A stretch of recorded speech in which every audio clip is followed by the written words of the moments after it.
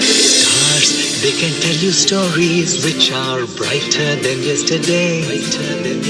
The streets have never been so quiet. The squirrels found a new hideaway. Tomorrow will never be the same. There is so much hope in our hearts. Brick by brick, we shall overcome and walk right into a new start. Welcome to the brand new world. Give the children of our Mother Earth. Heal the earth, heal the earth, heal the earth. We will heal the earth, heal.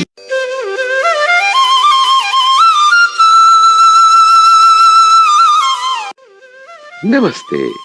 Please join us this Sunday on a free global online episode, Vegan and Vegetarian Kitchen, achieving good health gastronomically.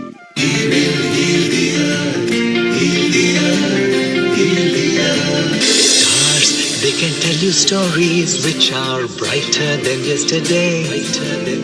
The streets have never been so quiet. The squirrels found a new hideaway. Tomorrow will never be the same. There is so much hope in our hearts. Brick by brick, we shall overcome and walk right into a new start. Welcome to the brand new world. Give the children of our Mother Earth. Heal the earth, heal the earth, heal the earth. We will heal the earth, heal.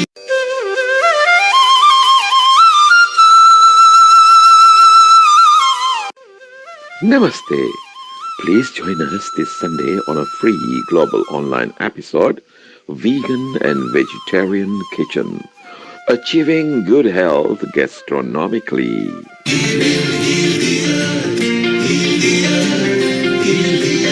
Stars, they can tell you stories which are brighter than yesterday. The streets have never been so quiet. The squirrels found a new hideaway. Tomorrow will never be the same. There is so much hope in our hearts. Brick by brick, we shall overcome and walk right into a new start. Welcome to the brand new world. Give the children of our Mother Earth. Heal the earth, heal the earth, heal the earth. We will heal the earth, heal.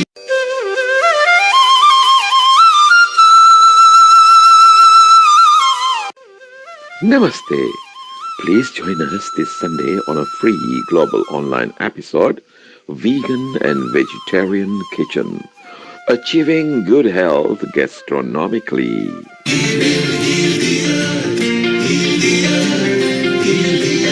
Stars, they can tell you stories which are brighter than yesterday. The streets have never been so quiet. The squirrels found a new hideaway. Tomorrow will never be the same. There is so much hope in our hearts. Brick by brick, we shall overcome and walk right into a new start. Welcome to the brand new world. Give the children of our Mother Earth. Heal the earth, heal the earth, heal the earth. We will heal the earth, heal.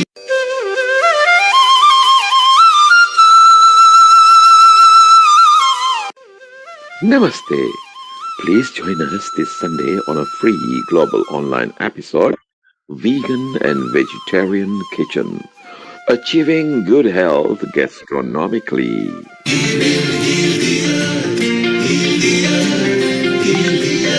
Stars, they can tell you stories which are brighter than yesterday. The streets have never been so quiet. The squirrels found a new hideaway. Tomorrow will never be the same. There is so much hope in our hearts.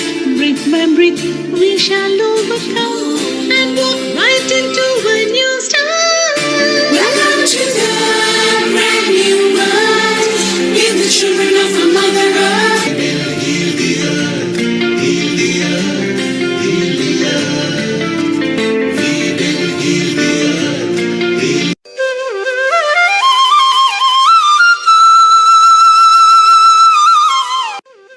Namaste.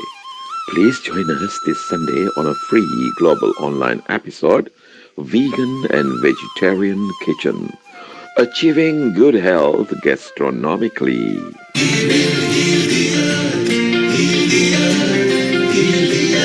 Stars, they can tell you stories which are brighter than yesterday. The streets have never been so quiet. The squirrels found a new hideaway. Tomorrow will never be the same. There is so much hope in our hearts. Brick by brick, we shall overcome and walk right into a new start. Welcome to the brand new world. Give the children of our Mother Earth. Heal the earth, heal the earth, heal the earth. We will heal the earth.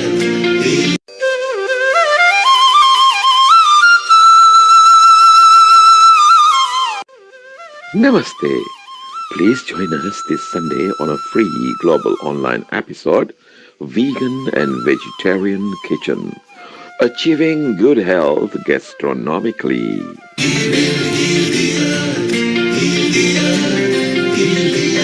Stars, they can tell you stories which are brighter than yesterday. The streets have never been so quiet. The squirrels found a new hideaway. Tomorrow will never be the same. There is so much hope in our hearts. Brick by brick, we shall overcome and walk right into a new start. Welcome to the brand new world. Give the children of our Mother Earth. Heal the earth, heal the earth, heal the earth. We will heal the earth.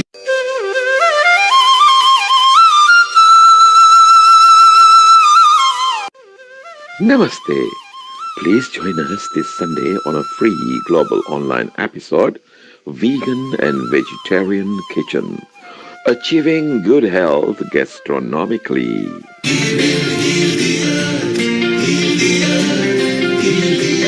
Stars, they can tell you stories which are brighter than yesterday. The streets have never been so quiet. The squirrels found a new hideaway. Tomorrow will never be the same. There is so much hope in our hearts. Brick by brick, we shall overcome and walk right into a new start. Welcome to the brand new world. Give the children of our Mother Earth. Heal the earth, heal the earth, heal the earth. We will heal the earth.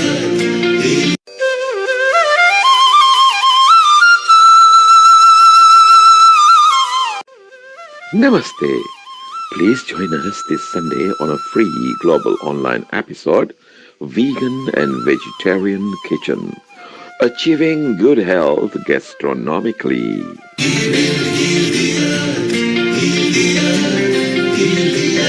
Stars, they can tell you stories which are brighter than yesterday.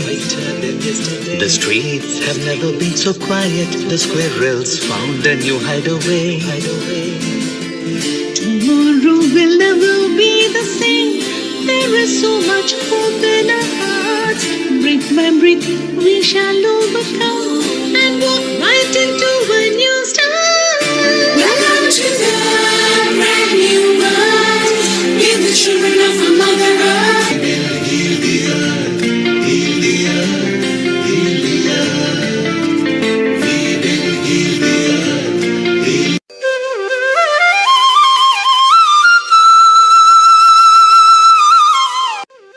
Namaste.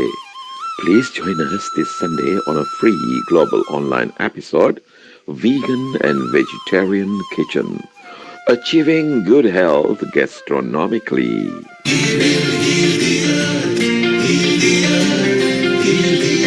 Stars, they can tell you stories which are brighter than yesterday.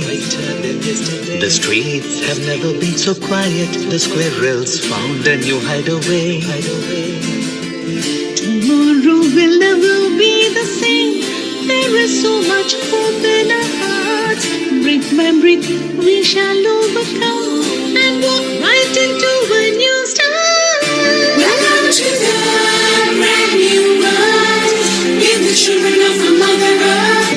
Heal the earth, heal the earth, heal the earth. We will heal the earth, heal.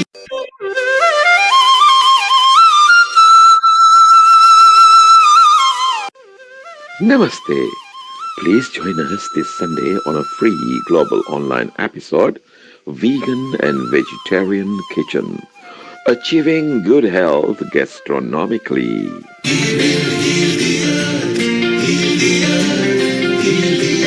Stars, they can tell you stories which are brighter than yesterday. The streets have never been so quiet. The squirrels found a new hideaway. Tomorrow will never be the same. There is so much hope in our hearts. Breathe, man, breathe, we shall overcome and walk right into a new start. Welcome to the brand new world. Give the children of the Mother Earth. Heal the earth, heal the earth, heal the earth. We will heal the earth, heal.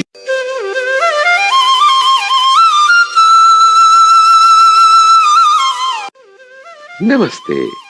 Please join us this Sunday on a free global online episode, Vegan and Vegetarian Kitchen, achieving good health gastronomically.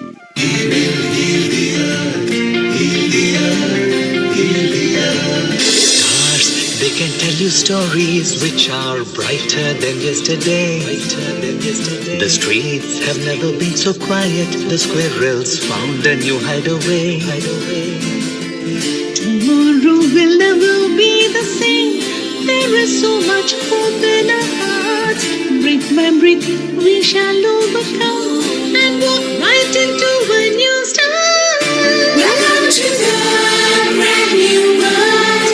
Give the children of the Mother Earth. Heal the earth, heal the earth, heal the earth. We will heal the earth, heal.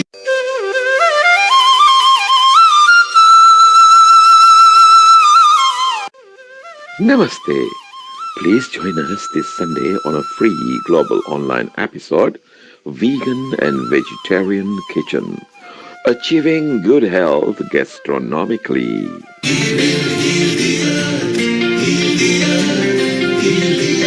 Stars, they can tell you stories which are brighter than yesterday. The streets have never been so quiet. The squirrels found a new hideaway. Tomorrow will never be the same. There is so much hope in our hearts. Breathe, man, breathe, we shall overcome and walk right into a new start. Welcome to the brand new world. Give the children of the Mother Earth. Heal the earth, heal the earth, heal the earth. We will heal the earth, heal.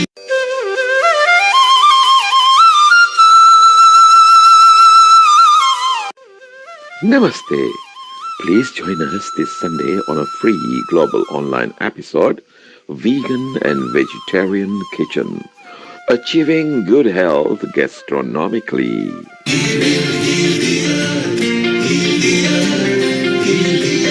Stars, they can tell you stories which are brighter than yesterday.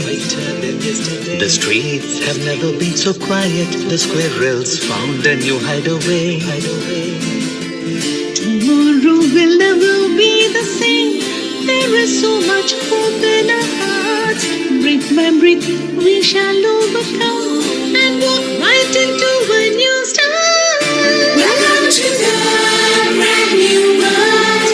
Give the children of the Mother Earth. Heal the earth, heal the earth, heal the earth. We will heal the earth, heal.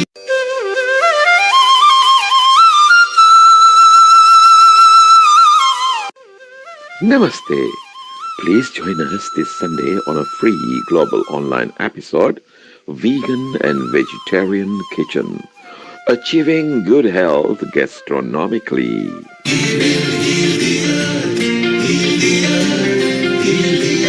Stars, they can tell you stories which are brighter than yesterday. The streets have never been so quiet. The squirrels found a new hideaway. Tomorrow will never be the same. There is so much hope in our hearts. Brick by brick, we shall overcome and walk right into a new start.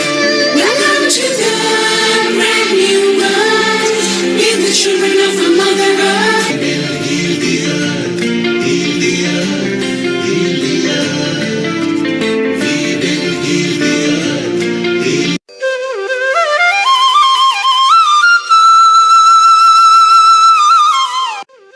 Namaste.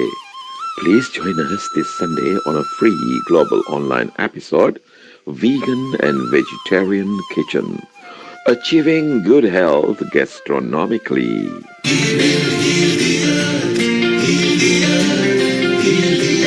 Stars, they can tell you stories which are brighter than yesterday.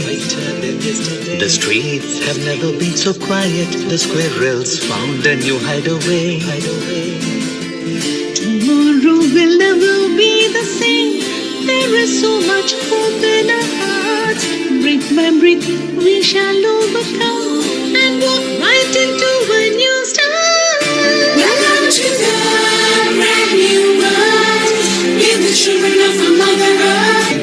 Heal the earth, heal the earth, heal the earth. We will heal the earth, heal.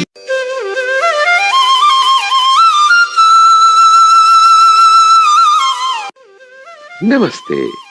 Please join us this Sunday on a free global online episode, Vegan and Vegetarian Kitchen, achieving good health gastronomically.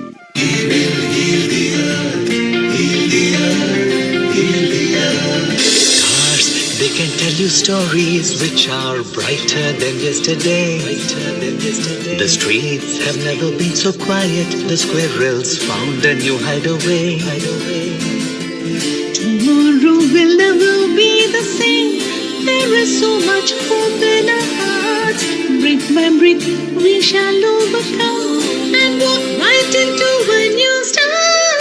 Welcome to the brand new world. With the children of our Mother Earth. Heal the earth, heal the earth, heal the earth. We will heal the earth, heal.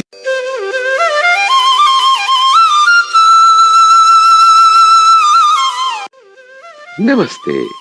Please join us this Sunday on a free global online episode, Vegan and Vegetarian Kitchen, achieving good health gastronomically.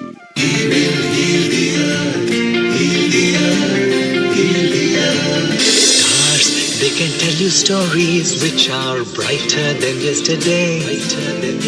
The streets have never been so quiet. The squirrels found a new hideaway. Tomorrow will never be the same. There is so much hope in our hearts. Brick by brick, we shall overcome and walk right into a new start. Welcome to the brand new world. With the children of our Mother Earth. Heal the earth, heal the earth, heal the earth. We will heal the earth, heal.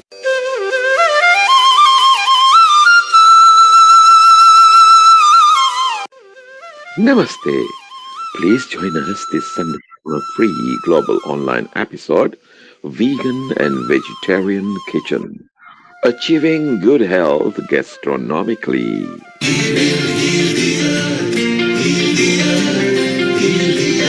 Stars, they can tell you stories which are brighter than yesterday. The streets have never been so quiet. The squirrels found a new hideaway. Tomorrow will never be the same. There is so much hope in our hearts.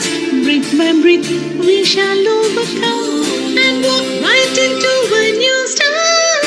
Welcome to the brand new world. We're the children of a Mother Earth. Heal the earth, heal the earth, heal the earth. We will heal the earth, heal.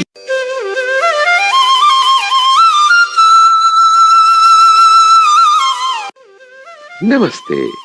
Please join us this Sunday on a free global online episode, Vegan and Vegetarian Kitchen. Achieving good health gastronomy.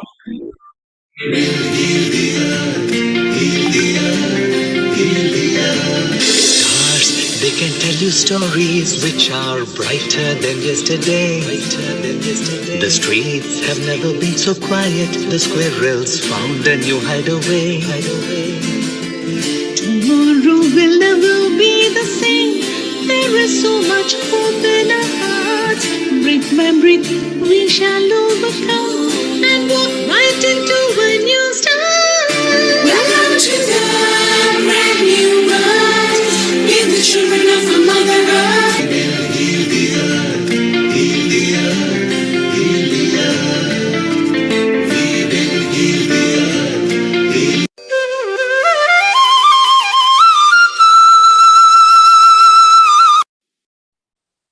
10, 9, 8, 7, 6, 5, 4, 3, 2, 1. A very warm global namaste to all our viewers today from wherever in the globe you're connecting to us from. Good morning, good afternoon, and good evening. Welcome to Healing Our Earth. This is our 135th episode. Yes, you heard it right. 135 Sundays of free online edutainment. Now, as you all know, we like to begin every session of ours with a little bit of positivity. So I will be starting with a prayer, the Gayatri Mantra, which I will be saying 3 times, followed with one Loka Samasta. You may wish to hold any affirmation, any wish, any prayer within your heart. So let's begin. So let's all sit comfortably and easily, holding a very strong intention in our heart for this planet to heal. May there be no conflict anywhere in the world, and may only joy, happiness, health, abundance, and bliss prevail all of humanity. So let us sit comfortably and easily. Let us close our eyes. Let's take a deep, long, centering breath in and breathe out. One more deep, long, centering breath in and let go. I will be saying the Gayatri Mantra. You may wish to hold any affirmation or say any prayer within your heart. Om Bhurбhuva Swaha Tatsavitur Vareniyam Bhargo Devasya Dhimahi Dhiyo Yona Prachodayat. Om Bhurбhuva Swaha Tatsavitur Vareniyam Bhargo Devasya Dhimahi Dhiyo Yona Prachodayat. Om Bhurбhuva Swaha Tatsavitur Vareniyam Bhargo Devasya Dhimahi Dhiyo Yona Prachodayat. Loka Samasta Sukhino Bhavantu. May all beings on our planet be happy, healthy, abundant, joyful, blissful, and blessed. Om Shanti, Shanti, Shanti. Let's all take a deep, long breath in and breathe out. And when you feel whole, centered, and complete, you may very slowly and very gently, you may open your eyes. Well, welcome back to our 135th episode of Vegan Vegetarian Kitchen, and we have something very special in store for you today. And before I begin, I'd like to introduce you to a very empowering, very special, very dynamic and beautiful lady, Kiran Robinson, our producer and host here at Healing Our Earth. Kiran was born in India, and she has a career that spans over 30 years. Yes, you heard that right, 30 years in the hospitality industry, and that too over 3 continents.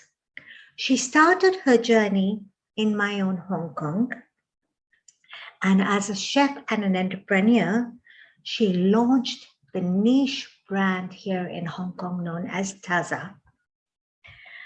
She loves concept designing, is a wedding planner, and these have been all parts of her commission, so much so that she even received IFB government tenders here in Hong Kong and beyond. Kiran was offered the prestigious role of managing the executive dining room, catering, and event services in one of the Bay Area's very, very prestigious hospitals, where they were serving 10,000 people or employees daily. Yes, daily, 10,000 employees daily for over 17 years. She was also instrumental in planning the state-of-the-art hospital in California's Palo Alto area. Kiran, as I know her, loves to give back. She is the co-founder of the Malawi Children's Mission, where they empower children through education, provide nutrition, healthcare, and life skills. She's currently based in Luxembourg. As you know, we at Healing Our Earth love to globetrot around the world. So here from Hong Kong, we are going to be traveling to Luxembourg, to Kiran, to have her grace our show today. But I do want to share one thing. While she was in Luxembourg in 2021, she authored a wonderful book that's so empowering, and I encourage each and every person to read this book, Seva, the Art of Hospitality, Stories of Hospitality and Seva, giving back, caring, and sharing that will touch your heart. I can go on and on. You can find Kiran on our handle at www.kiranrobinson.com. And a very warm global namaste to you, Kiran. Welcome to Healing Our Earth. It's so good to see you. Namaste, Seema. How wonderful you are. What a beautiful, honoring read up on me. Thank you so much. How are you doing in Hong Kong? Having a glam of a time? I'm melting. You're melting. It must It's be humid so there. hot and humid here. It's unbelievable. Even the evenings, Kiran, we get out in the evenings. It's a sauna. It is. Seema, I am so glad to see you. May I do an intro for you, just for others who are joining in so they know a little bit about you, not that everybody doesn't know you. Here we go. Seema was born and raised in Nairobi, Kenya. Her culinary interest developed at an early age, founded on a family food business. Extensive travels in Africa, India, and Southeast Asia have allowed her to follow her culinary passion and grow her knowledge on the effects of food on the mind and body. Using secret skills handed down from grandmother to granddaughter, with the belief that you are what you eat, she draws from the ancient practices of Ayurveda and Mayan wisdoms. Curating healing spice blends, immunity-enhancing yoga teas, self-care prescriptions, and other well-being foods. Amazing. One's thought process and method breathing can positively or negatively impact one's mental and physical health. Seema is a qualified breath, water, and sound teacher with the art of living. Her intertwine of diet, breath work, meditation, and self-care prescriptions nourish the mind, body, and soul, and put one on a journey of greater well-being, allowing one to live their life to the fullest. Seema has successfully shared her skills and knowledge with corporates and individuals over many years in Hong Kong and Singapore, and is now based in Oxford. Seema is passionate about music and dance, and she enjoys producing episodes here at Healing Our Earth. Welcome, Seema. Thank you so much for co-hosting with me today, all the way from Hong Kong. Thank you, Kiran. I wanted to share something about you, Kiran. Oh, You focus on communities, working with chefs and women entrepreneurs, and this has been very inspirational for me, your mission to impart the experience of hospitality with others. You create a spark in everyone's life, including mine. Whenever we've had conversations, what you share so willingly and so openly. So for that, I want to thank you deeply from the bottom of my heart. I'm speechless. Thank you, Seema. You are a wonderful friend. You have been awesome.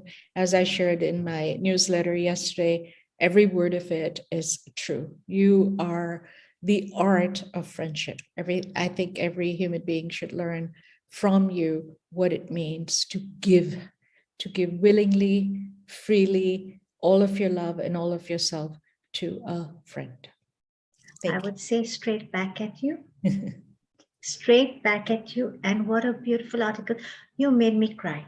Oh, well, enough about ourselves. I was so touched. I was so touched and very deeply touched. So I want to thank you for that. And I would encourage everybody to read Kiran's articles. She has a monthly newsletter. Am I right? And you write female fingerprints and you cover stories of all these inspirational women who have so much to share. And I know we have a lot of inspiration coming our way today with a lot of wonderful people coming on board at Healing Our Earth. That's right. And you know what, Seema, nothing gives me more pleasure than, just talking about women, celebrating them and empowering them. I actually write articles every week on my newsletter on Substack. It's kiranrobinson.substack.com. And the monthly features on female fingerprints are about women who inspire and empower. And I, do a global feature on different women from around the world. And nothing gives me more delight than bringing these women to the forefront for the rest of us to learn from them and be empowered by them. So thank you. I have been following you very closely and I've been reading the articles, and each and every article has such a profound message for us. Just when you think you've nailed it and you know it, and you say, oh my goodness, this is just a new ray of light, boom, something just comes up to the surface, very powerful. And you're a prolific writer, and everything you do, everything you write reads so beautifully and so well.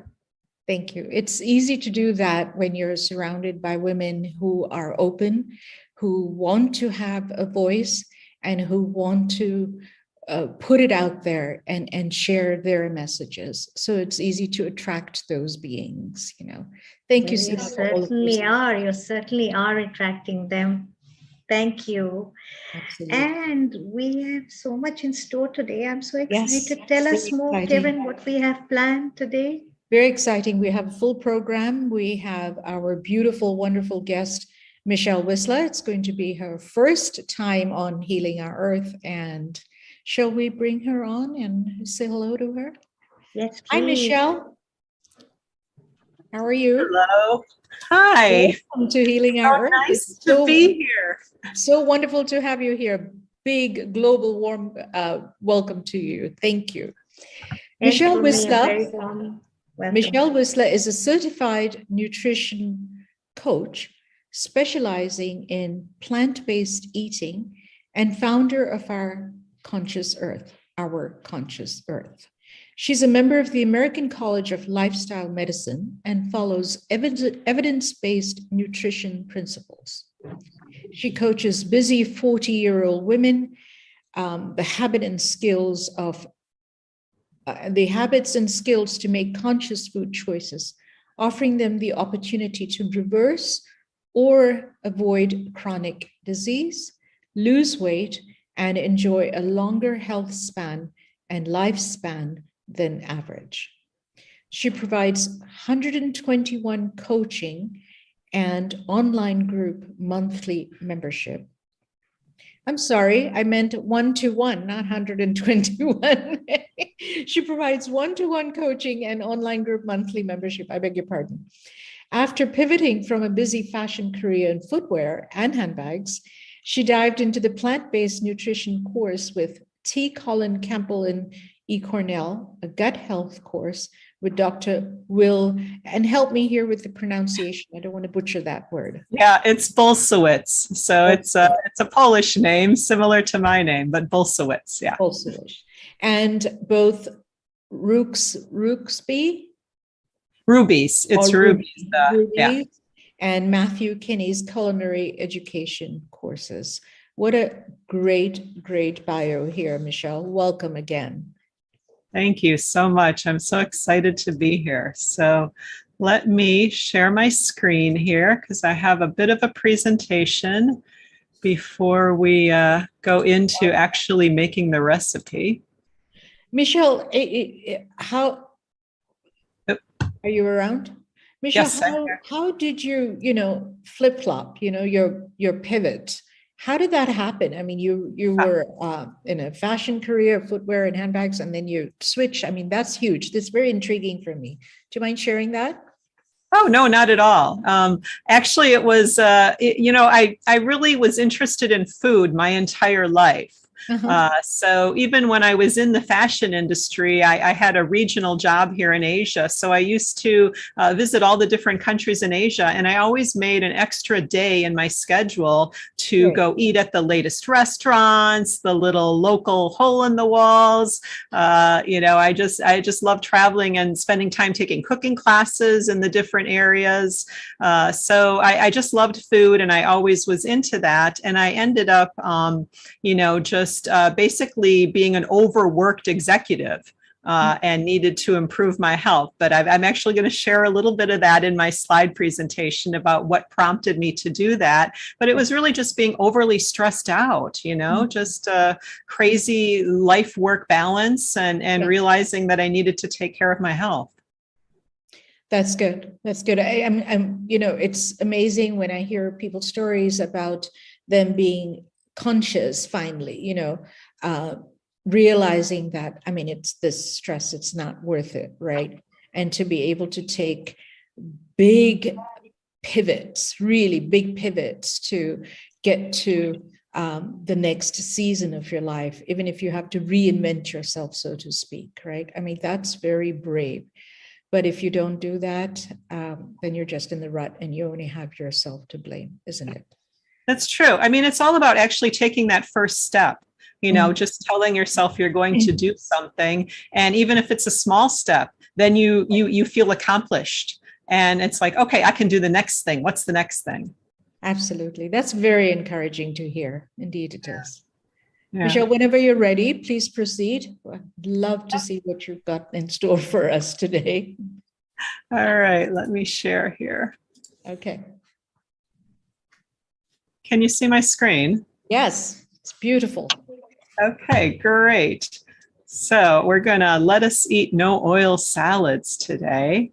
And what I want to share here is, what if I told you that losing weight, keeping it off, and enjoying a longer health span and lifespan than average is actually really easy? Would you believe me? Most people think it's really difficult. I would have a lot of questions, yes. Exactly. So I'm hoping to get a little participation from the general group too. So thank you for taking that first step and making it easy for everyone. But type in the chat, everyone. What do you think? Easy or difficult? What do you think? Do you think it would be easy or difficult to lose weight and really, there my chat went, and really, keep it off, and enjoy a longer life? Anyone going to type? Let's see. I'll just give like 5 seconds here. See if anybody's brave. Easy if we know how. That's a great answer. A new ray of light for sure. All right. Yes, actually, most people think that it's really difficult.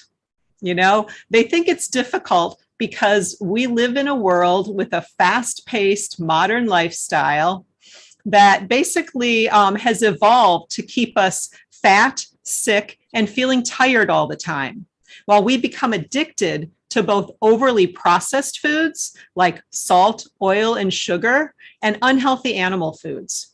We're currently experiencing a health crisis. More and more people are living their last decade of life in ill health. Just trying to get a little bit of a lag on my screen here. Yeah. I love the colors on your presentation. They're so vivid and bright and alive, Thank you. Gorgeous. Thank you. So basically, this fast-paced modern lifestyle sets us up to be marketed at by corporations and the food industry, which then makes quick fix fad diets seem more appealing. Right? Yeah, I've got this delay going on. Just trying to get my slide. Okay. So basically, did you know there's another way? There's a way to eat more food, lose weight, and keep it off. A way that increases your health span, those years at the end of your life where you want to be quick enough for a game of tag with your grandchildren and strong enough to embrace every moment. My screen is laggy again. Okay. I'd love to hear more about that. Yeah. Just want to have the beautiful picture with it too, right? Yeah. Okay. I mean, you can eat more and lose weight. I love that. You can. It's true, because right now what's happening in the world is an opportunity. It's a wake-up call. It's a wake-up call to think about your own weight and your own health goals. Never before has so much opportunity existed to take control, to get the information and consciously choose what we want for ourselves. We have the ability to increase our own lifetime health outcome. So I just want to introduce myself a little bit, as I was referring to before. So as Karen was introducing me, I'm Michelle Wisla, and I'm a plant-based nutrition coach. So my plant-based story began back in 2008 when I had uterine fibroids that had to be surgically removed. My surgeon at Sanatorium Hospital here in Hong Kong said that my uterus was the size of someone who was 6 months pregnant. At that time, I was also gaining middle-aged weight, and I looked for a quick fix, and I actually went raw food vegan. It wasn't the healthiest thing, and it was totally unsustainable because I was traveling up and back and forth between Dongguan and Hong Kong every single week. So it wasn't sustainable. So I bounced back and I added fish back into my diet, and I became a vegetarian pescatarian. I essentially was eating a lot of cheese and yogurt in addition to the fatty salmon that I absolutely loved. Which is totally the wrong thing to do for weight loss, because I put on more middle-aged weight. Eventually, about 10 years after I had my fibroids surgically removed, I started learning about the actual science about animal foods, about cheese, yogurt, and fish. And I became more interested in nutrition and how the foods affect our health. I took courses and I lost that middle-aged weight. I lost 25 pounds. I became a member of the American College of Lifestyle Medicine, and now I teach and coach others on how to eat following evidence-based nutrition principles, which includes relearning how to cook in a health-promoting manner. And since both I and my partner Dalip really embrace this eating style, he's also no longer taking his high blood pressure medication that he used to take. That's very impressive, Michelle. Yeah, thank you. It actually took a lot of work to find out the information more than to actually put it in practice. Because as you know, there's so much health around health myths and, just not full information out there, I would say. Right. That's really what helped me discover that, I know that eating a whole food, plant-based, no oil diet is really the solution to the healthcare crisis and the obesity epidemic that we're facing in the world. And I know that if we reframe the way we cook and we choose a few different ingredients, you can get more nutrition and fewer calories. You lose weight and you keep it off, and you can extend your health span while you're doing that too. This is really the science. There are so many studies, good quality studies, not those sponsored by the food industry, that show us this. So today in our time together, I can get the slide on track. Yep, there we go. We're going to go over what eating whole food, plant-based, no oil means. We're going to talk about the difference between oil and fat, and we're going to make an oil-free salad dressing using whole food for the fat. So we still have that bit of taste of the fat, the nutrition of fat, because humans, we need fat and we like the taste of fat, but we're not going to be using a heavily processed oil. Today, we're going to be making a dressing using avocado as our big source of fat, a creamy, delicious avocado ranch dressing. And who doesn't love avocado, right? Exactly. You got my next line. Oh, is it? Okay. I think you're onto this. I think you can do this diet. There we go. So to talk about a whole food, plant-based, no oil, it's really a focus on four things. Fruits, veggies, legumes, which are beans, lentils, tofu, and soy products, as well as whole grains. So there are also nuts and seeds and components like a healthy, vinegar and spices and herbs. But these four things are the focus. These foods contain every macronutrient, vitamin, mineral. They contain phytochemicals, which are plant chemicals, and fiber. One nutrient that's really important and, to be conscious of is fiber. So many people are so concerned about where do they get their protein. Yet, do you know anyone who has kwashiorkor? Kwashiorkor is a form of malnutrition caused by lack of protein in the diet. Now, I'm guessing that people here probably know people with heart disease or diabetes, illnesses that are caused by too much animal fat and processed food in the diet, but not anyone who has kwashiorkor. And 95% of people eating a first world diet don't even get half the daily recommended amount of fiber in their diet. So all plants have fiber, but animal products do not. They don't have any, zero.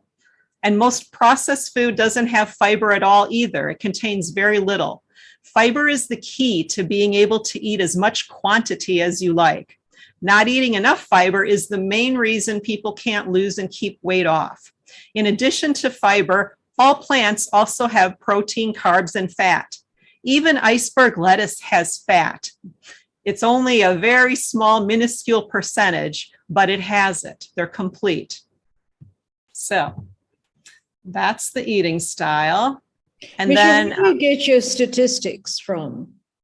Quite a few different places. There's quite a few well-respected plant-based doctors, and there's studies all over. One good source that is kind of a good take-all is Simon Hill, who is a nutritionist based in Australia. He's written a book about 6 months ago called The Proof is in the Plants.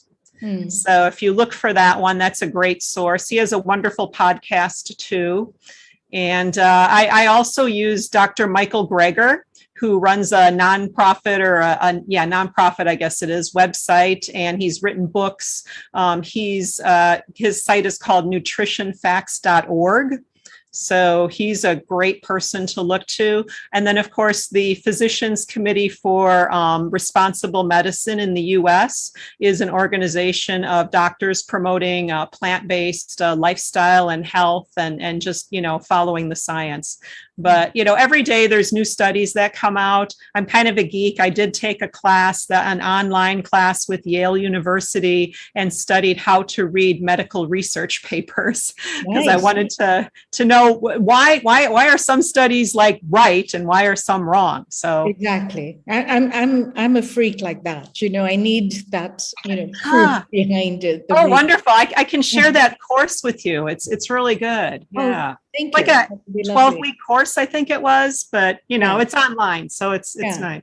Seema, what do you think? Have you resourced on these materials? I've been looking into it, especially since I've been introduced to Michelle. And one thing that came to my attention is that omega-3 fatty acids, right, are polyunsaturated fats, and they're not produced by our bodies. We have to actually source it from our diet. Mm-hmm. That's true. Yeah. That's. And this is something very interesting, and it's just like I said, Michelle, it's something very new for me. Given that I am on the Ayurvedic school of thought, and Ayurvedic nutrition, Kiran, as you know, relies very heavily on ancient wisdom, and ancient wisdom implements a lot of healthy fats through the consumption of, let's say, ghee. Some schools of thought will prioritize cold-pressed olive oil, cold-pressed coconut oil, cold-pressed sesame oil. But this is like the no oil. What you're saying is no oil, oil from the pure source of food itself. Right. Is what you're saying. And it's making sense now, it's making some sense, because we love avocados, and avocados are very rich in fat. Yeah. Then we have cashew nuts, almonds, sesame seeds also have fat, a certain amount of fat. Like you said, lettuce also has a little bit of fat. So it's really just about training our taste buds to. Am I right? It's about training our taste.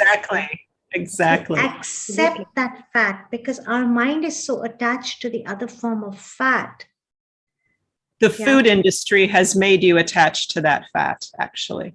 Yes, a lot of food companies are not going to like us for saying this. Yes, but you're right. The food industry has made us very attached, and this is. Well, it was a convenience thing, right? Grab a bottle of olive oil, grab a bottle of dressing. That's how it started, right? The dressing thing, Absolutely. Who's the gentleman at Mind Valley? I forget his name. Oh, yes. What is his name? I can't remember his name either. Kiran, you might remember.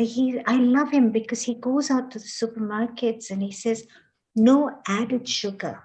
He says, you're likely to buy, he holds a tin, and he says, no added sugar. He says, and immediately you're going to say, oh, it doesn't have any preservatives, it doesn't have any sugar. He said, but no added sugar actually has more sugar than a product that has added sugar. Yeah.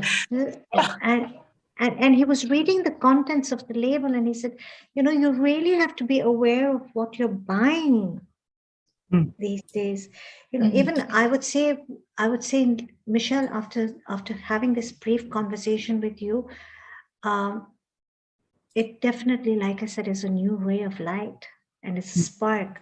So how can we compensate the fact that we're so reliant on, like, olive oil and ghee, with a more natural form of fat? I think that's where she's going to take us right now.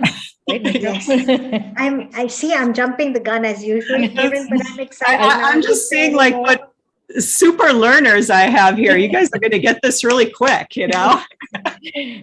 it's go ahead, Michelle. It's all yours. Yeah, yeah. I just want to quickly interject, and I hope I get the order of the words right, but there's a book out there called like Fat, Oil, Sugar, or maybe it's called Oil, Fat. I can't remember. It's like those three words, and it's written about the food industry. It's actually a reporter who basically studied the food industry and how they took the playbook from big tobacco to push processed foods and animal agriculture on people, basically. He's got some TED Talks and some YouTube videos out there too. If you, I think if you kind of Google that, you can find it, or I can come back to it later and give you guys the link. But anyhow, so actually, yes, well, this is what I was leading to. So why don't Dalip and I eat oil? So first of all, I want to be really clear that I don't believe fat is not necessary for human health. Right? So fat is an essential nutrient, and we must have a small amount of fat in our bodies, about 10% in our diets. We have to have about 10% of our calories coming from fat. People will sometimes believe, though, that they need oil in their diet to absorb some of these fat-soluble vitamins. Vitamin A, D, E, and K are fat-soluble, so we do need fat in our body. We need it in our diet, but that's not true. We need fat, not oil, to absorb the vitamins. So now oil is a fat, and that's all it is. Oil is 100% fat. It's not a whole food. It's a fattening, low nutrient processed food consisting of 100% fat. No protein, no carbohydrate, and no fiber in oil. It's just fat. So there are better places to get the small amount of fat that we need in our bodies to absorb those 4 vitamins. Oil is, it's also basically a fast food from the lips to the hips. When fats are ingested in the form of extracted oils, processed oils, they are rapidly absorbed by your body and converted into fat. If these fats were ingested as whole foods, like seeds, nuts, avocado, their absorption would be that much slower, over hours, not minutes, and these fats would be mostly burned off for energy needs and not stored.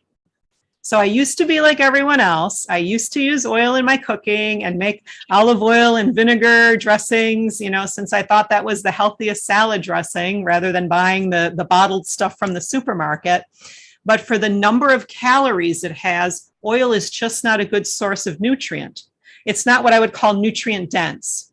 The nutrient density of a food is the amount of nutrients in the food per the number of calories the food comes with. So oil is not nutrient dense. So I can explain that with a little bit of a story, because probably many people here follow and have investments in the stock market. And you try to pick stocks that are not going to go on and give, that are going to go on and give you the most bang for your buck, right? The most return on your investment. You're not looking for junk bonds. So that's what nutrient density is like. It's looking for those foods that are going to give you the biggest return of nutrients for your caloric investment. If you've got 1,500 or 2,000 calories to spend each day, how are you going to invest those calories? I want to invest my calories in something that's got a lot of nutrition and tastes great, and I bet you do too.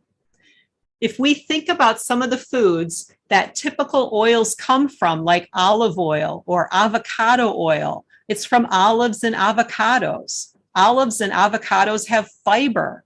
They have more than just fat. They contain protein, carbs, vitamins, minerals, phytochemicals, in addition to just the fat that their oil version has. And so as Kieran was saying, who doesn't love avocado? So essentially, I'm hearing, that by just cutting off oil, which is all fat, we can actually eat more during the day. More food. It's a big source of the fat, yes. Animal products are the other source. For instance, cheese. 1 cup of cheese is about 1,000 calories, 1 cup of melted cheese. So animal proteins or animal food is a really high source of fat and calories, and in particular, saturated fat, which is the worst kind, besides trans fats, but those are kind of like gone. We don't really see those so much today anyhow. Yeah. So that's what, nutrient density is like, right? You want to get the biggest return for what you're spending every day. And we can see why an avocado with its many nutrients here is better than avocado oil. We can see that oil is the most concentrated source of fat in our modern day food. And one thing that people don't realize too is that protein and carbs have 4 to 5 calories per gram, whereas fat has 9 calories per gram. So that's why we want to keep the percentage really low. And then with the oil, it has fiber removed. The water's removed. Oil's the highest source of calories we could possibly eat. And it doesn't give us much in nutrition. Any nutrition that it has, we can actually get elsewhere for fewer calories. Olive oil in particular is less harmful than animal fat, right? But it's not as helpful as nuts and seeds. The olive oil polyphenols don't have the antioxidant and anti-inflammatory activity because olive oil has monounsaturated fat. Using olive oil in place of animal fat or other oils high in saturated fat reduces our cholesterol, total cholesterol and LDL cholesterol. So olive oil can be a better choice than animal products or other vegetable oils, but nuts and seeds are even better yet.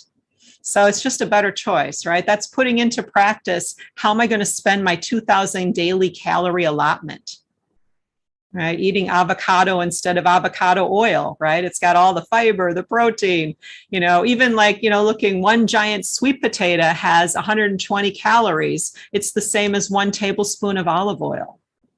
So, on the previous slide, you could see that there's several parts to eating whole food, plant-based, no oil. And one thing that you can immediately put into action and see the results of today is getting the oil out of your salads. Right? And we're going to make it taste really awesome because we're going to get our fat from a whole food source. So we still have that taste of fat, but we're adding more fiber. So it's a really easy action step to take. It's a great place to start to eat more consciously. Let's get the oil out of our salad dressings and start eating in a whole food, plant-based way. And let's start with the salads, It's summertime. Yeah. Exactly. So there's basically 3 parts to make up a salad. Just, talking about this here, right? Healthy salads are definitely a way of life for people who want to lose weight and improve and maintain their health. But actually the benefits of a salad could be lost when the calorie count is increased tenfold with oil. So I just want to start with the greens here because as the base of the salad, the greens are essentially the main ingredient that makes up the bulk of the plate. What we select for that base will determine our type of salad. But today, because of limited time, we can only pick one type of base, and we're going to focus on greens. And salad greens are usually what people think of when they think of a salad, but there are actually several other things that you could choose for your base besides greens. You can actually, use some things like roasted vegetables. You can get into eating things like quinoa or brown rice, putting that as part of a base. And we really don't have time to get into all of that. So I do have a link that has a lot of different recipes with different bases and salad oils that I can share here in the chat. So we'll just put that there. So that's basically a link that has things besides salad greens, and it has the avocado oil recipe all written out, but we'll go through that today. I'll show you in demo. So thanks, Miguel. I think that will be very helpful for all of us, that link. That's important. Thank you. Yeah, there's like a dozen or so recipes in there. So I've got many different no oil recipes, salad dressing recipes. And what I love about these things too is that you can use them thicker as a sauce. You can use it like a dip too. you know, for dipping vegetables, or maybe some homemade chips that weren't made with oil and sugar. So yeah, you can use it for a lot of things. So in talking about greens, I mentioned Dr. Greger before of nutritionfacts.org. He has a particular way that he eats where he calls it the daily dozen. So in his daily dozen of what he tries to eat, it's 2 servings a day of greens. And a serving is either considered 1 cup raw or a half a cup cooked. So that's really how important greens are in our diet. It's actually one of the most nutrient dense sources of food. Spices and herbs are higher than greens, but greens are really nutrient dense and a good source of fiber too. And then here's just a listing of the types of greens, and this is also in that download. So I just kind of listed out, you know, different ways that we can look at leafy greens. Basically, you know, they have so many different textures, right? So a good rule of thumb is to keep in mind that the hardier and firmer greens, like kale or romaine, can stand up to creamier dressings. And softer greens like arugula and spinach lend themselves really to lighter dressings like a vinaigrette.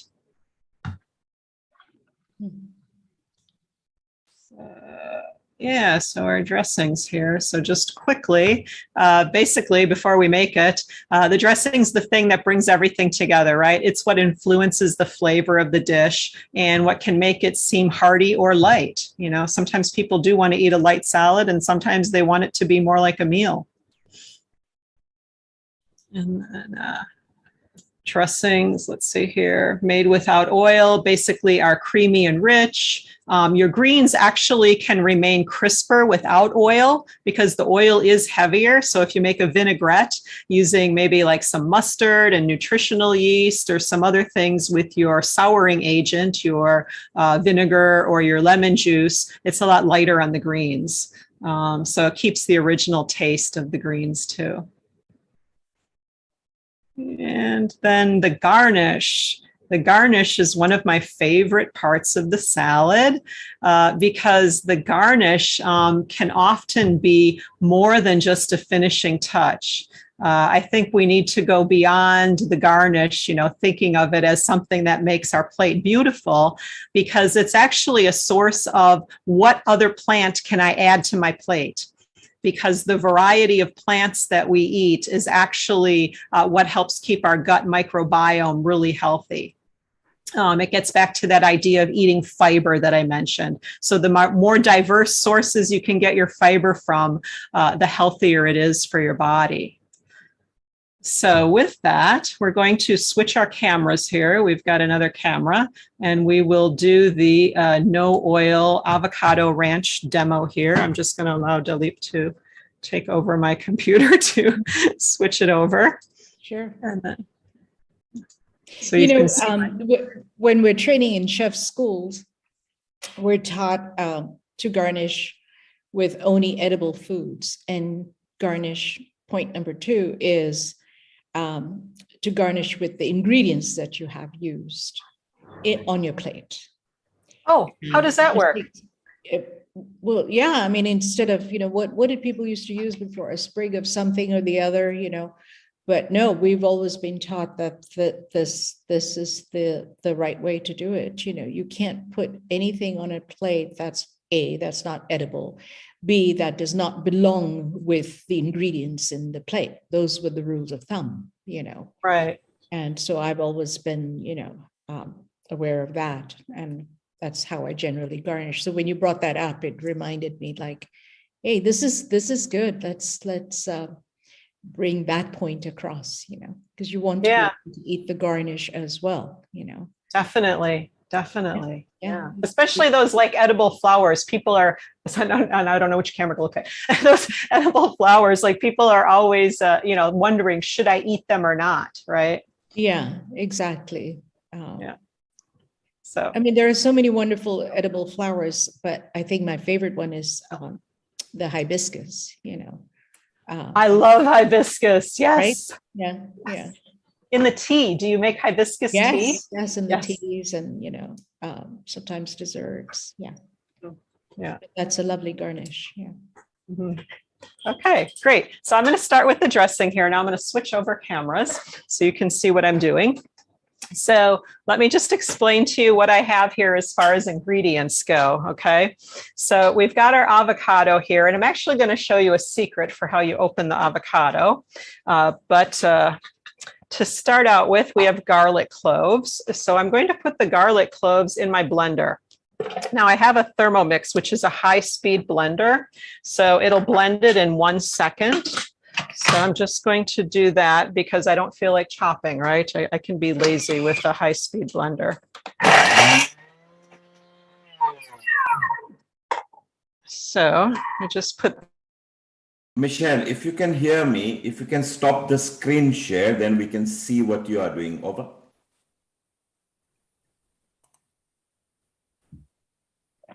There we go.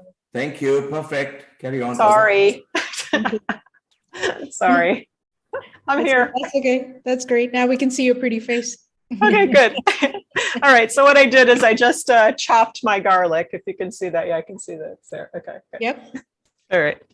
So basically just chop the garlic. And now for the avocado, I have a trick here. And one of the things is when you're shopping for an avocado, you look for ones that have that little butt still on it, because then when you take it off, hopefully it's a light color inside and not dark. That looks pretty light to me, so let's hope. That should signify that it's a good avocado and it hasn't gone totally stringy and bad. And I know a lot of people will cut their avocado in half and then kind of twist it this way, but I actually cut it into quarters. And I'm going to show you why this is a little bit easier. I can do it properly. All right, there we go. This is a lot simpler to get the pit out. You don't have to dig your nails in. It's a lot quicker. And then the other thing about avocados to know is that most of the nutrition is in that really dark green spot here along the side. So what you want to do is you don't want to dig into it with a spoon. You want to actually peel it. So peeling the avocado skin, you will leave more of that green intact. So it's actually, you're keeping most of the nutrition is in that green part, and you don't want to leave that behind if you're digging it out with a spoon. That's a really great tip. Michelle, could you also tell our viewers how you would choose an avocado when you're in the grocery store? Sure. Mm-hmm. Yes.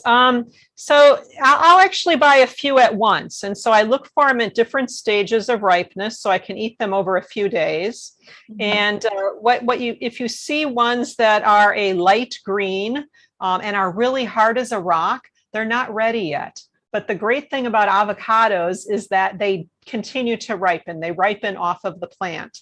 So you can actually take that hard avocado and it possibly will ripen in, 1, 2, 3 days. It depends how warm your kitchen is. Right now in Hong Kong, they're ripening in about a half a day. So you can do that. And then actually when they start to get ripe, they'll start to feel softer to the touch. They'll start to turn more of a purple or a reddish color.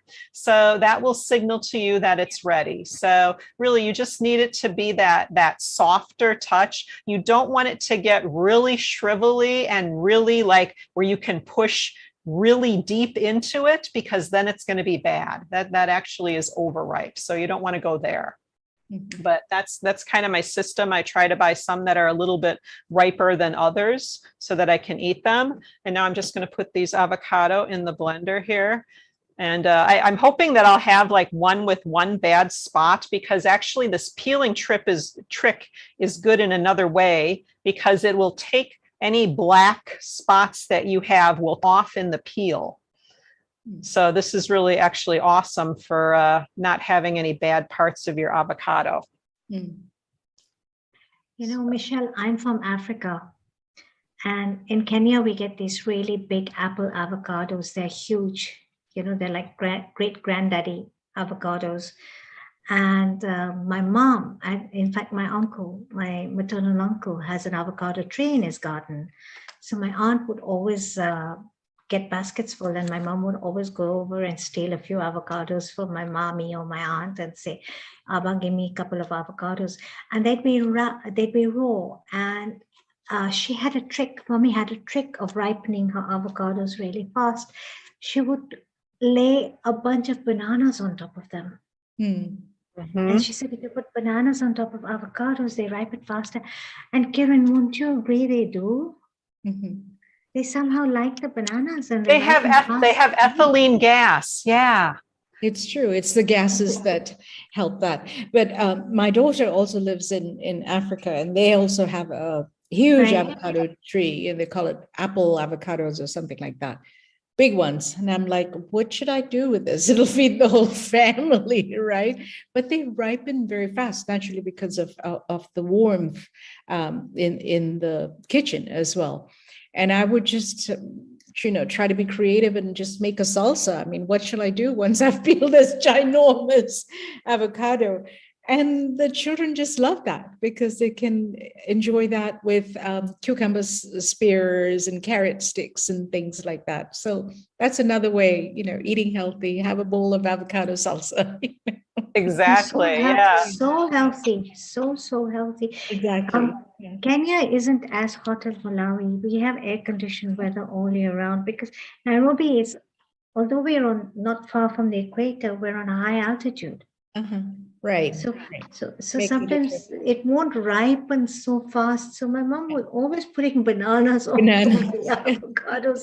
And she'd always tell us we'd remove the bananas. And she'd say, how many times have I told you, leave the bananas on the avocados? But it's the same with apples as well, right? They have the natural gases. Am I right, Michelle? Yes, that's true. Yeah, you want to, like in your refrigerator, keep the apples in a separate section because otherwise it'll cause the other things like maybe broccoli to ripen too quickly or go bad. Interesting. I now that's something new for me. Yeah. And also potatoes. You want to keep your potatoes away from your other, so kind of same category, banana, potato, and apple and pears. Another way, I guess, is put them in a paper bag, and it'll ripen in a day. That works as well. It's always worked for me, Yeah. So how do the apple avocados taste? They taste the same? They're very creamy. Yeah, they're creamy, and I think a little bit sweeter than the California ones. Okay.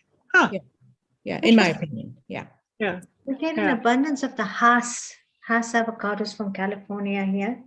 Right. In Hong Kong. In Hong Kong. Yeah. In Hong Kong. But I'm yet to find African avocados here in Hong Kong. I wish we could. then combined with the African mangoes when making a salsa. The apple mangoes, the huge ones. Yum.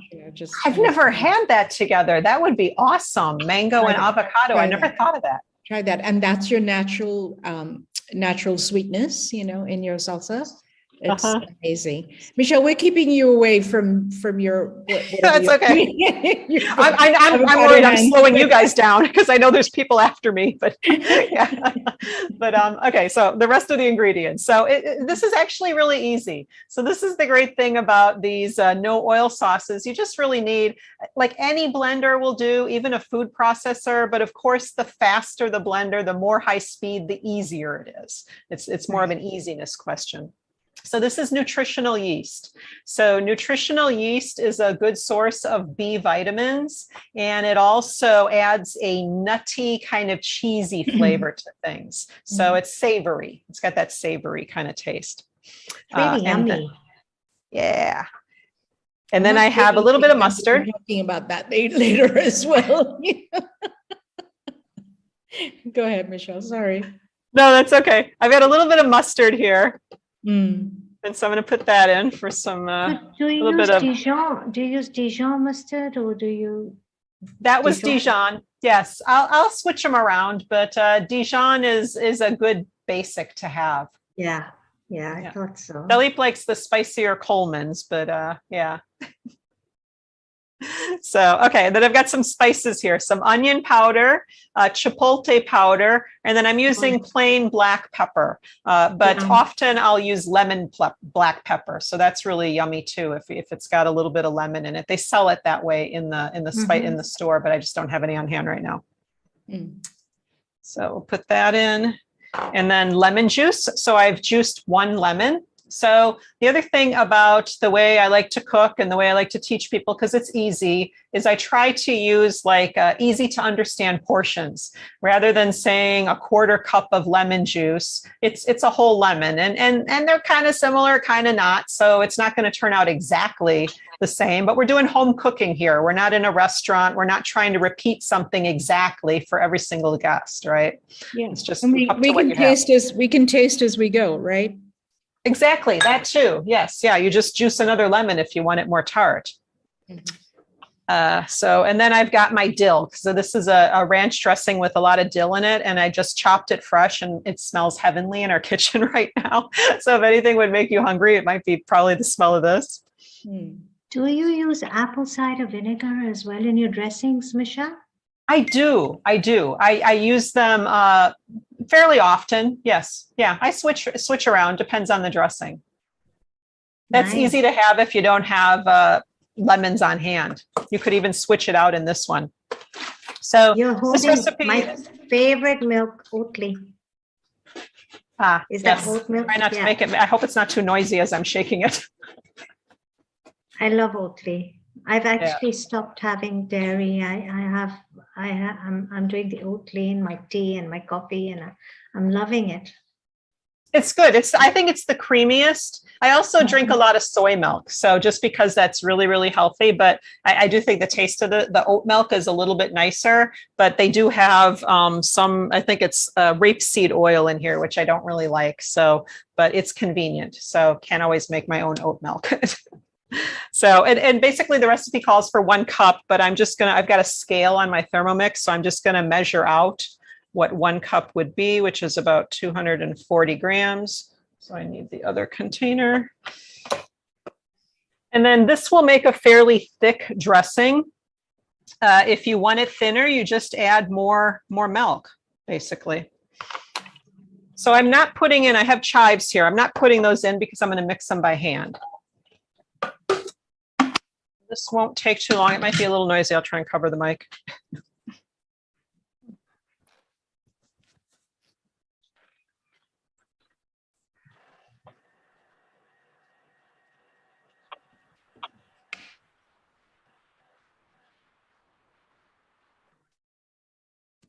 Have a look here. Should be done. The Thermomix is really powerful and pretty quick.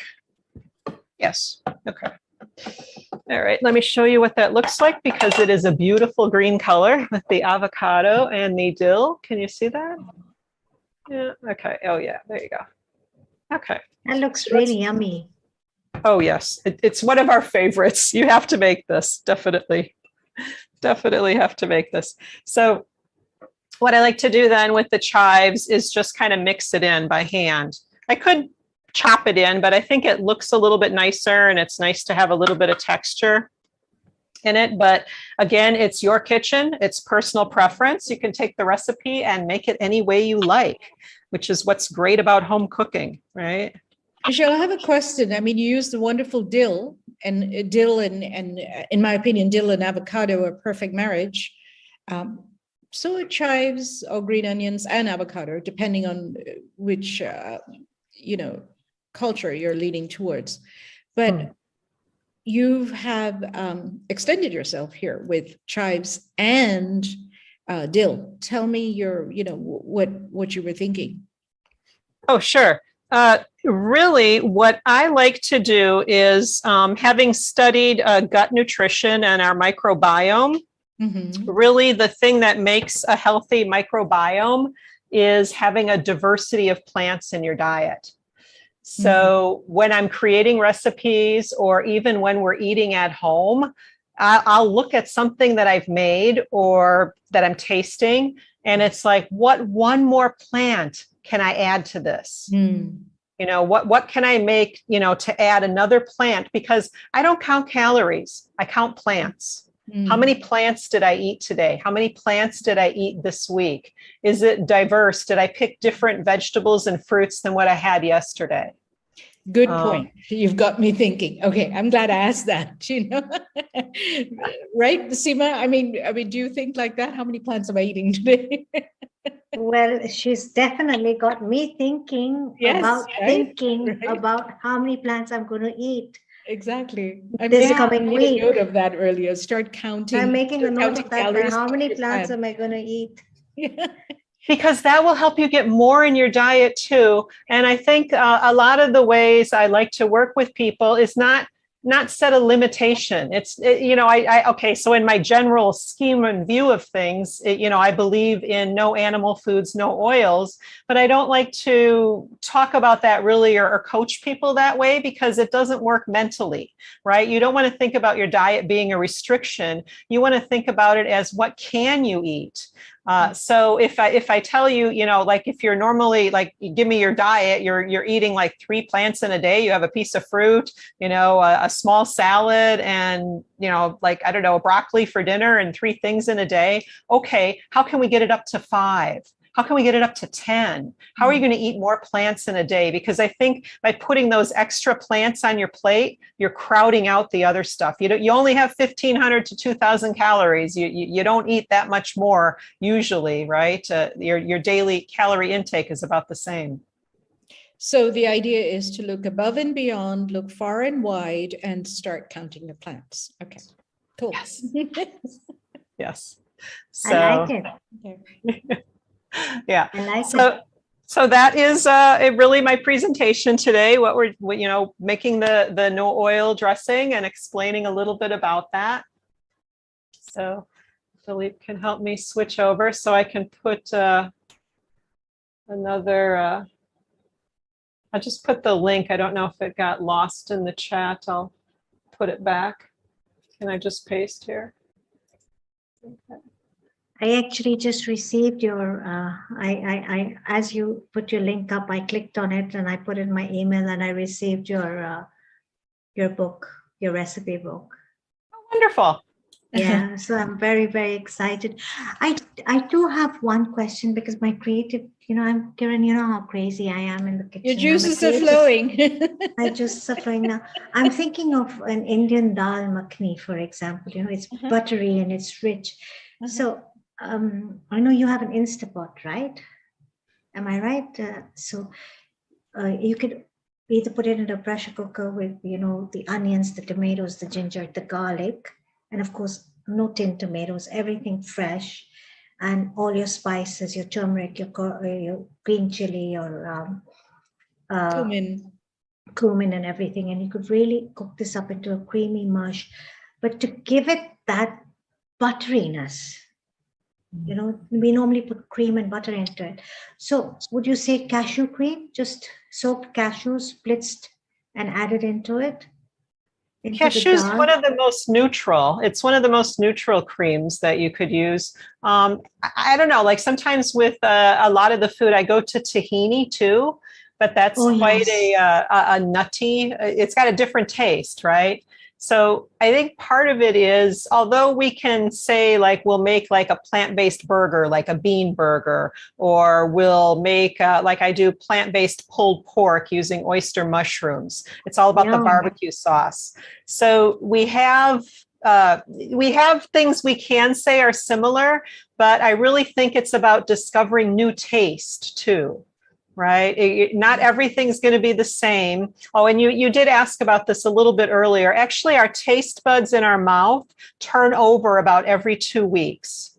So if you can kind of, tell yourself, I'm not going to have oil or I'm not going to eat a high fat diet, I think is really what it takes to recenter your taste buds for about 2 to 3 weeks. Your taste buds kind of lose that. Now, you may still have a habit of, I don't know, sitting down in the evening and watching TV, eating buttered popcorn. So that's separate from your taste buds. That's part of the habit of what you're doing, right? So there you might need to go into some different habit formation. But your taste buds themselves change every 2 weeks or so. Michelle, I'm still thinking, we might be strapped for time, but I have to say this. Since we all have lived in Asia, Kiran, you're from Hong Kong, Michelle, you're from Hong Kong as well. We all love our dandan mian, right? The noodles, the dandan mian. So let's think, what if we opt for buckwheat noodles or soba noodles, which are a lot more nutritious? and we cook them up, and we have this plant-based vegetable broth with no oil, so we can put in our celery, our onion, our carrot, everything, and we can make this very dense broth. And then we can just add it homemade nut butter, almond or peanut, tahini, and if you're gluten-free, well, you're having the noodles, so obviously you're not gluten-free, so you could add soy sauce to it, and you could add your blitzed chilies and garlic. Yeah. And I think, Kiran, what do you think? Sounds absolutely you're delicious. pro. It would work without the oil, right? And you could throw in your, as it's boiling into the hot soup, you could throw in your beans, like your pak choy or choy sam or whatever you want. You mentioned soy sauce. I mean, if you've got that umami flavor going, you don't miss the oils anyways. So right. Yeah. The tahini actually brings in that fatty content, and as does the nut butter, right? The homemade. I make my own nut butter at home. I just keep chatting my peanuts till they turn into butter. Yeah. Exactly. Yeah. No, those are great ideas. There are lots of options. I think we need to write a book, girls. Exciting. We have so much information here. And we do, but that was wonderful, Michelle. Thank you so much. Michelle, can we you're welcome. Can we just have a look at the finished product one more time, just for for a refresh? I can probably show here. Yeah. There we go. There we go. Bring it to the camera. Yeah. That's gorgeous. Yeah. Very nice. Smells good. I wish you were here to smell it, because it smells so good. Come over here. That's gorgeous. Yeah, I just want to dive into it now. Thank you, Michelle. That was beautiful. Thank you. I hope we didn't inconvenience you with having to do a presentation and open up your kitchen and do a recipe for us. No. It really was. It's fine. No. I'm happy to share, and I'm glad to connect with everyone who's here. This is actually a wonderful experience. So thank you. I'm so happy to hear that. It was so lovely to have you. Seema, do we have anything? Oh yes, there we go.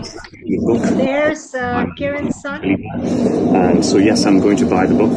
There's my mum there. Can we zoom in? Isn't she gorgeous? And I think I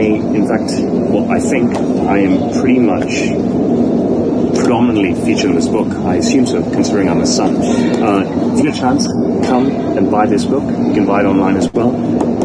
Do it for me. Thank you. I love it. God bless him. Thanks, Neil. God bless him. I have the book. Thank you. Seema, I hope you will meet Roshan, since you are there right now. I will meet Roshan, and I will be meeting Michelle and Dalip very soon. And I have to admit, I'm a tad intimidated to cook for them, because it's she's given me a strict thing, no oil at all. This is what we eat. But you know what? Like I said, it's a new ray of light, and I will be taking some tips from you, Michelle. Fantastic. Dive in. You can do it. Beautiful. It's easy. I will be chatting with you on WhatsApp. And I just wanted to thank you one more time, Kiran, for introducing Michelle and bringing her on board. This has been great for us. Michelle is awesome. Thank you. And thank you, Michelle. Thank you, Dilip. Thank you, Bina, for connecting us. It's all about connections and friendships, and you're meeting Bina as well, right? Yes. So not just 2 weeks down the line, and we'll be meeting, and we'll FaceTime you. Perfect. I would love nothing more. Thank you. Thank you. We have Meena Trivedi now, a very exciting lady coming on board to join us with a very beautiful recipe. So I'd like to say a very warm global namaste to you, Meena ji. But before we start, I wanted to say something about Meena ji. Meena ji is our in-house singer and performer here at Healing Our Earth. By profession, she's a singer and a performer and a music teacher. She's trained in Indian classical music and specializes in Bollywood songs. Meena ji has performed at various prestigious events and venues here in the UK, including the very well-known Trafalgar Square. Meena Trivedi is a keen cook and a very good one, I must say, and regularly prepares delicious, believe me, trust me, delicious, delectable dishes for her friends and family. She loves to travel. She's just returned from Morocco, if I'm right, and she loves to prepare various fusion dishes. In fact, Karen, you and Meena can have a discussion about Morocco since you both visited Sure. recently. As I said, she loves to travel, and today she's making an exotic summery mango coconut salad. A very warm global namaste to you, Meena ji. Namaste, Meena. How lovely to meet you. Thank you for being Thank you. Thank you so much, Kiranji and Seemaji. A global namaste to you too, and a global namaste to all our viewers and our friends all around the world of Healing Our Earth. I'm so happy to be here again. It's been a We're so happy. yeah. Thank you. This is so exciting. I can't wait to hear, see, smell, and taste everything that you're going to be doing. How exciting. Thank you. Like Simaji already read what I'm going to do. I'm going to make spicy mango coconut salad. And I was actually watching, I've been watching Michelle talking about how healthy we should be in our diet. And it's just amazing. I mean, Michelle, in my recipe, I've got olive oil, and this is probably the last time I'm going to use olive oil in my dressing. Oh, see, Michelle, see what you've done. What an inspiration, honestly. Thank you so much for sharing all your. Thank you. So it's just amazing. Yeah. And Simaji, you just mentioned that I have come back from Morocco. Yes, I have. Just last week we came back and it was just absolutely amazing. And the cuisine is very similar to our Indian cuisine as well. They eat a lot of sesame oil instead. It's amazing. They have a lot of spices as well. And Kiran actually just returned from Morocco as well. Oh, I see. Okay. And she went for a tagine making class, right? I did. It was wonderful. I think the whole spices linked to the whole Silk Road journey, and we learned so much from that, and how many countries the spices actually touched.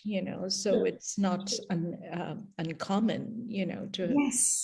I was really surprised to see that they use turmeric like we do, and they use chili powder, and the zira powder they use. And saffron. And saffron is, oh my goodness, right? I think purest saffron that you get in Morocco. I have bought some for myself as well. It's the jewel of the crown, right? Yes. It was absolutely amazing, and the cuisine is amazing. They make things like bagrir, if I'm not wrong, bagrir, and some kind of pancakes, and some kind of paratha which are square shape. I can't remember. Right. I think they're called taboon breads. They have so many different kinds of breads, and it's just amazing. They use a lot of sesame oil, and they use sesame in everything, even on sweets, and in their cooking. They make everything with sesame. Same with Lebanese cuisine. It's all sesame. Yes, lots of sesame. They make tahini using that. Tahini. But they make something very delicious, a spice blend in Morocco that's extremely delicious, and I call it an equivalent of a garam masala. It's called ras al hanout. Okay. And they put rose petals in it. Rose petals. But even in the harissa, they use a lot of harissa. And when I went to the souks, the spice markets, they had some of the harissa with the other ingredients as well. The olives, I think they had lots of olives in harissa, the one that I had. Yeah, but they're making different kinds of harissa. Okay. They're just taking it to another level now, experimenting. The one I had was like red, blood red in color. So they use red chilies and put lots of olives. Right. I think they put vinegar in it. It was just absolutely amazing. Yeah. I mean, they had it both in the dry version and the paste as well. The garam masala thing is a little bit darker, and you can smell, it's aromatic. It has that earthiness, so it's been roasted already. Yes, Herbs. correct. But They put a lot of harissa spicy in their falafels as well. That's what I know. Isn't it lovely how every spice tells a story? Absolutely. Absolutely. Very well said, Seema ji. And so amazing. Your mom, Seema, your mom and her book, everything she did that during that time, that was so special. I'm still in awe of that book. I think you really need to reprint. That book's coming to you. It's coming to you. We have it here in Hong Kong. And yeah, my mom, touch wood, my mom was, I would call her the spice queen of that era. Wow. Really. Yeah.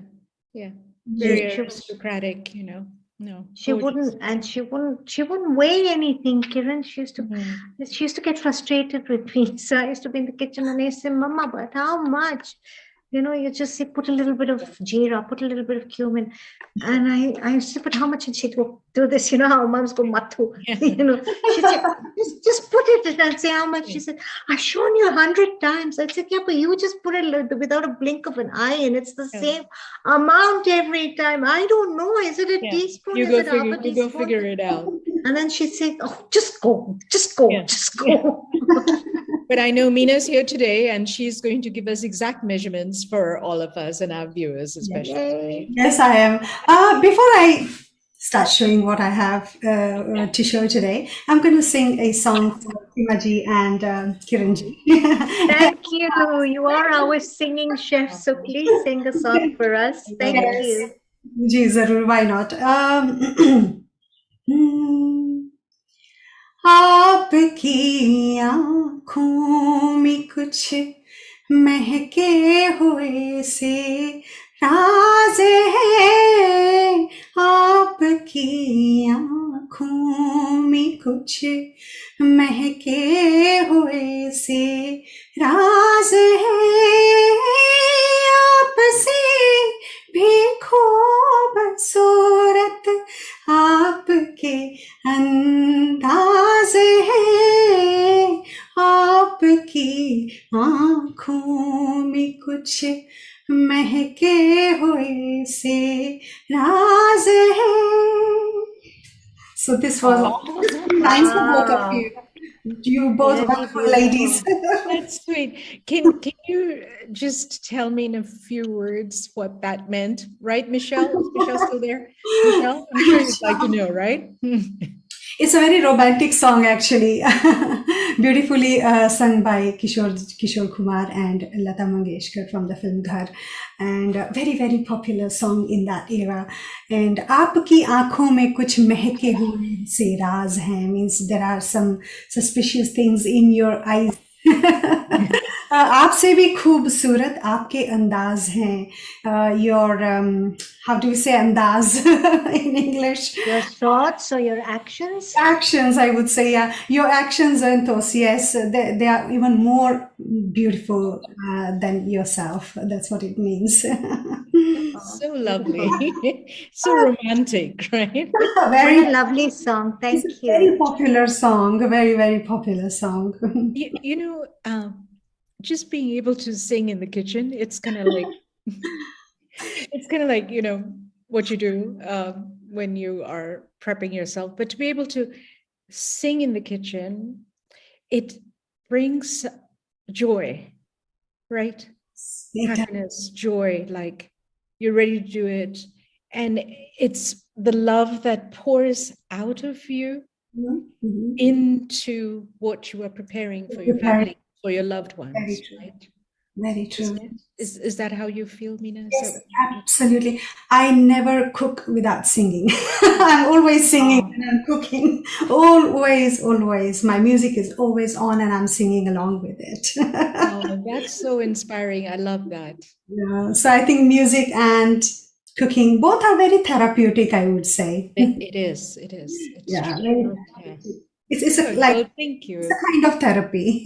Yes, I usually turn my music on when I'm in the kitchen, but I wouldn't dare sing. So that was very lovely. Oh, thank you so much. And now coming to this, yes, I'm going to make spicy mango coconut salad today for all of you in this beautiful weather, beautiful summer that we have got in Britain this time. And I don't know if you can see here. I have got some rocket. I've got some ripe, yummy, sweet mango. They are cubed very nicely. And these mangoes are from India. They are called Kesar mango. They are from Junagadh. I have actually been to Junagadh to see how they grow these mangoes and how they are, oh my God, they are in acres and acres of lands. And it's just absolutely amazing how wonderful they look in there. So yes, I recently bought these Kesar mangoes and I thought I could put this in my salad today. And I've got some yummy, nicely chopped spring onions. I have got some red pepper. And these are pomegranate seeds. They just give that color and that crunch in your salad. And for topping, I have got these are flakes of coconut. Coriander, slivered almonds, some blueberries I have in this weather, a slice of lemon, and some walnuts. Walnuts are my favorite. I just love them.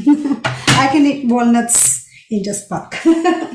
And yes, Michelle, this is for you. I've got olive oil in my in my dressing, and I have got some green chilies, finely chopped, some thin slices of ginger, some jaggery, which we use a lot in our Indian cooking, along with some khatta, the sour things. And this is a whole big lemon of, whole big size of lemon. And this is freshly ground, oops, I don't know if you can see here, freshly ground black pepper, Himalayan pink salt, and some kala namak, which is black salt. Okay, so Leena ji, you know what I love is you've got all these elements of color. Beautiful colors, beautiful choice of salad, all these tropical flavors, and you've got the textures. And what I love about this is we've just had Michelle, who's told us not to eat oil, which is great. Now you're doing this salad with oil, which is really exciting, which is something I would make in my kitchen. But the exciting part of it is we're going to learn from this, from Michelle. Now we've made this lovely salad, which is delicious, and we've made it with oil. And Michelle, what can we replace the oil with in this salad? Yippee yay, I'm really excited. I would love to know that, Michelle, from you. Yeah. She's a real expert. We really need to get her input on all this. Okay.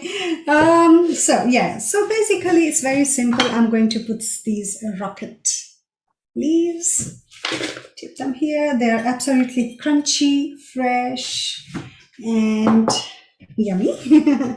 I've got some red pepper. Lovely. Nicely chopped. Sliced. And look at these yummy mango cubes. Kesar mango cubes. They are so sweet and juicy. I'm going to... That is one colorful salad for sure. Oh, it's so colorful in this weather, isn't it? It's just perfect for this weather. And you know what I love is that you've got the mango, the softness of the mango against the crunch of the red capsicum, and then you've got the leafiness of the arugula or the rocket. This is great. I just love rocket leaves. Me too. Peppery. They're peppery. Yes, that's right. They have different kind of taste, which I can't really explain how. And the spring onions. How can we make salads without onions? And spring onions are the best. Best, always. That gives a nice crunch as well. So I'm going to actually pour everything in here. Oh, nice. Look at the color. Look at the color already. And oops, yeah. And crunchy pomegranate seeds, which I'm so hot, healthy. Wow. Pomegranate is so heart healthy. Wow. I just love them. Okay. Now Whenever I see pomegranate seeds in any form, I think of Persian cuisine. I know you love those, Seema. I've seen I you love use them a few pomegranates. times, Oh and my I know you love goodness, those. yes. I have to have pomegranate in my fridge. Mina, this Auntie, is getting yes. mouth-watering. You know the camera that is pointing onto the worktop? Mina, the camera that's pointing onto the worktop. Yes. If you can bring it forward and then face it slightly more down so we can zoom. Yes, that's beautiful. And Is better? slightly more down. Down. Okay, I'll put it. Slightly. Beautiful. Now we can see Lovely. those wonderful Here you pomegranate are. seeds and the Now you melons. can see. And our mouth is watering. Oh Over my to God, you. look at that color. Can you see this? Colors. So I'm just tossing it a little bit so that it gets mixed nicely.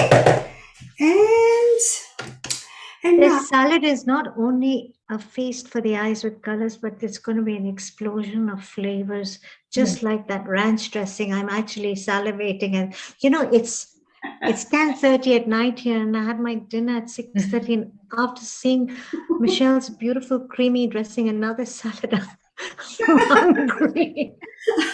and I have got some, oops, I don't know if you can see. Oh, okay. Plump, juicy blueberries, Meenaji. Sorry, these are blueberries, yes. So these are blueberries. Yum. I just love them. They are in season.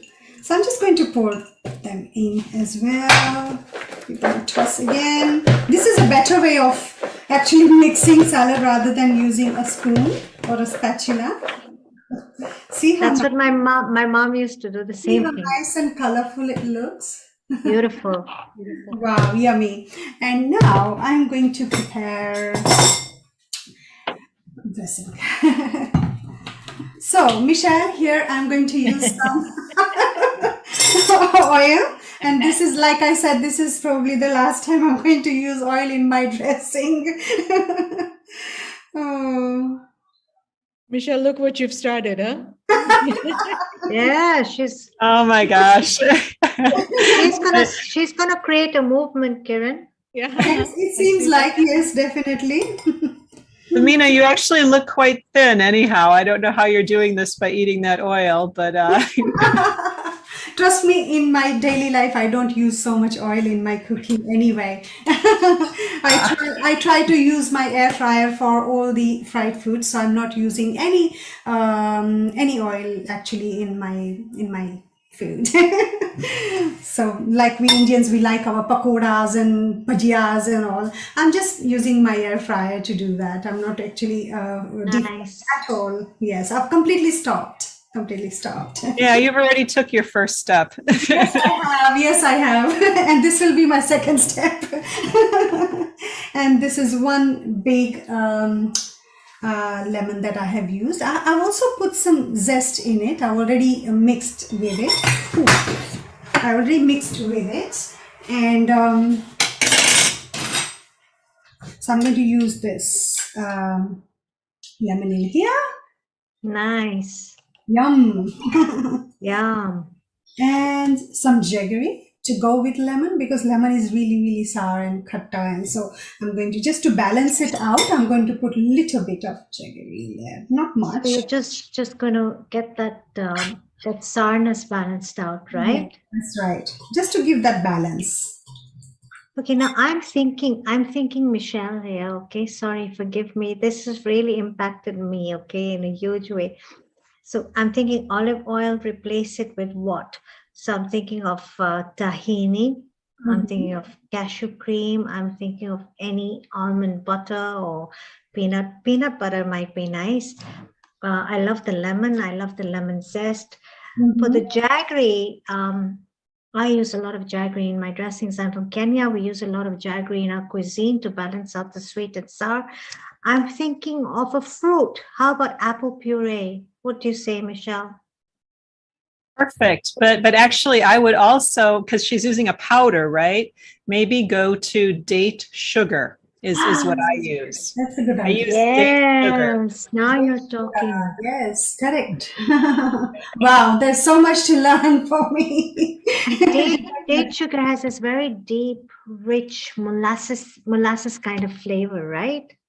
It Dark does. and, yeah, yeah. It's more similar to a brown sugar in general. So, yeah, I mean, that's part of it is you do have to accept that you don't have a one-for-one exact replacement. Could we blend a date into this dressing? Can we? In like a mesh tool date, just de-seed it and blend it into the dressing. Can work? Yeah, I think it probably could. Or mix it with a little bit of water. Actually, I make my own date syrup. I don't buy commercial. And I make it in my Thermomix here. I just blend dates with water and lemon juice. Yeah. Wow. Okay, that sounds really good actually. Yes. And this is one green chili, which is not too spicy. It's just medium.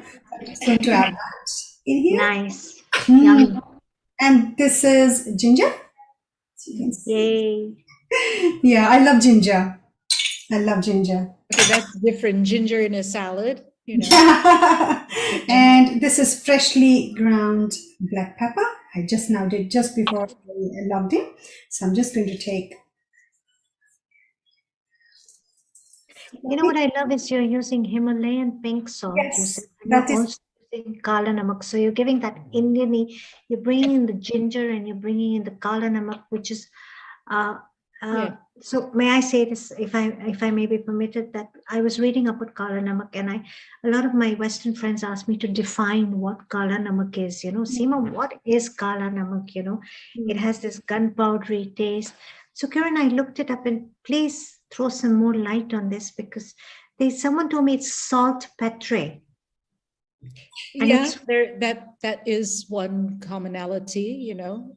That's a good way to describe it. I mean, you know, different chefs have various forms for that, but essentially it is a pepper, you know, and it has heat. It has heat. Okay. Yeah. So that Yeah. is one good definition. Yes, you know. Wow. Wow. But you can see what Mina's doing. She's got two varieties of heat going on here, you know, with the ginger and the pepper as well, right? Yes. Yes. Right, Yeah. right. And now I'm going to put some. I like that, you know, I like the ginger and I like the pepper and the chilies, you know, so you've got So this heat. cardamom and Himalayan pink salt goes in. And I'm going to. But it kind of balances with the coconut that she's using, you know, predominantly. Oh, I see. Okay. Okay. So just give it a nice stir so everything gets mixed with the jaggery as well. And I can already smell the ginger and black pepper, and it's just the aroma. It's already enticing aromas. You've got, must be getting the ginger coming I'm going through. to pour this nice dressing in here. Wow. Yum. Yum, yum. This is going to be our dinner. It looks so colorful. You know, they talk about eating your rainbow. And that's pretty much the rainbow there, I would say. You've got, you know, every color you can think of. Mina, what song would you attribute to your salad here? Okay, good question. You know, when it comes to singing, yes, I'm always ready to sing. Okay, let's hear you sing some lyrics that go with the salad. Okay. Since this is about rocket leaves, okay, so this is about patta, so I'm going to sing patta patta boota boota. There you go. Areva. There you go. Lovely. It goes with my salad very well. Okay. So, yeah, here is the song. Patta patta boota boota, हाल हमारा जाने है पत्ता पत्ता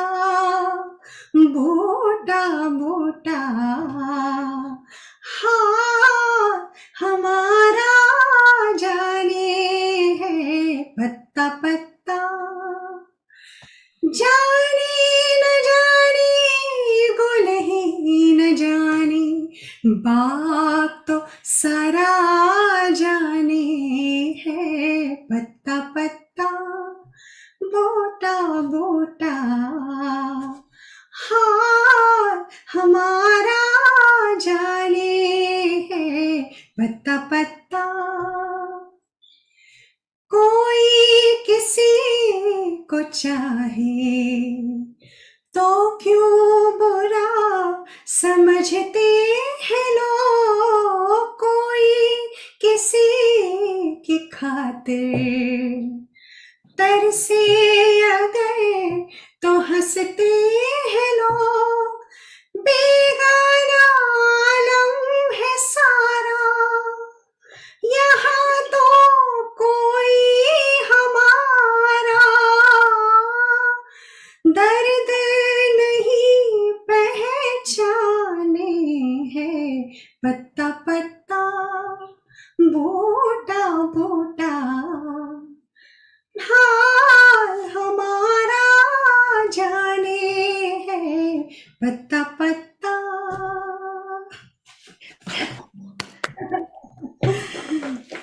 Oh, that was so precious. Thank you so What much. is butta butta? Is that corn? Butta? No, pata, nahi, I don't know what buta buta means. Patta, patta, patta, yes. Butta, I know. Butta, I know is I know leaf. patta, but buta, I really don't know. Sometimes I think it's wonder. corn. Don't they call corn If butta? anybody in our, as our viewers know, they can always tell us. So yes. Maybe Mr. Kumar would know that. Yes, Kiran, you're right. Bhutta in India is called sweet corn. Corn. Bhuta, no, that is bhuta. That is bhuta, Neha, not bhuta. Bhuta. Mina, while you are preparing that, Yes. Samir from Kenya is following what you are doing. Okay. And because your recipe is on the website, on the Healing Our Earth website, and instead of mangoes, he has actually used sweet pineapple, and he is also enjoying. That's absolutely wonderful. I love pineapples. Yes, and I think they will go very well in this salad as well. Yes, Yum. definitely. And now for garnishing, I'm going to use these coconut flakes. I love coconut. Being brought up in South India, in Hyderabad, I just love coconut. I'm a Gujarati, but I love putting coconut in almost everything that I make. And look at the color that it gives. Oh, wow. Look at the color. Look at the contrast. Yeah, it's like snowflakes, right? Yes, exactly. And on top of that, I have got some coriander. Just going to give that. Beautiful. Not much, because we have a lot of green in there anyway. I'm going to put some slivered almonds. I love the combination of textures and flavors here. And my favorite, walnuts. I just love, and I think walnuts go very well with all the salads, I think. Yeah, that's a typical brain food, isn't it? Yes, it is. It is. So I want to say something to Mr. Samir in Nairobi in Kenya. I'm from Kenya too, and I can totally resonate with the pineapple because I love to use pineapple in my salads as well. I think it's a Kenyan thing, and yeah, it's like having a pina colada salad, right, Kiran? Yes, yummy. I love it. Yum. Pina coladas. And some more pomegranate. That gives more color. There you are. And the sweet Yay. blueberry, yummy. Here it is. Such Beautiful. a beautiful salad. Kiran, look at that. Yummy. Wow, thank you so much. It's just, as I said, this is going to be our dinner. It's a lovely party salad for entertaining, Yes. imagine bringing that to the That's right. table, you know, That's right, yes. very tantalizing. Great. Absolutely, yes. I will sing one more song. I never have enough of singing, okay? Please do. I'm going to sing Kora Kagas Tha Ye Man Mera, another one. I know that song. Ah. I know that song, but please go ahead.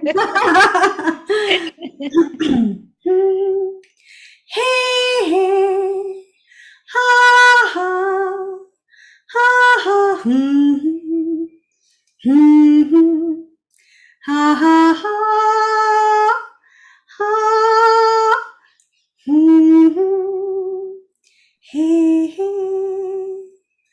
कोरा कागज था ये मन मेरा मेरा मेरा लिख दिया नाम इस पे तेरा तेरा तेरा कोरा कागज था ये मन मेरा लिख लिया नाम इस पे तेरा सुना आंगन था जीवन मेरा बस गया प्यार इसमें तेरा टूट न जाए सपने मैं डरता हूँ निस दिन सपनों में देखा करता हूँ हो टूट न जाए सपने मैं डरता हूँ निस दिन सपनों में देखा करता हूँ नैना कजरारे मतवारे ये इशारे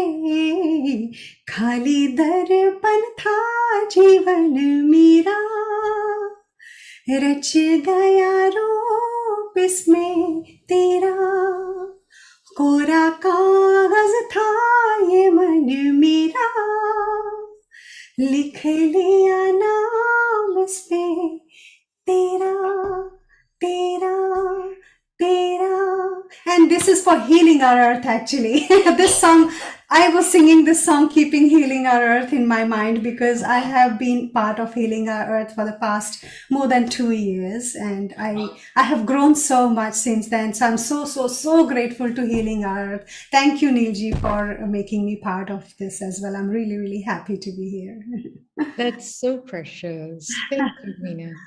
Thank you so much. Energy, your voice, I always say this transports me to another place. And I could see that Michelle was even smiling, and Kiran, you were swaying and smiling. You know what? Your Music voice has is no so language. Music has no beautiful. language, but yet it can touch your heart. It does. And, you know, as much as music touches our heart, when someone cooks with so much love and passion, the way you have today, and I know the way you always do, because you always send me these lovely snapshots of recipes Yes, I that do we share exchange snapshots with each other. It would touch anybody's heart and soul. And you know, Kiran, I love that salad. Now I'm jumping to something. I know you had a salad program. Yes. You're the queen yes. of salads. This is the queen of salads here. Yes, we need to bring that in quickly, right? Yes, tons of salads. They're magical, you know. Wow. It does look nice actually. On Gorgeous. the screen, it looks really nice as well, yes. Even your presentation, Meena, that bowl is so lovely, you know. It looks very classy and. You know what, Kiranji, I got this from Morocco. They are very good with artisan. They make beautiful such bowls, and they make such beautiful things with ceramic. They do, but you have good taste to pick. Thank you. Thank you. I do collect these things wherever I go, in whichever country I travel. I pick up their local things that they make by their hands. That's good. I love plates because a plate is important. You know, when you're plating food, again, going back to cooking school, you know, they teach you how to plate. Yes, right. correct. So I'm into making plates. My daughter, my youngest, has a art studio in California. I'm going to be visiting again. So when I was there last summer, I made my own plate. Maybe I'll show it at the next show. And a plate makes a huge difference. It's because it's a vessel that you can showcase your product in. So it's important to match the plate to your food. Right. Would you agree to that? Absolutely, absolutely. Bang on. Yeah. No, global namaste to everybody. Thank you so much. And hopefully I'll be again here soon. What a delight. We got 2 for 1. We got singing and cooking. And Meena ji, I can your sing all voice. night and all day. Please stay on. Sorry. Please stay on, please, and please keep singing because you sing so beautifully, Meena ji. It touches our heart. She's got some magic in her voice, doesn't she, Kiran? Yeah, And she does. Michelle, wouldn't you agree? Yeah, the whole melody and everything, just gorgeous. I have those wonderful.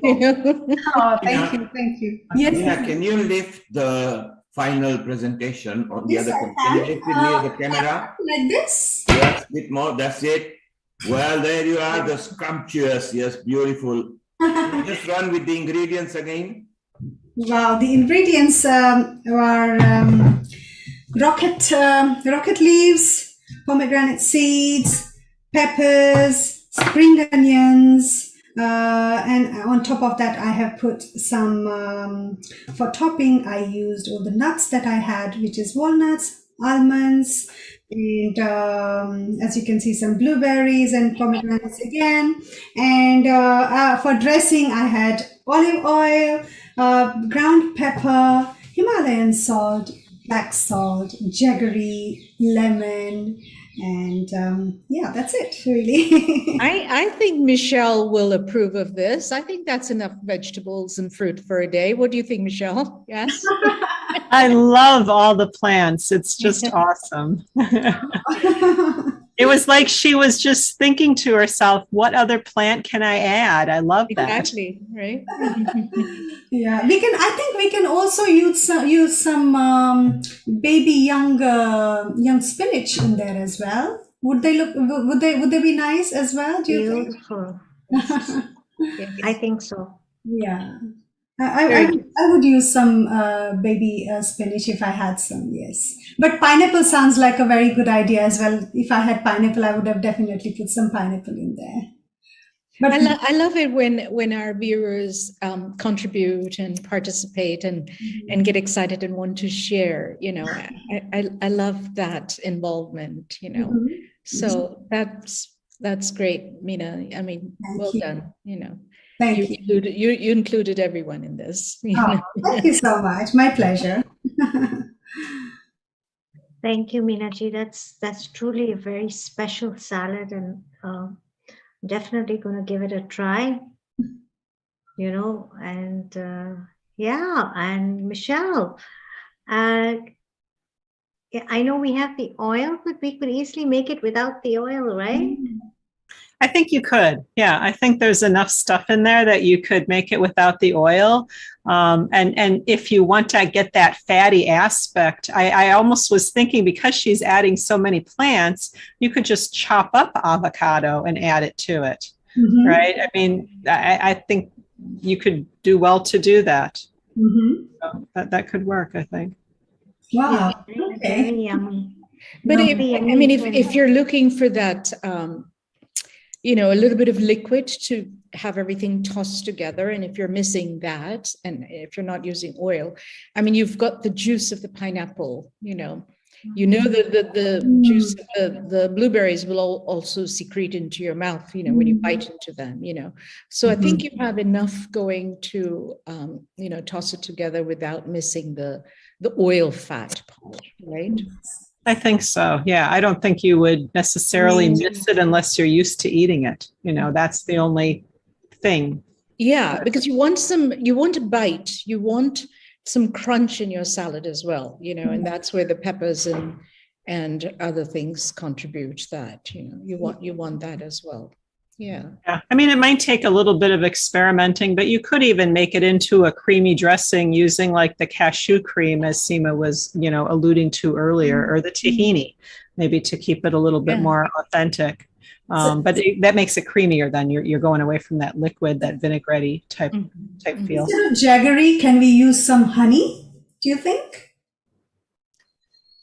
Michelle shared date sugar or Yeah. But Michelle, or she has a question for you. She's talking about honey. What are your thoughts on that? Yeah. What are your thoughts? My thoughts, I don't use it. If you go to that nutritionfacts.org website that I referred to, there is a video talking about the healthiest sugar. And Dr. Greger goes into a lot of reasons why honey is just a form of sweetness. The one thing that makes date sugar so healthy is the way it's made, the way it's processed, going into processed foods, because they keep the fiber. They dry the dates and they grind it. So you've got the whole plant. So that's the idea. Honey, it tops out as being almost as sweet as regular sugar. There's no fiber in it. It's an animal secretion, really. Wow, that's very informative, I must say. Yes. Date sugar is the idea. It is. There's another one called lucuma flower. I don't know if you're familiar with that one. I think it's in Indonesia natively. But you could sometimes in the past buy it on iHerb. I haven't seen it recently, but that's another one where they take the entire flower and it does have fiber in it. So what I'm looking for is fiber, because that will slow the absorption of the sugar molecule by your body. They say that typically when you eat sugar encased in fiber, you actually absorb about 20 to 25% less because of how it moves through your body. So rather than eating a pure form of like a white sugar or even a brown sugar or a honey, because there's no fiber. Michelle, how about agave? Yeah, same. It's not that. Agave is actually the closest to white sugar. Oh, really? Yeah. It's yeah. Yeah, sometimes like people think because it's natural, right? But I could say arsenic is natural. It doesn't make it healthy, right? So I think that's kind of like what I needed to learn when I thought I was starting to eat healthy and following a lot of like popular sites. You can kind of twist it around and make the case for what you want to hear or what we're most comfortable with, but you really need to go behind the scenes, see who did the study, why was it done? And then I think you also, in a way, need to realize it's not about being 100% perfect, right? It's this diversity of plants we want in our diet, but are blueberries maybe considered like one of the healthiest foods because of its high antioxidants? Yes. But do we want to eat 100% blueberries? No, we lose the diversity in our diet. So you have to somehow strike a balance. And a lot of the studies say 90% or more plant-based. So that could leave room for you to have your oil once in a while, right? It sounds like you're just using it in the salad. So if you're not eating that salad every single day and you're keeping that oil to be about, or that fat to be 10% of your calories or so, you're in a good place. It's all about the balance. Yeah, sorry, I went on a little long. Sorry. No, that was good. It's all about the balance. Yeah. It's so amazing that you speak about the balance. And I was always under the impression that agave was so healthy. And you said it's the closest is to sugar, and it's. I mean, this is such a new ray of light. And I have one question: how about maple syrup? That's more similar to honey. It's still sweet. It's a honey. There's no fiber. It's got a lovely flavor. It really does, and I mean, you're from the United States of America, so, and Kiran, you are too, so you know about pancakes and maple syrup. So it's a big thing. Susu. But actually, I mean, a little bit. Yeah, a little bit. Sorry, but I mean, like it's kind of like they say sugar isn't quite as bad as fat. I don't know, like like you literally have to follow a human being until they die and see every single thing they eat to really know what is the healthiest. All these studies point to X% lower your risk from this or that, right? So we try to work it out the best we can. Very, very insightful. Well, thank you, ladies. That was very informative and very entertaining at the same time.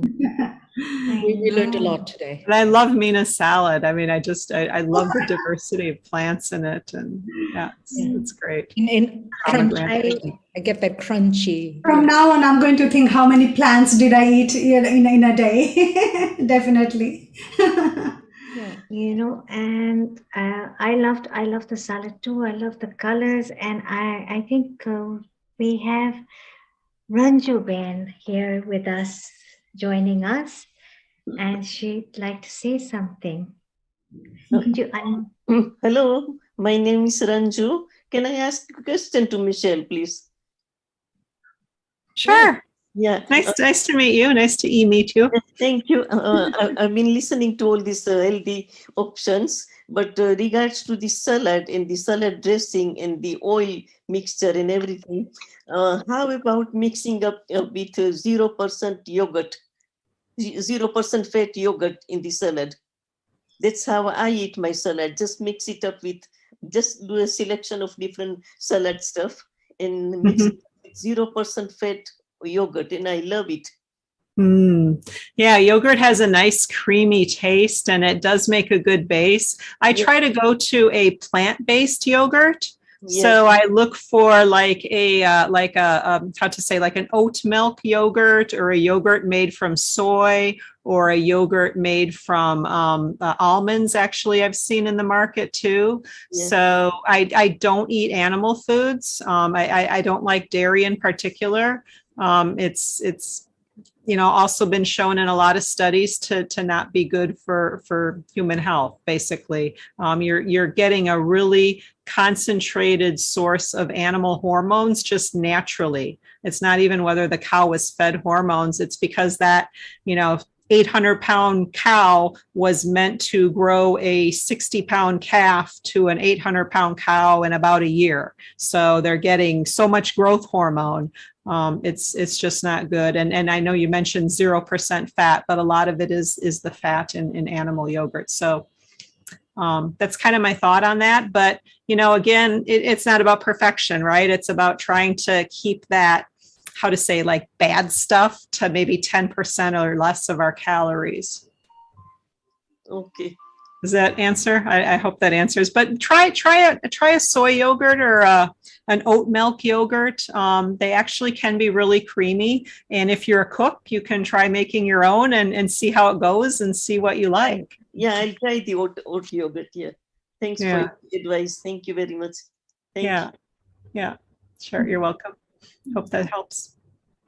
What an amazing session we're having, Kiran and Michelle. And Kiran, it's so much fun. And, Meena ji, I wanted to thank her and I wanted to thank Michelle for coming on board today. Now, before, Kiran, you have a treat for us today, I know. But before we jump on to your treat session. I just need a moment. So if you can... while you're waiting for a moment, I'm just going to announce our future sessions. Please, go ahead. We have another, for those of you who've enjoyed this session today, which has been great, we have another very exciting session coming up on our Vegan Vegetarian Kitchen, which is on Sunday, the 3rd of July, from 2 to 8 p.m. British Standard Time. And the following Sunday, we have a Guru Purnima special, where we pay obeisance and show our gratitude to our teacher. That is Sunday, the 10th of July, from 2 p.m. to 7 p.m. British Standard Time. And moving forward, we have a very popular integrated health forum, Transforming Healthcare. It's a global online session, lots of insight on healthcare, lots of speakers who come on board, very exciting conversations. Sunday, the 17th of July, 2022, again, 2 p.m. to 8 p.m. British Standard Time. How exciting. So many wonderful events coming. And of course, at Healing Our Earth, we celebrate diversity, and we make life a celebration. And speaking about celebration, Kiran has something very, very, very exciting in store for us today. And I am so looking forward to what you have for us, Kiran. Thank Are you you, going to Seema. share a little bit with us? I am. I just want to get my Sure. presentation. There we go. Okay. Can you see it? Yes. Okay. Beautiful. So we had the pleasure of when I say we, I mean Sean and myself, my husband and myself, we celebrated our milestone of an anniversary at 30 years. This was just a couple of weeks ago, and he whisked me off to 3 different places. And of course, you know, my love of food and all of the culture and cuisine and the Michelin chefs of the world, I thought, wouldn't it be nice to just do sort of a documentary and bring it back to our family, Healing Our Earth. And so that's kind of like, you know, in a smaller scale, we had done the Moroccan trip in Marrakesh, you know, except this was like 3 different places, but I thought, I think we can do this. Just focusing primarily on the cuisine, on the chefs of today, what we're doing, what they're doing.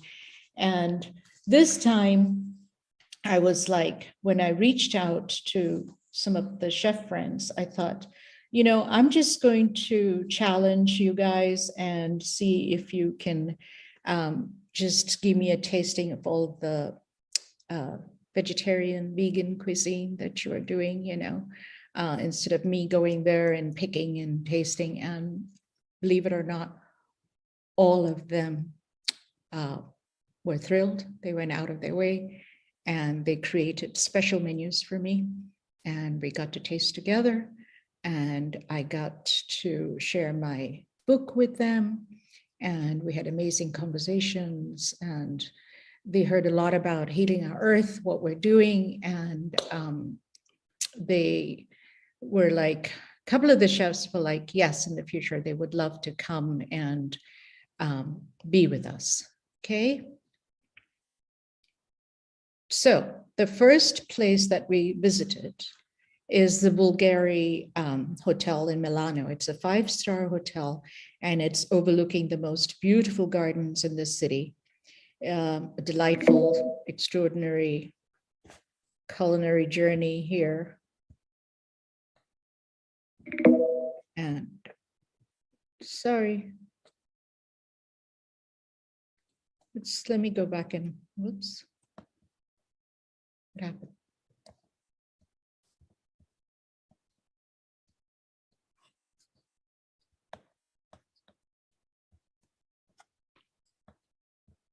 Okay, all right, there we are, back again. So, so that's one of the restaurants that we went to at the Bulgari Hotel, and I think it's 1 Michelin star, and so Chef Nico Romito brought out a couple of his classic dishes with a little contemporary twist. Here we have a young sommelier. You know, I love including all of the staff when I go out and visit. And here we have a young man who's studying to be a sommelier, and we had great conversations at the Bulgari Hotel in Milano. His first dish that Chef Nico Romito presented us is with a wafer-like, biscuit-like almost bread. It's unleavened, even though I use the term biscuit and bread, but it is unleavened. And it is something they make at home. This was really different. They used a creamed carrot as an amuse-bouche instead of the, you know, what do we have, the hummus or whatever dips that they usually do.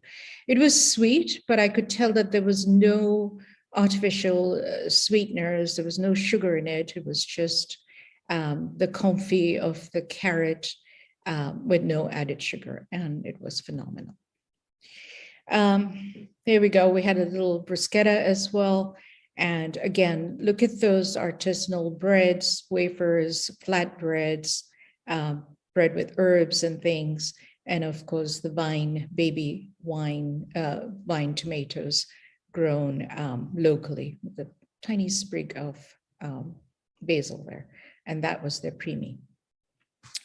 I just thought I'd do a couple of pictures here because I've got so many and I wanted everyone to enjoy looking at all the pictures. We were celebrating our anniversary, so we had a lovely fresh raspberry tart that was absolutely luscious. Going on, we were walking around and we came to find Martini Bistro. It's actually owned by Dolce & Gabbana. It's in a courtyard, so you have the Dolce & Gabbana store to the right outside, and tucked away in this courtyard is this gorgeous bistro. And we thought that would be a great place to sit down and relax and have a cappuccino, and talked to some of the staff, and they are absolutely phenomenal in their service and attention to detail. So it is essentially a collaboration that blends Italian traditional and modernity. Here we go. All right, we were staying here at the Dorchester Group, and the executive chef Acanto Milano at the Hotel Principe de Savoia, which is the Dorchester collection. So Chef Alessandro Bufalino has a heart of gold. He met me a couple of times and gave me a tour of his beautiful classic Italian restaurant that has a contemporary twist at the Dorchester. And this is outside. We decided to sit outside. He came up, met, and we took a picture with the book. So the first thing that he brought to the table was an amuse-bouche, which is, as you see there in that, on that gorgeous vessel right there, which looks like marble, in very intriguing shape. And the contents of that amuse-bouche is a filo pastry shaped like a cigar. So I called it the cigar-shaped pastry. But what it has in inside is avocado mousse. So it's filled with avocado mousse, which is at both the ends, it's dipped with crispy chia seeds.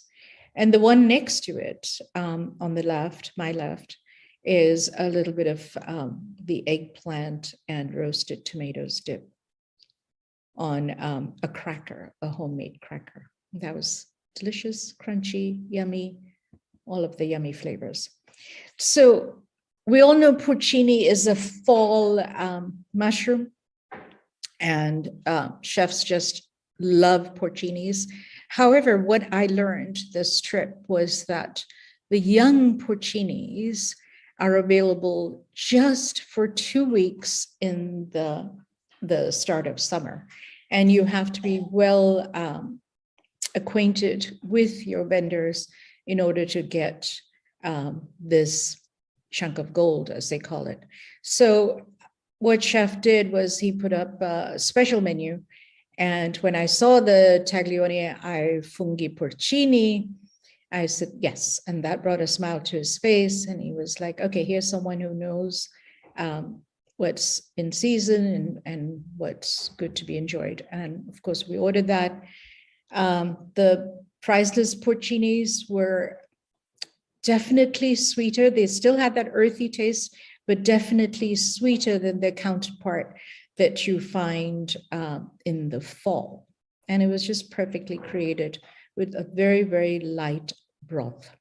And next to it was another version of the same beautiful baby porcini with a little bit of shaved Parmesan. Just by itself was nice and crispy. The porcini here on the right is actually toasted. Very interesting. And there he is again. We were in his kitchen, really pristine kitchen, and a wonderful gentleman who gave me a lot of his time. Thank you, Chef Alessandro. All right, now well, we can't just eat in the hotels. We have to explore outside and see what is going on in the real world. And I wanted to just pay homage to what I don't know if you guys know Stanley Tucci. Stanley Tucci is an actor, and he's done tons of travel food documentaries, being an Italian himself. So he travels all over Italy to showcase the beautiful restaurants. And I had paid close attention to Ratana. And because Stanley Tucci has been there, the restaurant has gained much, much funfare, thanks to Stanley Tucci. And here, I got a chance to meet Chef Cesare Battisti and one of his sommeliers, Martina, a young lady who is still finishing her sommelier course. She was very helpful, and she helped with the translation as well. So Ratana, you can see the building, gorgeous. It's a lively and contemporary Milanese restaurant. And it was actually, the building was actually an old castle, which has been restored to this beautiful Ratana. Here we have a salad or an amuse bouche that chef presented.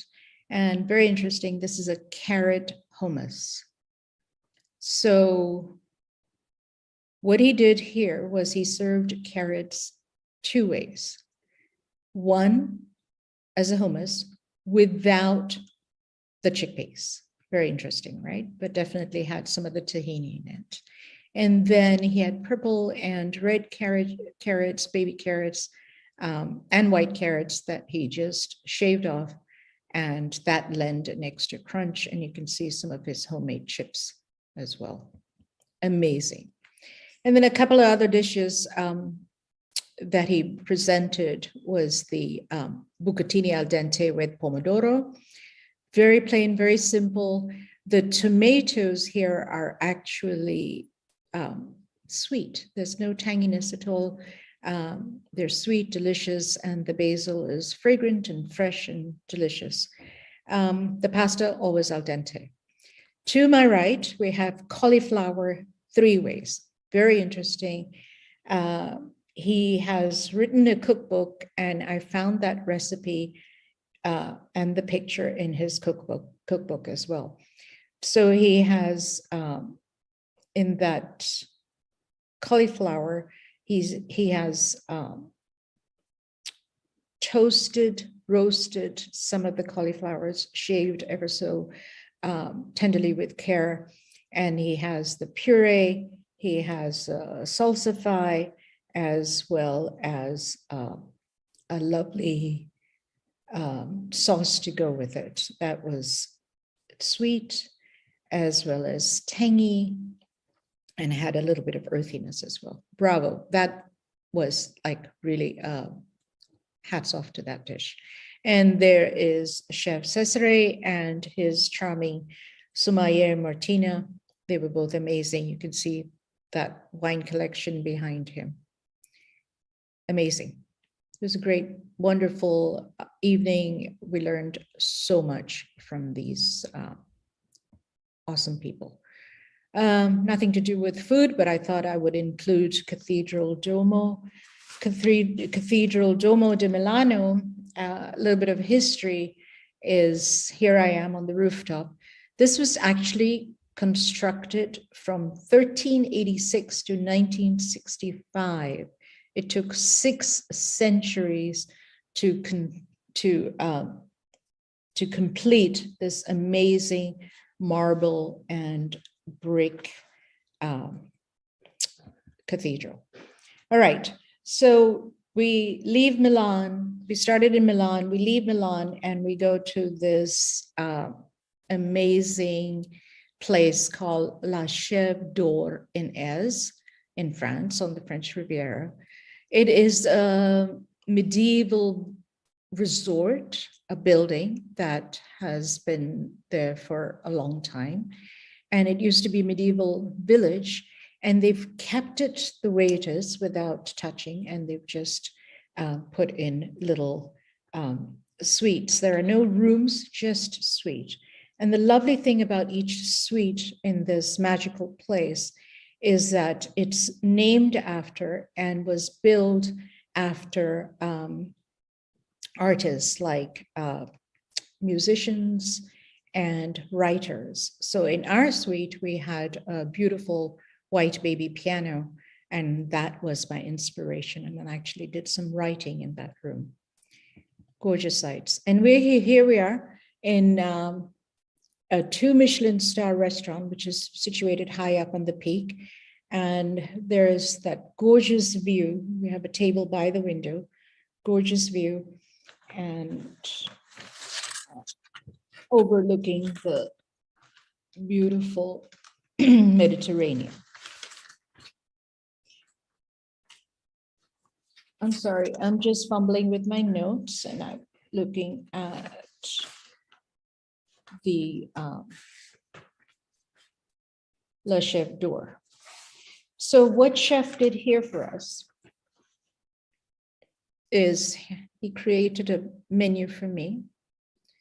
And it started with the variations of lemon on ice, as you see to my left, and then Eric Aubert on a delicate pearl and onyx spoon. I think the spoons are actually for caviar. And then little pastries on lentil bowls for effect. And there's a salad at the back as well. Really amazing, different, gorgeous presentation. I could have just lived there. So let's go here. The first course, this is a tasting menu of 5 vegetarian courses. Green asparagus, nice and plump, with a burnt lemon and Nice citrus smoked dressing. So the citrus, meaning the lemons, actually came in from Nice. And then there's a garnish of edible flowers and herbs with a little bit of dressing on the side. To the right, we have carrot with puffed quinoa crust and a sweet spice jus. And look at those gorgeous, vibrant colors, absolutely delicious. He did a fennel as well, and the fennel textures, there we go. There's no fennel here, it's the aubergine, but he did a fennel textures declination with samphire. Samphire has a very distinctive and salty taste. It has vibrant stalks like asparagus and can be used in raw salads. So there are 2 types of samphire. One is marsh and one is rock. Of course, it's more palatable to enjoy the marsh one than the rock. The artichokes to the right, they were crunchy, and the name he had for them was petit farci. They're slightly stuffed with pine needles. How interesting is that? You know, the chef using every part of all of the plants. To the left, we have aubergine. And I was amazed by the way he had shaped and formed and sliced the aubergine, almost like a rectangular log, so to speak. It has a miso glaze and delicious earthy mushrooms with just a little bit of local herb broth to enjoy that with. And that was presented by our wonderful executive chef, Arnaud Fay, and the presentation that he did for me, he titled it From Rocks and Waves. How gorgeous is that? Here we are in the kitchen. I found myself in the kitchen as per yummy, wonderful, usual thing that I love to do, walk into people's kitchens. And as I walked in, the team was preparing my artichoke course that we showed earlier. And let's hear this.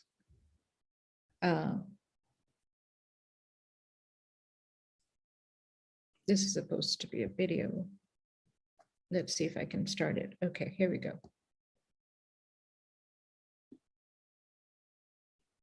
No.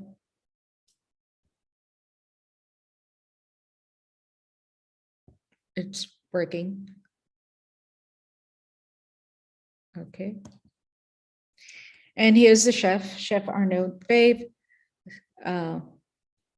with my book. It's interesting, sometimes you have to go to various places to meet with chefs and have your book held up for recognition, isn't it? It's the back of the kitchen at the stairwell. All right, so we move on. We take, we get a car and we drive to Monaco now. We leave Le Chef d'Or and we go to Hotel de Paris in Monaco, and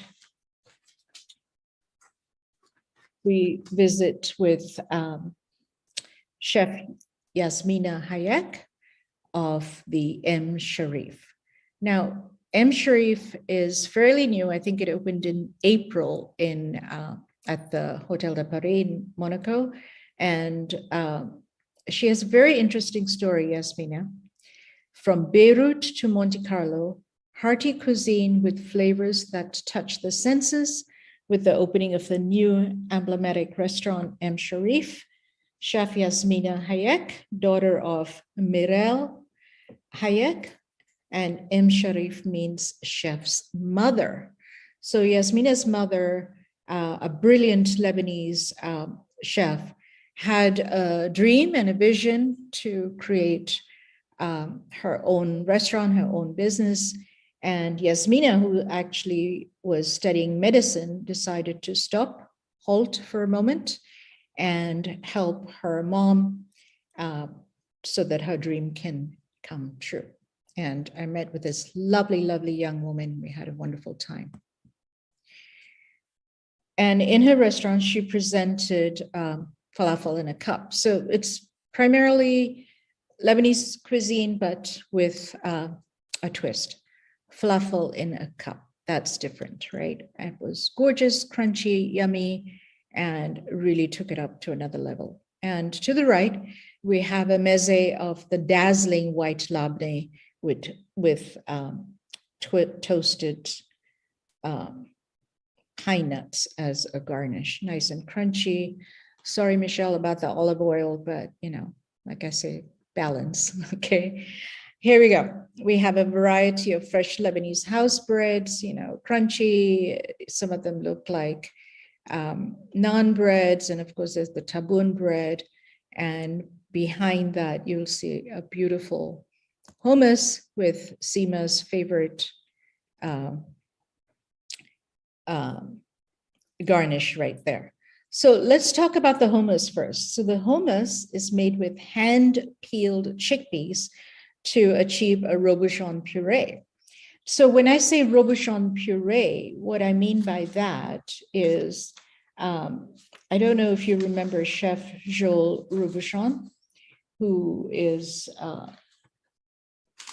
who was a world-renowned chef, and he had 32 stars, 32 Michelin stars, and in the most stars in than any of the chefs in the world. So Robuchon created a signature dish of pomme puree, and that really made him famous. And what he did in the end was he made sure that every one of his restaurant would have his favorite pomme puree, which is pureed potatoes or creamy potatoes.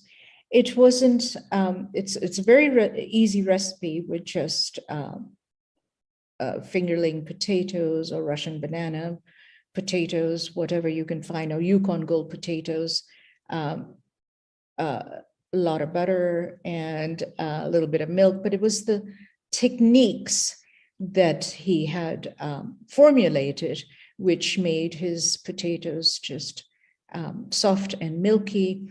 It was a little bit of work, but grinding it, passing it through a grind in the food mill, and then to complete it, to make it even smoother, running it through a potato ricer and a drum sieve. And of course, the whole process is emulsified to make this yummy and rich. So that's what I mean by Robuchon puree. And then next to that, we have a beautiful pastry wrapped delicacies with yogurt dips. They did a vegetarian version for me for this. It was just crunchy and spicy, and there was a little bit of harissa in it. And then a yogurt dip, kind of like the Indian raita to go with it. Very clever, very different. Actually, let's go back there. It reminds me of the Moroccan cigars that I used to make when I was catering back in Hong Kong. And instead of doing a baklava, I would make these pastry cigars with the nut filling in it. And we're at the end of this, and it's a lovely walk and conversation with Chef.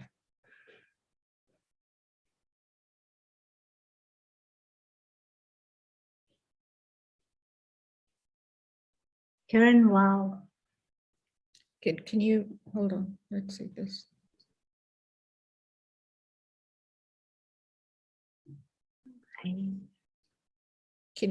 Is it moving? No, it's not moving, but I want to say, I'm going to beautiful presentation. I'm going to have Sean look at this and see if we can bring it back again afterwards, Okay. Because I really want you guys to, see the whole, the beautiful gardens, This woman was just absolutely gorgeous. Okay, so we now move on to, so Hotel de Paris has Alain Ducasse's restaurant there. And of course, it was just heavenly. We had to dine there, have a taste of what new things Alain Ducasse is doing. And what did we have there? We had Chef Dominique Glory, and he created a gorgeous menu once again for us. And I think we were talking about hibiscus flower earlier, and this is where we tried some. So first of all, we had this gorgeous bread at the table, artisanal flatbreads, paper thin flatbreads, mimicking an artist's palette is what I'm calling it, with pressed vegetables or painted olive paste. So there were actually two. I've only included one picture. So this one has real pressed vegetables and is just flat and wafer thin and crunchy. So you can see it has radishes and zucchini and baby carrots actually pressed on the bread. Is that amazing? And the other bread had olive paste painted on it. Here's a little amuse-bouche of microgreens in its natural state and with nothing else, just the natural sweetness of the herbs and the microgreens. Italian Treviso wild mushrooms flown in from the city of Treviso with radicchio and roasted yeast. And I think, Michelle, we talked about the roasted yeast earlier in your presentation as well. And this was just used as a nice sprinkle on top for a lovely crunch. I'm going to look at my notes here to see what I have on. Yeah, I did mention roasted yeast or nutritional yeast flakes is what Michelle and we were talking about. They're not for baking. They are plant-based and they impart a lovely umami flavor to the food. It has a nutty and cheesy flavor, again, like Michelle was saying. Some of them are fortified and some are not. There are lots and lots of nutritional benefits, and it is a complete protein with all 9 essential amino acids, just like in rice and beans. So these are some of the lovely new things that the chefs around the world are experimenting with right now. To the right, we have mountain morels with hibiscus flower and the pollen as well. Not just the flower, but he's included the pollen as well. Normally we use hibiscus flowers for teas or jams, but to see it in this gorgeous dish with the morels, it was really awesome.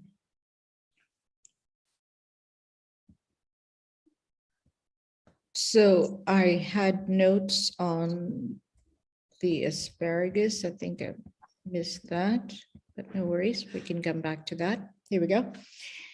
So we are off to his kitchen, and just turn this on. Seema, can you hear it? No, I can't. No, so the videos are not running. We'll have to have a look at that, why the videos are not showing. Okay, so Chef takes us back to his kitchen. This is Chef Dominique at Alain Ducasse, and voila, surprise, he has a dish prepared for me in the kitchen, and this is interesting. Seema and Michelle, we have a lot of kumquats in Hong Kong.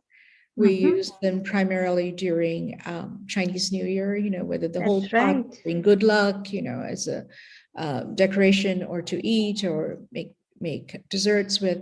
So he actually confit the kumquats as well as the summer asparagus, and he made a little avocado dressing and emulsification on this side. It was absolutely heavenly.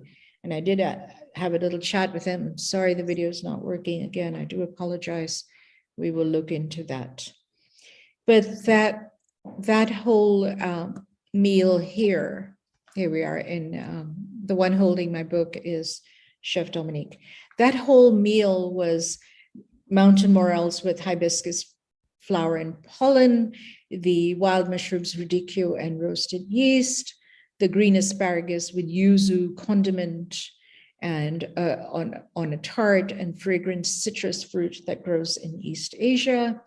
We had trumpet zucchini with green figs and Provence garden vegetables cooked with black truffles and served with a delicate basil ginger broth. So those were some of the interesting things we tried out here.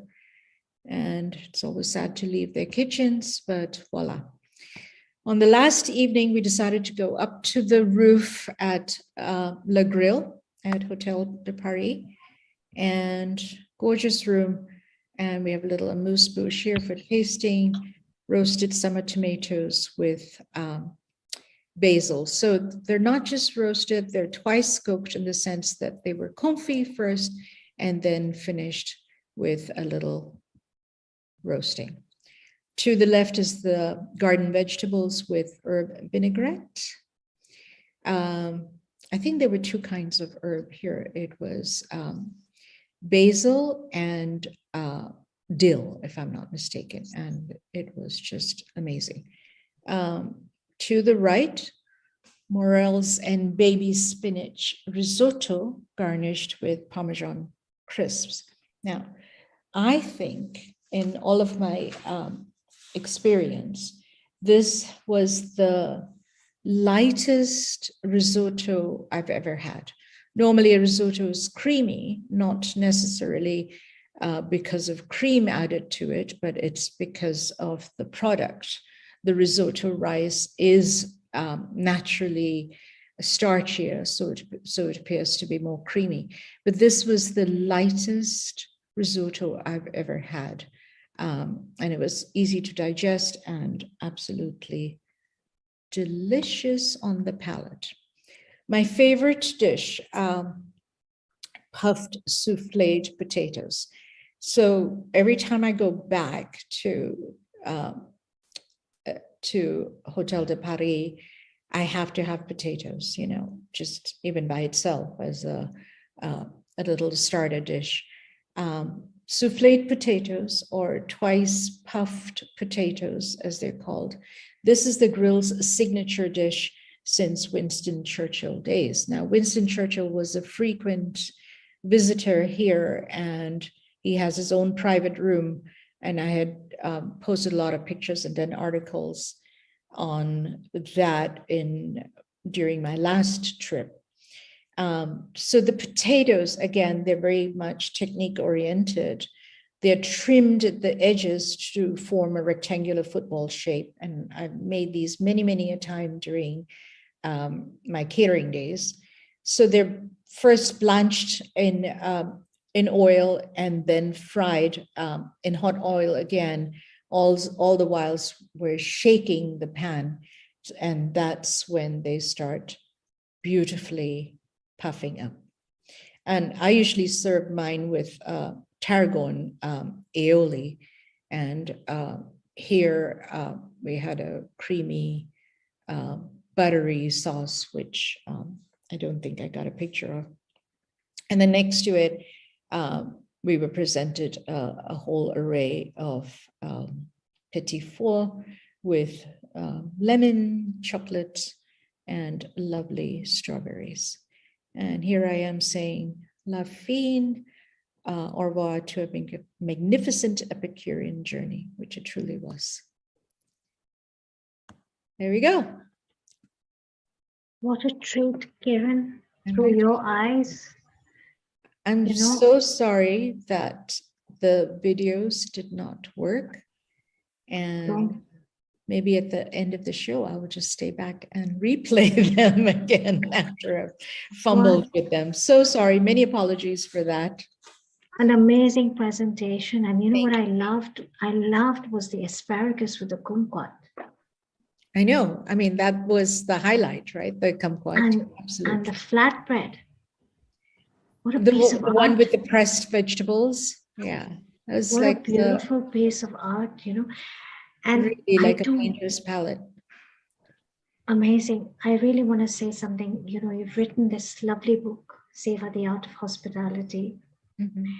And it's beautiful to say how you were sharing your book with all these, respected, esteemed chefs, and how they were doing this Seva for you, making you all these vegetarian dishes upon request. Amazing, right? Sharing, bringing you into their kitchen, so open-hearted. And it's just, I'd say that the element of food brings people together on tables and in kitchens and on Healing Our Earth today. 100%. There was another video that I have on this presentation, but did not show. Looks like all of the videos have not been available. I don't know why, but one of them is in Chef Yasmina's kitchen, and that was a video. And she introduces me to her sous chef, and of course they're preparing Lebanese cuisine. And I talk about how I introduced Lebanese cuisine back in the days in Hong Kong, Wow. with at that 19 Arabian Nights at Convention Center, and their mouths are open. We talk about feeding 2,000 people, and the chef's mouths are open. Like, how can you do that? I said, yeah, amazing. It's possible. We can do that. You're very talented. You're very, very talented. Now, it's such an amazing presentation. And, we travel the world always on Healing Our Earth. Mm-hmm. Now, we're going to a very special place, aren't we, right now? Yes, we are. Absolutely. Yes. And here we go. And here's our darling Alicia. And if I may have the honor of just introducing her. Hi, Alicia. Alicia, born and brought up in New Delhi, India. Alicia moved to London at 16 years old and has been passionate about creating recipes and cooking since she was a little girl. At 22 years of age, she is now a psychology master's graduate and is passionate about well-being both mentally and physically, and is therefore using her vegan social media page to promote healthy living, mostly through her recipes. Alicia has been vegan for just over a year and has dived into her Indian roots and started learning the health benefits of using nature and plants as her source of medicine, using naturopathic and Ayurvedic teachings. She also started learning about Dr. Sebi's nutritional guide to alkaline eating and how a lot of his teachings correlate with ancient Ayurvedic teachings. Alicia, big, warm, blessed welcome to Healing Our Earth. And congratulations, darling, on your graduation. We're so proud of you. So very proud of you. Congratulations, Alicia. Thank you, Global Namaste, and thank you for your congratulatory wishes, and thank you for introducing me. I loved your presentation, Kiranji. That was wonderful. I was sitting and listening quietly. Thank you. But I couldn't see and I couldn't converse with Seema like we normally do. All of that was gone. There was no volume at all. So I wasn't even sure if you guys could see me or hear me or watch what's going on. It was so interesting, and I was so deeply involved with it that I totally couldn't converse because you totally captured my attention, and it was so well presented. I need to travel to all these places, and beautiful reflection of Seva and absorption of Seva, gorgeous. Just thank you. Gorgeous. Thank you. So we have Alicia. Alicia, what do you have for us today? Please introduce. So today I have a salad because, we're going into the theme of summer now, and salads are nice and refreshing, and it's really hot here in India at the moment. So any chance I get to have fresh, raw fruits and vegetables, that is it for me. That's what I pick any day. So I think also it comes down to being creative about salads and, not having the same old boring salads every day. So I'm doing a Middle Eastern inspired, it's a chickpea, herby chickpea salad. So it's high protein. I'm doing a hemp seed dressing to keep it high protein, and it will make it nice and creamy. And very, very nutritious. And hemp seeds are actually very high in protein as well. So it's a good plant-based source of protein, as are chickpeas, and they're alkaline as well. So everything here is alkaline. This is all alkaline eating. Yeah. Awesome. Nice. Yeah. So alkaline eating. I mean, you introduced, me a little bit earlier, and we spoke about alkaline eating. The reason I incorporate alkaline eating into my diet is because alkaline foods are what restore your body, revitalize your body, add prana to your body, which is that life force. It's a lot of raw fruits, raw vegetables. Even if it's cooked foods, it's alkaline foods are the most natural foods. Chickpeas, they go back to ancient times, and they were a staple in a lot of diets around the world, whether that be Mediterranean diets, Middle Eastern diets, Asian, South American diets. So I try and eat ancient grains, ancient pulses. So that's basically what I'm doing here today. I'm trying to incorporate healthy eating and make it seasonal and local. Anything you can get local is what is usually best. Yeah. Alicia, how much time do you spend formulating a recipe prior to actually presenting it? Because it looks like there's a lot of thought process going on here. Tell me a little bit about that. That's a good question. I actually, I think because I'm creative in the kitchen, I think of what I would want to eat. I'm a very intuitive eater. So when it comes to creating recipes for me, I would think, okay, I want, for example, for this salad, I was saying, I want something fresh, but I want something high protein. And I love Middle Eastern food. So let me combine all of those elements together. And, that's basically where I get my ideas from. So it would probably take me, I mean, I don't know. I don't know if I could put a time on how long it would take me to develop recipes, but this is a tried and tested recipe. I tried it out a week ago and it was very, very nice. So yeah, before presenting something, I generally try on a recipe, and I tasted everything to make sure that it's good enough to come here. That's lovely. Thank you. But it does take some, I mean, you make it sound easy, but it does take some thinking, right? Of like, Yeah, absolutely. I also think we have so much variety of fruits and veggies, especially when the seasons keep changing. You keep getting different things depending on what's in season at the time. So I just kind of go to my local market. I go at least once a week and I see what's there. I try new fruits and vegetables that I've never seen before and never even experimented with. And I start researching about them. I look at the nutritional benefits and I think, wow, okay, I've never heard of something like this, and I try and incorporate that into my recipes somehow. So yeah, that's what I've done here. So everything over here is seasonal. I mean, pomegranates are in full swing right now in India. We're getting beautiful fresh pomegranates. I mean, they're not even as ripe as they could be. I think in a couple of weeks to a month, it will be even sweeter. Yeah, they just look a little pale, don't they? In color, I mean. Yeah, a little bit. Yeah, exactly. So I think it's the early season for pomegranates. Right. Yeah. So probably in about a month is when they'll be. I think pomegranates need hot weather. Even in the Mediterranean, they typically would start fruiting in about September. Because it's hotter in India, it's about 40 degrees here at the moment, Celsius. We're getting them early. Our season is a little different.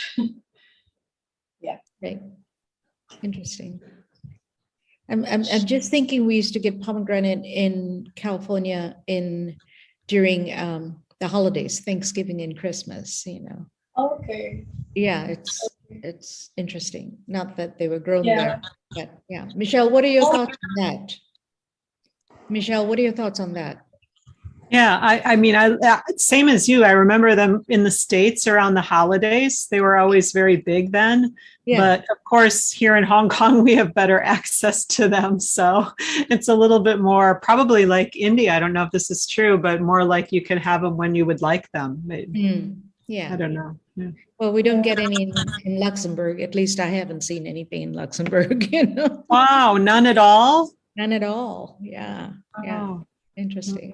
I would generally find that when I was living in London, I would have to go to like farmers markets, like Indian farmers markets or Caribbean or African farmers markets, things that would get shipped over. They are from overseas, but they would bring a lot of the seasonal food in. So we did go to the big supermarkets and things to get our basics and things like that. It was always nice to discover new farmers markets because they would get a mix of local and overseas products. Right. So sometimes I would find pomegranate, but again, it would probably come from places like Greece. So they would be, or even Albania and North Africa, that region. So they would probably come by about September, October, I would think. Yeah. So yeah, different seasons depending on where you are. Yeah. Should I begin? Yes, please. Okay, so I will start with the base, and this is a lovely fresh salad, lots of herbs over here. So I'm gonna start by talking about some of these herbs. This is coriander, also known as cilantro, in South America and Mexico and places like that. So this is a great herb. It is obviously it has a lot of flavor. It's extremely beneficial for your body at alkalizing the body, getting rid of toxins from the body. It is especially good for removing heavy metals from the body. So if and a sign of having heavy metals in your body is things like fatigue and lethargy and stuff like that, just based on our diet and our lifestyles and our everyday lifestyle. Like I said, So this is a very, very good herb for removing heavy metals and toxins from your body. So I'm chopping everything from scratch here so that you guys can obviously, be in on the entire process. So I like chopping my salads extremely small, especially this one, because it kind of reminds me of a tabbouleh, but not really. So, tabbouleh is chopped very, very small. Obviously, this is not a tabbouleh. It's got coriander. Tabbouleh has parsley. You could use parsley, actually, if you can't get a hold of coriander. And if you feel that parsley is, more local to you, go for parsley. That's a beautiful herb as well. And even more alkalizing than coriander. So which kind of parsley do you use, Alicia? The curly one or the flat leaf? So I prefer the flat leaf parsley, but in India, we only get curly leaf. Mm. Yeah, but when I was in London, you would get the choice of both. I always thought that the flat leaf had a little bit more flavor. I don't know if that was just me, but I felt that it had a lot more flavor. Would you agree? Well, I never used curly parsley, and back in the days, curly parsley was more like a garnish. You would see it on every little, hors d'oeuvres and things, and right. I remember like banishing that. I just feel like it's not. It has nothing to offer. Yeah. But yes, you're right. Flat leaf parsley is absolutely packed with flavor. For Mediterranean cuisine, Italian, all of that. It's absolutely delicious. Actually, so many places use parsley. So many different countries use parsley, like you just said, Italian as well, and pastas, and their fresh minestrone soups and things like that. Yes. So, beautiful, beautiful herb. I love parsley so much. So that is actually a great herb. Curly leaf, unfortunately, we don't really get flat leaf parsley over here, like I said. So I do miss it sometimes, but I find, what I do actually. This is a good tip. Yeah. So we get this type of coriander and parsley. We get the root intact. Right. So actually, I chop it from here so that it's still got that, base. And you can actually just put this in soil and it'll grow new parsley or coriander. So I could get another batch of coriander just out of this. You could do the same. Yeah. And we stronger flavor too, right? Yes. Yeah, perfect. Yeah, I also think herbs lose their flavor the more they're kept around. Sure. And they dry out, and the nutrients kind of dilute. Especially in the refrigerator, I feel. Oh, yeah. Yes, definitely. I prefer to put them in a glass of water on my kitchen counter. That's what my mom does. Oh, really? Yeah, she does that with herbs. She tends to put that on. She tends to put them on the kitchen counter, and just leaves them out in a glass of water. Because I think the temperature in the refrigerator just kills them. It kills it, definitely. Yeah. That happens to a lot of fruits and vegetables. Like I even like leaving my tomatoes out, for example. Well, tomato is a fruit, right? Anything with seeds is considered a fruit. It should be left out. Definitely. But we all put them in the fridge, or we used to anyway. But you just lose the flavor completely if it's been refrigerated. So I've been using these little hacks, and they do make a difference. They make a big difference. Yeah. Michelle, what do you do with your fruits and vegetables? Yeah, I mean, like similar idea. It kind of drives me nuts if I go to the grocery store and you get the tomatoes because they're always kept chilled, and so they've killed the flavor. It just makes me loony because it really does make them lose flavor. Other things I keep in the refrigerator, and that's simply just a function of where we live, because we're up. Our kitchen is on the rooftop level, so I don't keep the air conditioner on 24/7. So it literally it's way too hot up here to keep my stuff out. I don't keep much out. So I do put, but tomatoes I'll keep on the counter. But I don't know, apples, pears, like those kind of fruits I'll put in the refrigerator. Yeah, I think some of the fruits can obviously take the colder temperatures, like you said, apples, pears, things like that. It's really hot here as well, so actually a lot of the times you can't even leave fruit out here. So we kind of leave it out at night, and then we try and consume it first half of the day, like fresh fruits and things like that. So salads, you know, because at night the temperature drops a little bit and it's better. I tend to just, like, if I bought too many tomatoes, I'll just, cook them off and make a sauce or something and refrigerate it rather than waste them, That's a great idea. Yeah.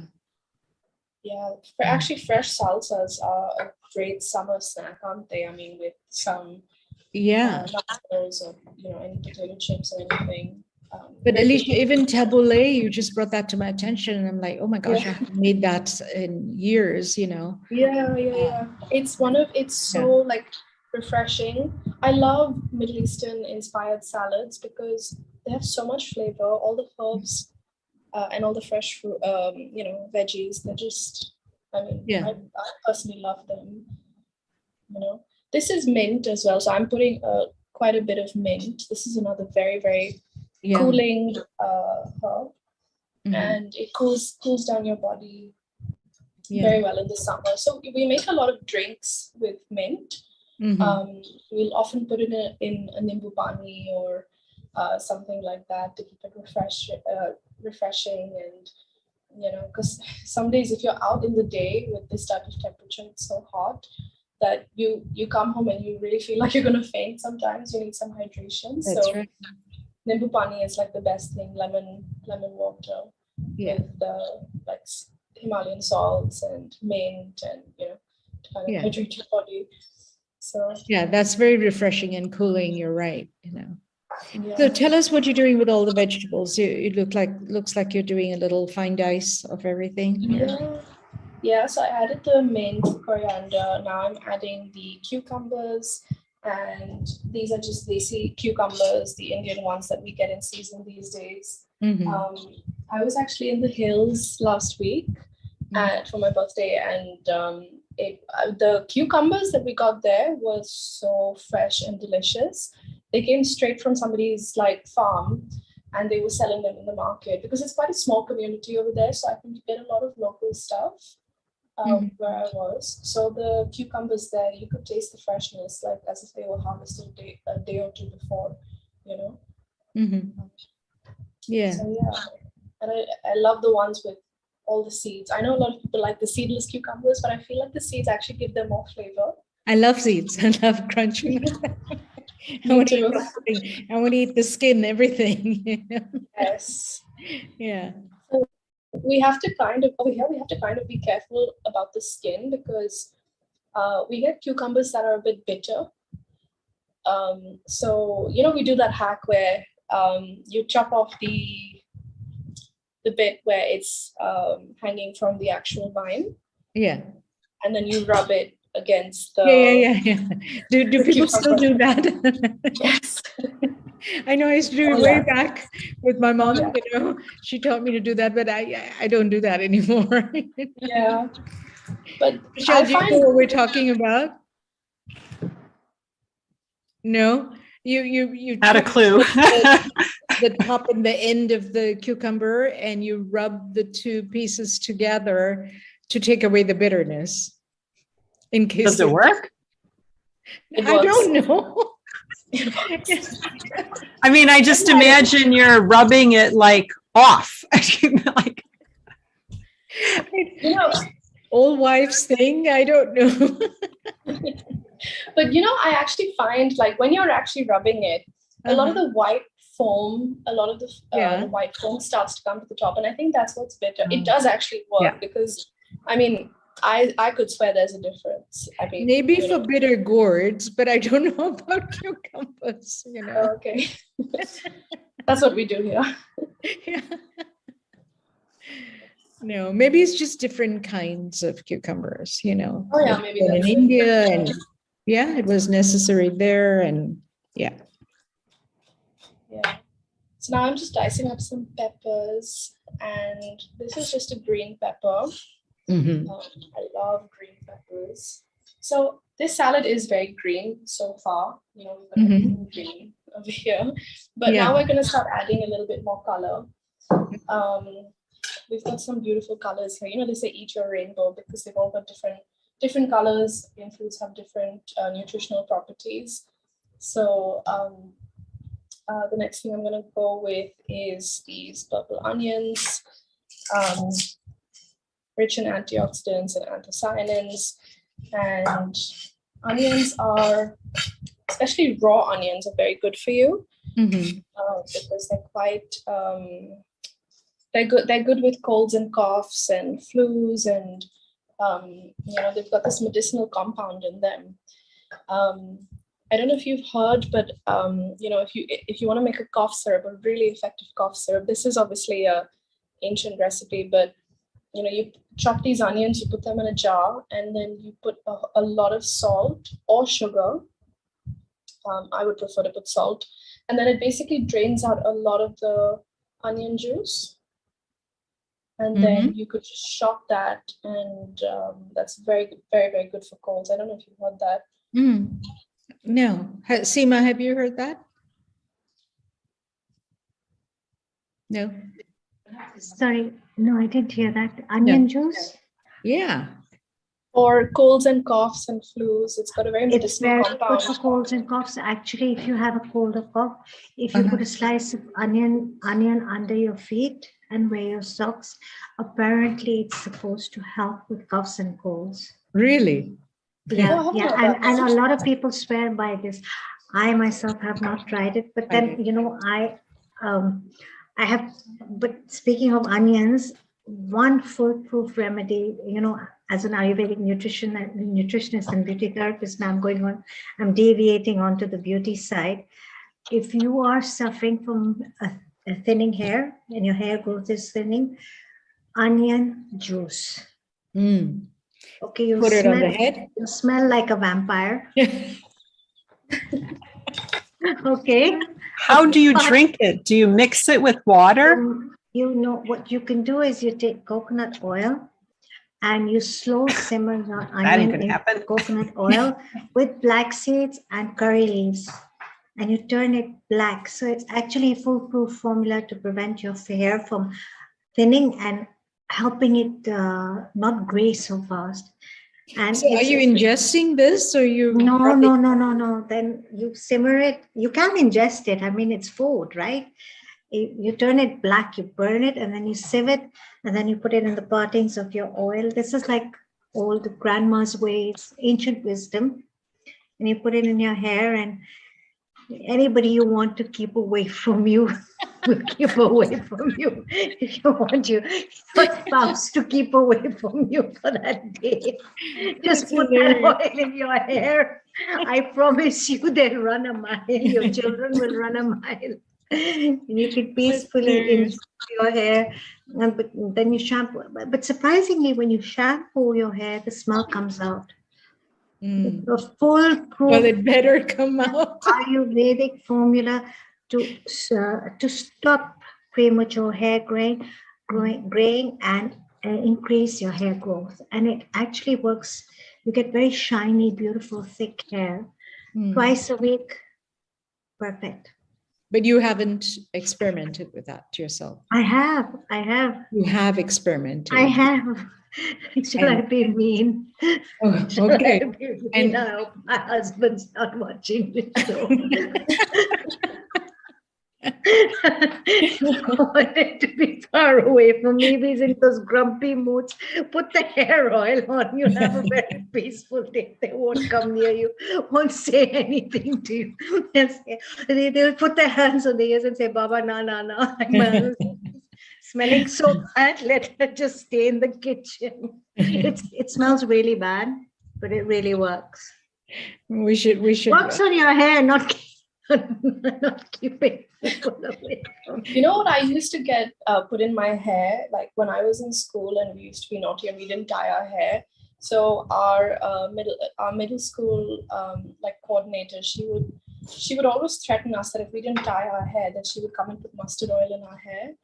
And we all never really listened to her because we wanted our hair open in school.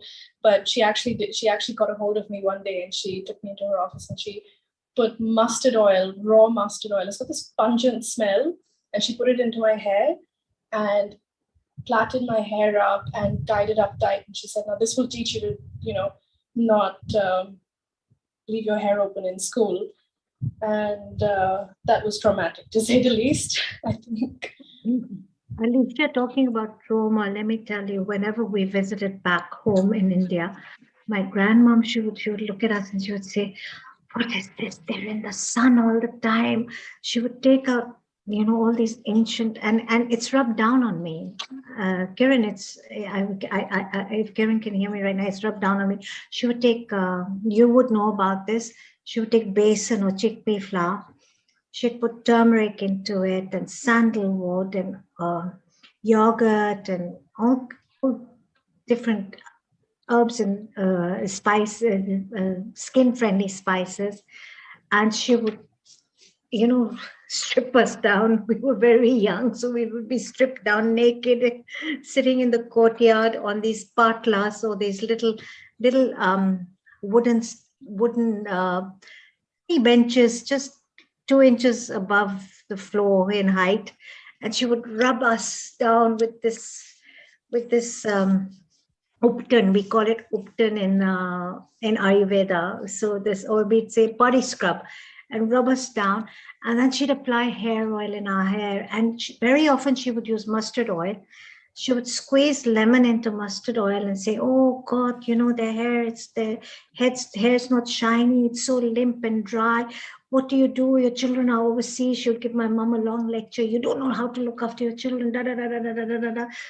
Kuch nahi aata. Inke balon mein tel lagao." You put oil in there, and she would take the slice of lemon, dip it into the mustard oil, rub it into our hair, and then Alicia plait our hair really tight, into traumatized. We were traumatized. Yeah, it feels like that.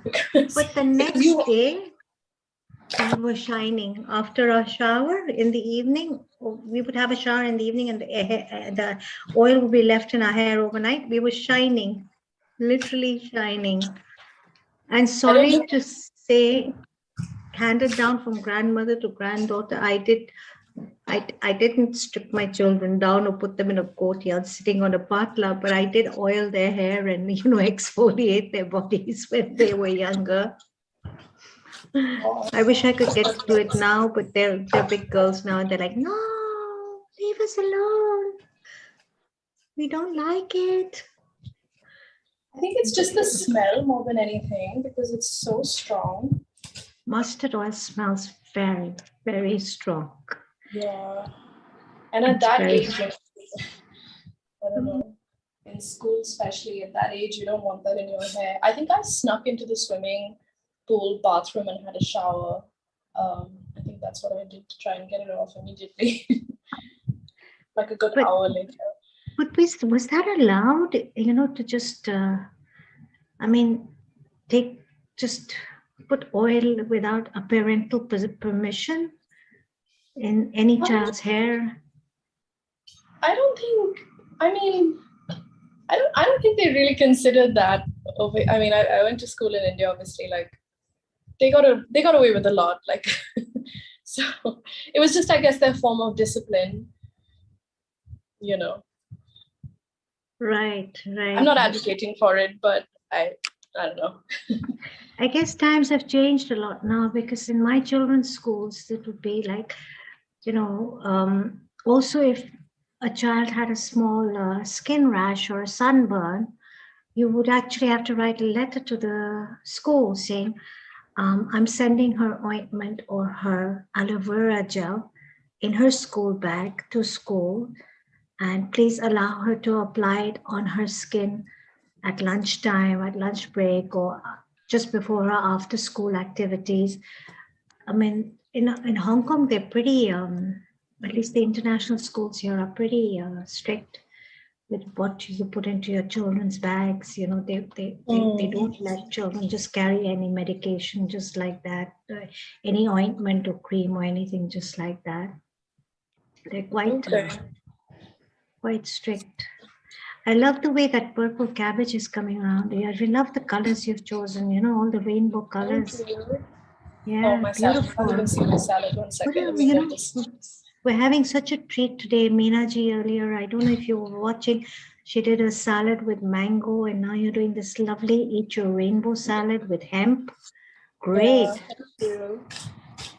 You know, Thank you. Yeah, I'm trying to incorporate different colors in here as and much as Michelle did a lettuce eat no oil, you know, salad dressing with a ranch dressing with avocado. And wonderful. What a treat, all these summer salads we have. Alicia, you know, while you're cutting up your salad, like hemp seeds, every time I mention hemp seeds to friends of mine, they like, they're a bit taken aback, and they're like, you know, that's from the cannabis sativa plant, which is actually in effect marijuana. Am I right? it is, but you know, I think the marijuana plant has been demonized a lot. It's, you know, I just think marijuana is like medicine. I mean, when I go to Kasoli, to the hills, we have a home in the hills, and I talk to the locals over there. They're not using it for recreational purposes to get high. I mean, I'm sure some do, but you know, whenever you mention it, they say, "Oh, it's the best medicine," you know.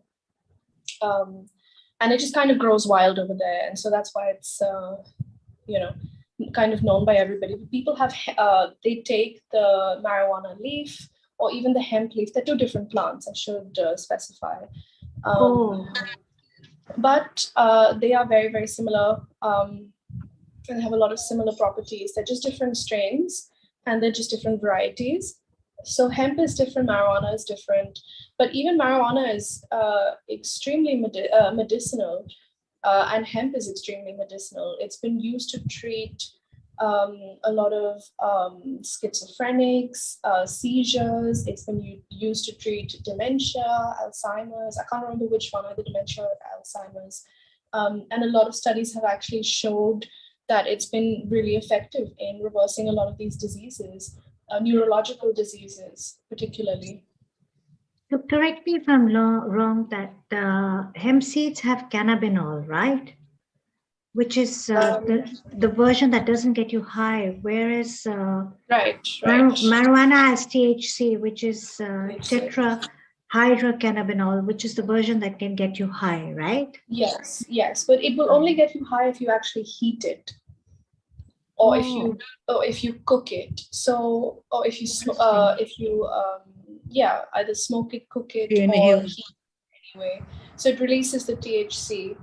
And if you add fat to the mixture, then that will release even more THC into whatever. Now, hemp seeds are very high in omega-3 and omega-6, am I right? I believe so, yes. And they're typically known for their high protein content, plant-based protein. They've got some very essential amino acids.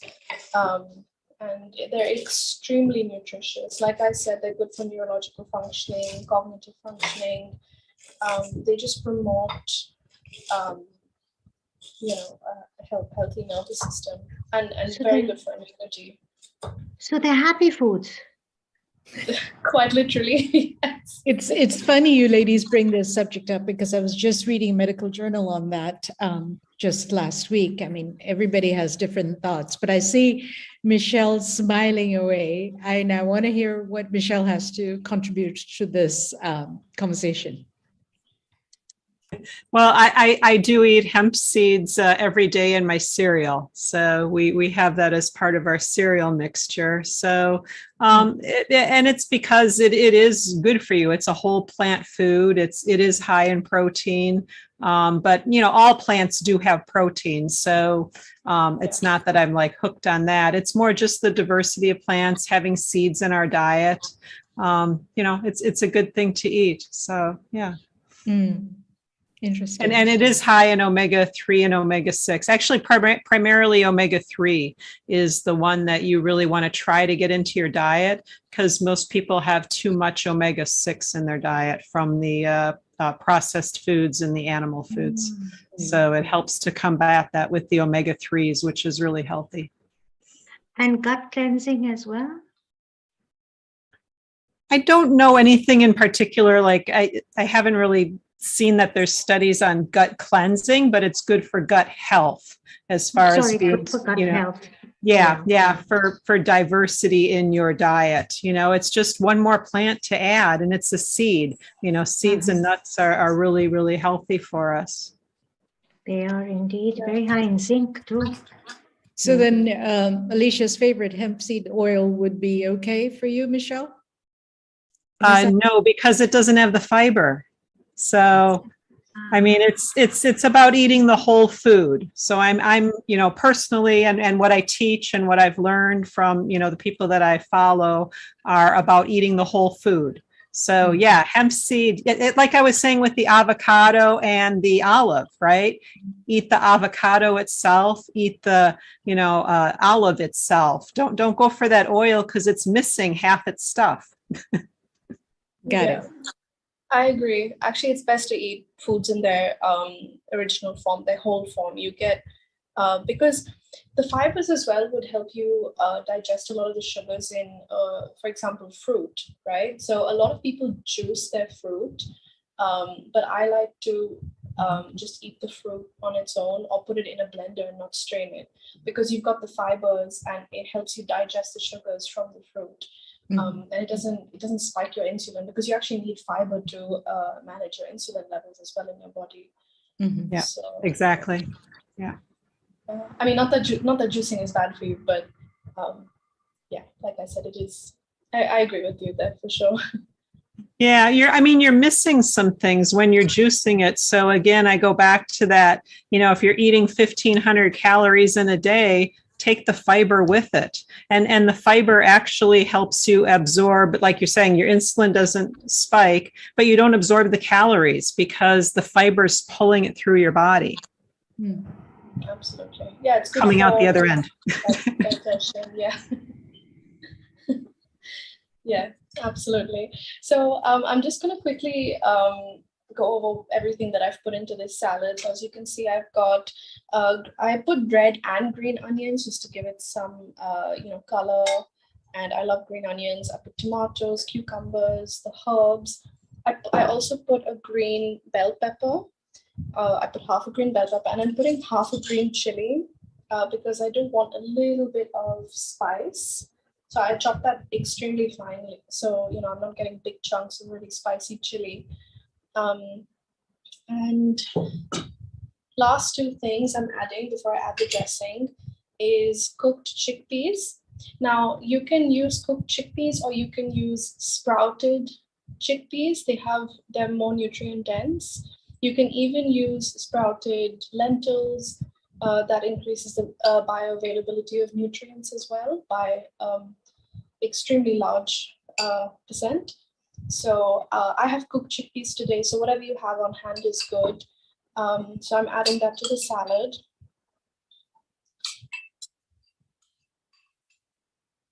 And then last but not least, the pomegranate.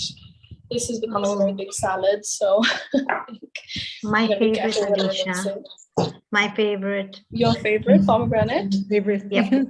Yeah. Yeah, you garnish it on everything, I noticed. It looks I love pomegranate. Yeah, me too. It's like sweet. They're jewels. They're rubies. Yeah. Rubies, garnets. Yeah. The darker ones are garnets, the lighter ones are rubies. Gorgeous. Yeah.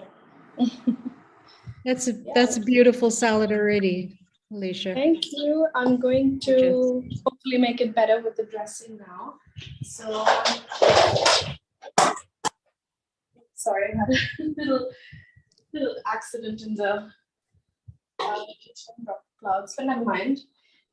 So I'm now going to show you the dressing. I'm actually going to make this in a blender. So let me know if you can see that. We can. Yeah. Yeah. Okay. So, sorry, just give me 1 second while I sort this out. All done.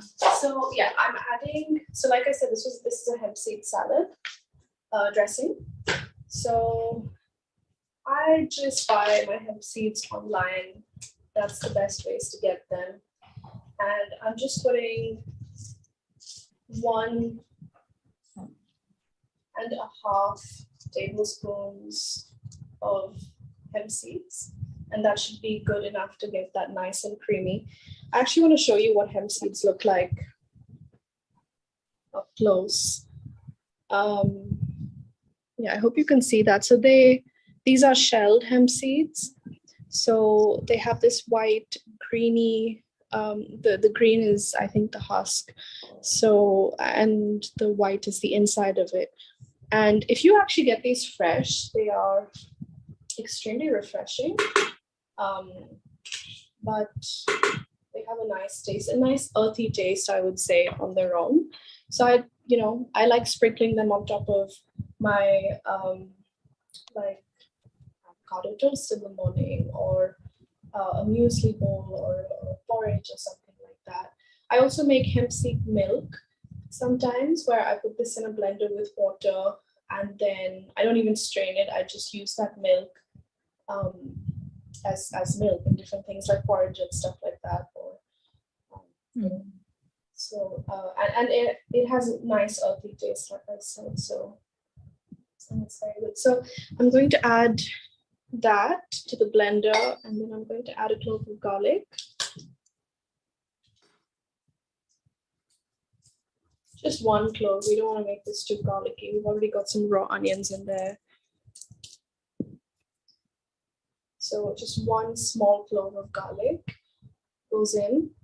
And then I'm going to add a 1/4 cup of water to begin with.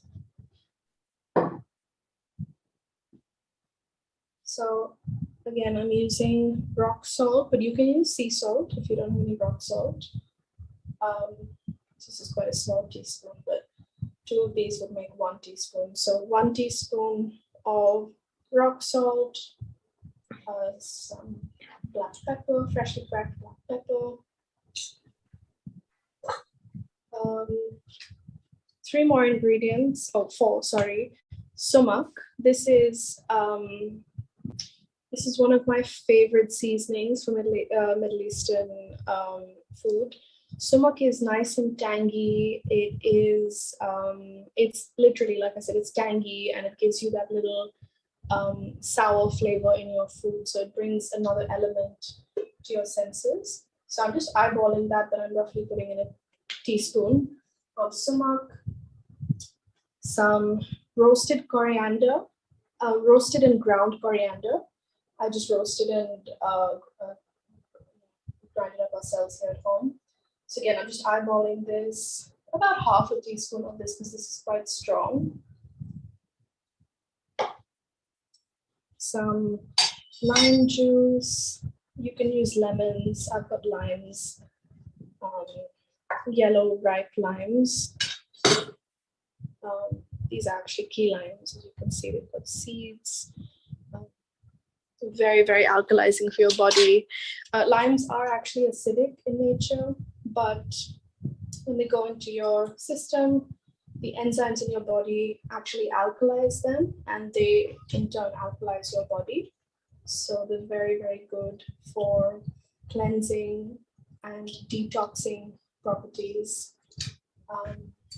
People always say they have lemon water in the morning or lemon water throughout the day. Helps them flush out the toxins in their system. It's because of the limes. So if you can find limes, go for those over lemons, but lemons will do as well. They're very good for you as well. So I've just used the juice of 1 whole lime for now.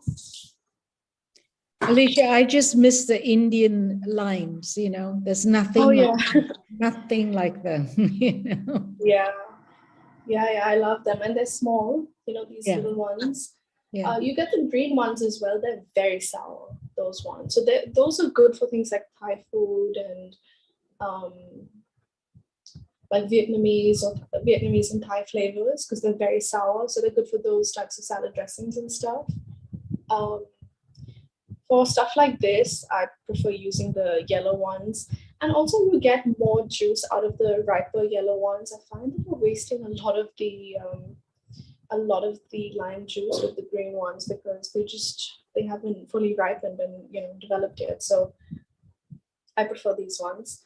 And last but not least, this is optional. You don't actually need olive oil, but because this is a Mediterranean, Middle Eastern inspired salad, I think it's very important. And olive oil has extremely, you know, it's extremely nutritious. I've added about a tablespoon of olive oil, and that should also emulsify a little bit and make it a little thick in the blender. And all of this, will come together and you'll see it'll turn out very, very creamy. So I'm just going to pop that now into the blender and blend this. I hope this isn't too loud. Go for it.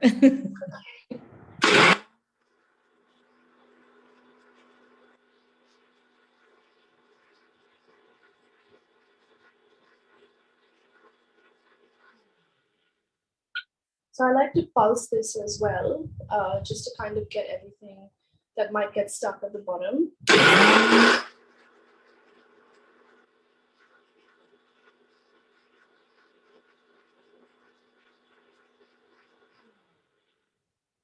Right, there we go.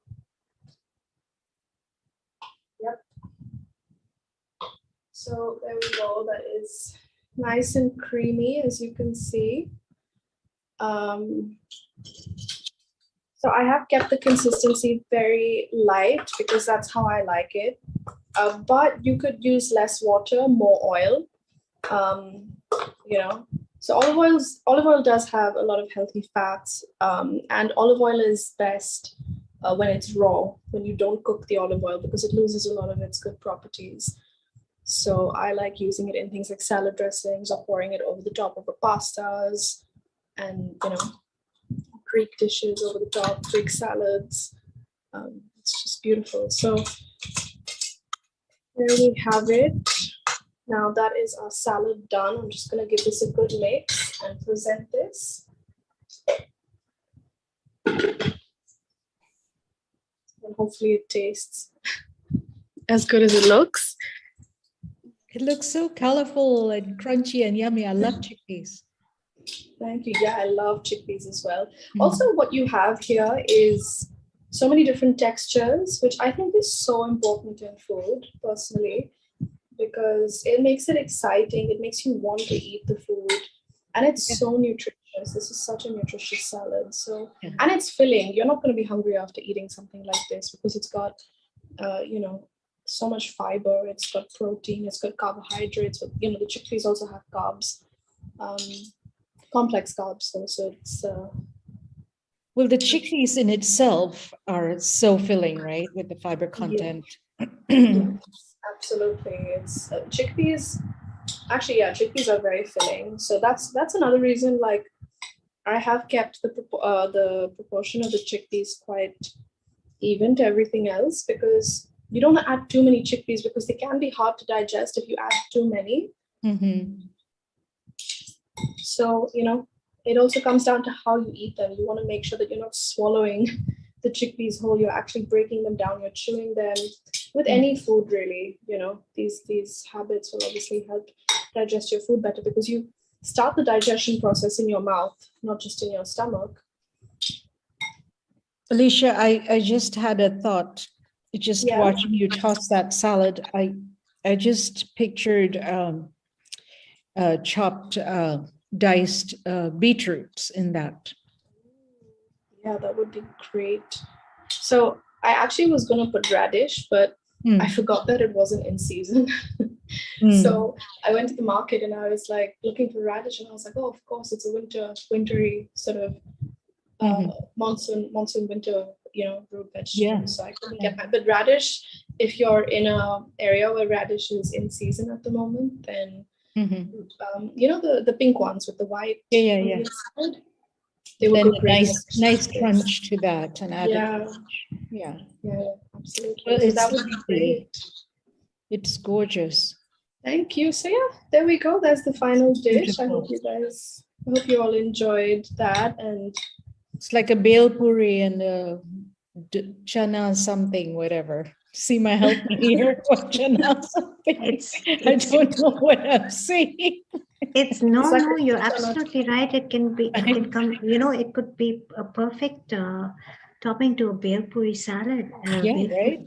Yeah, it would be The delicious. tamarind dressing, yeah. With the tamarind dressing, and I would also stuff it into my pani puri. Yeah, there you go. Yeah. Because it's got the chickpeas for a healthier version of a pani puri with the tamarind, and you get the crunchiness of the puchka or the puri, and you're the pani puri queen, you know that.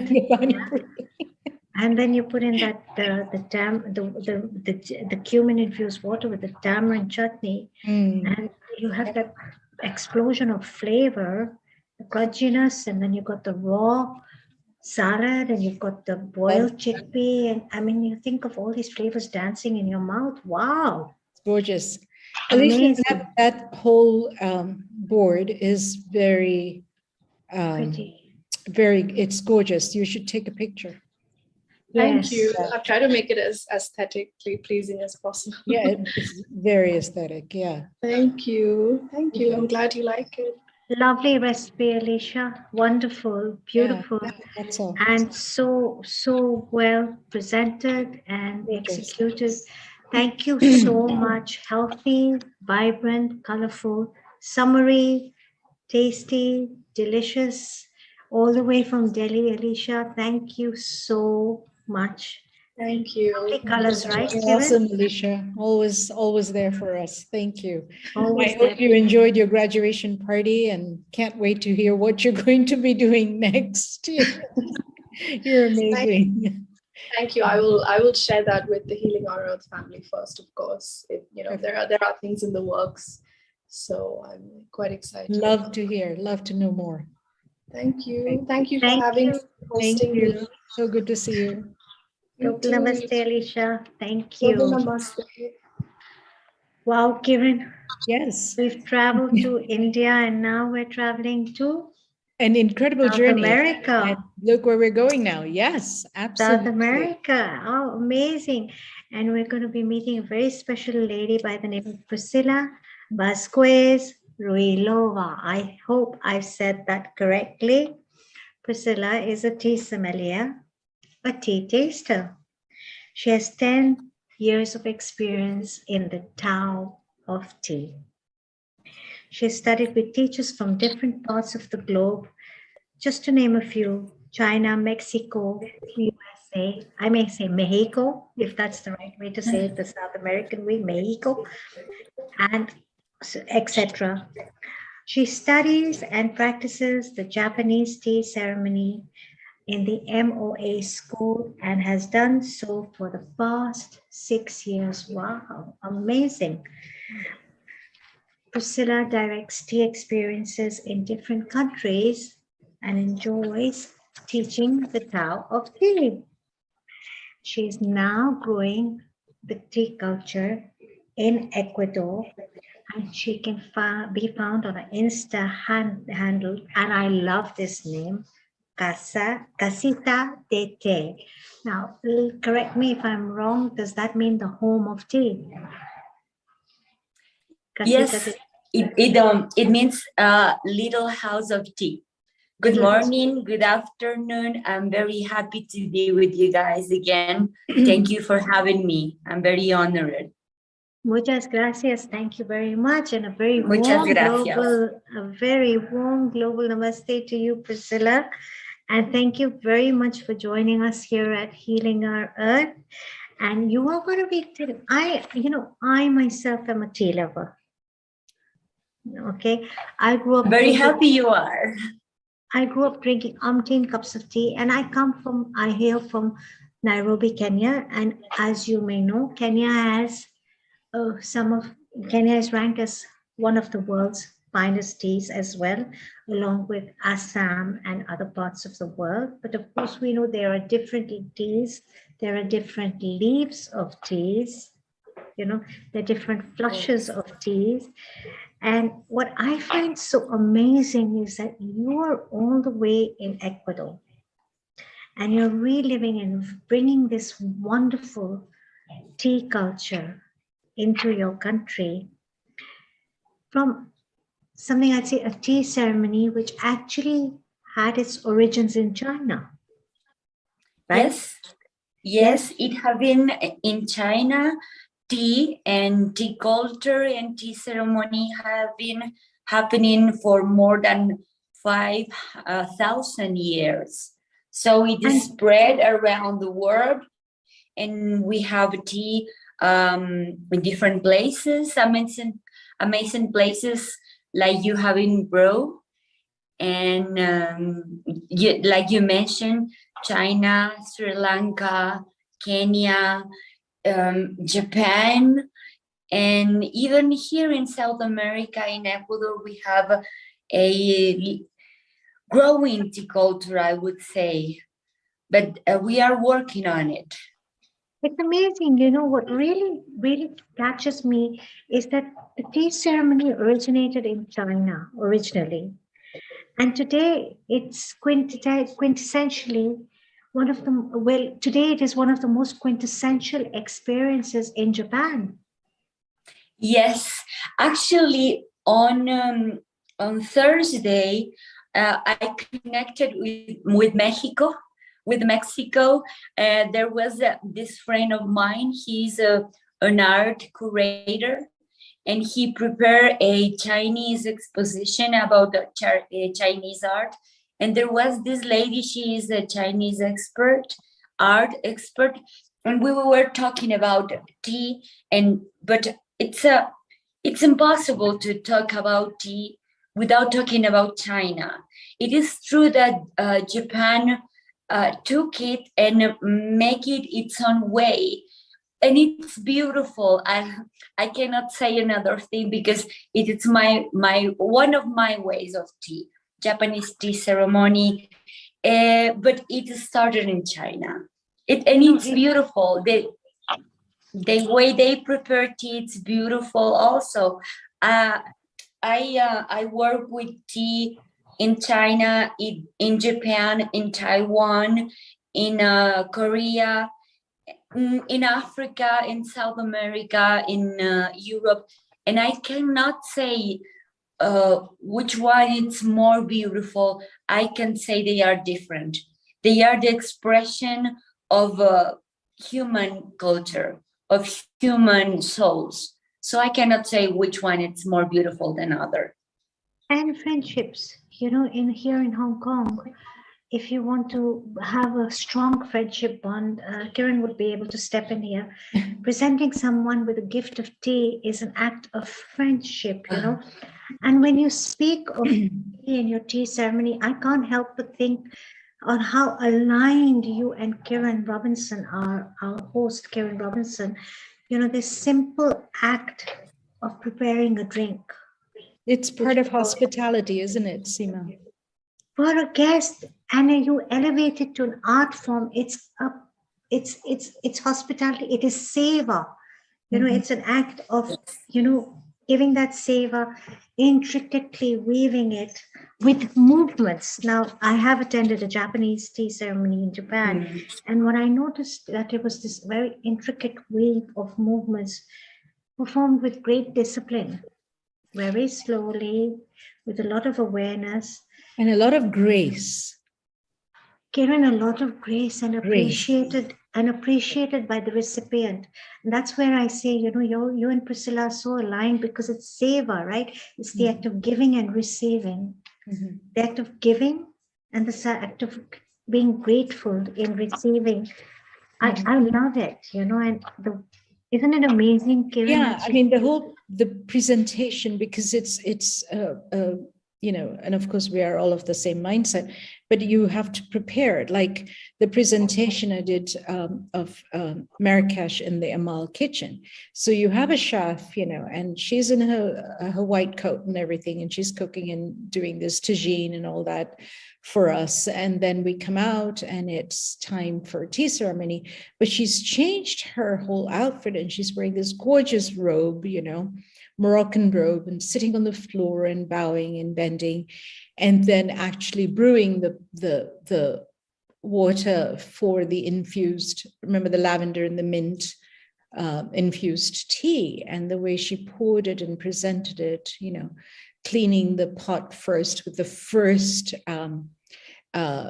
heat of warming, you know, the tea leaves so that they bloom, and then, you know, discarding that and then redoing it again. And it's a timely presentation, but well worth it. It's the whole art, you know, the symbolism of hospitality. You are in my home and I'm here to serve you. And we start with a cup of tea. Very significant, right? Yes, yes, indeed. It's very symbolic. It's you say a lot of things during tea ceremony. It's saying, I care about you. You are saying, you're welcome. Welcome to my home. I care about you. I put a thought in everything I'm going to serve, in teaware, in the tea I'm going to bring to you, in the art I'm going to share with you. It's beautiful. It's beautiful. And I'm going to take care and I'm going to think of the tea artisans that prepare the teaware. And this is something I particularly care about, the artisans that prepare the chawan and the jasen, and that cultivate the tea leaves and bring us the tea. Is something that we need to think more often. There are people working behind the tea that we have in our hands. Very much so. And they work very hard. They work very, very hard. From the hand picking of the tea leaves all the way through the process of it, you know, to down to the packaging till it reaches your home, right? Yes, it's a process. It's beautiful. Yes, indeed. Not only is that beautiful, the tea ceremony or the way of tea, you know, I find let me say this, omtenashi, if it's the correct word, omtenashi, which is a word, Kiran, that coincides so strongly with your passion of seva, because it's to look after guests wholeheartedly.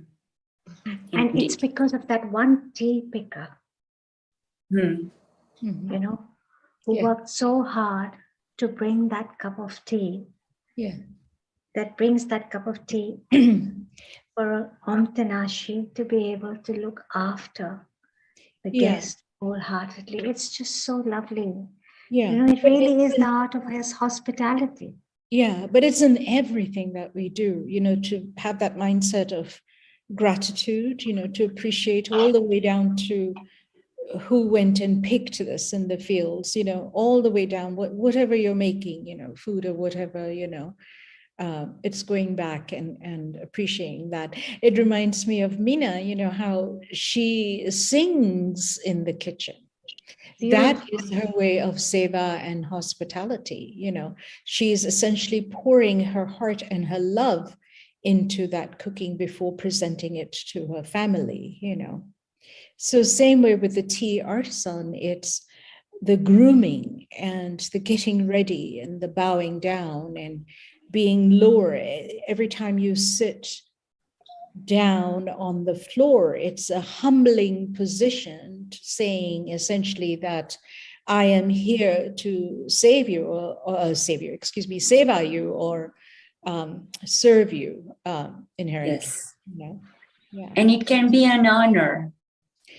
Definitely. It's an honor to serve, and sometimes we forget that. We live in this world that has become, you know, escalating, and we forget to live like in this way. Yeah, you're thinking right. that the only way to live is escalating, and we can Yeah. live in this way. And the difference, Yeah, so there's you're difference. saying There's so not only we're escalating. focused on the vertical instead of Yes. horizontal.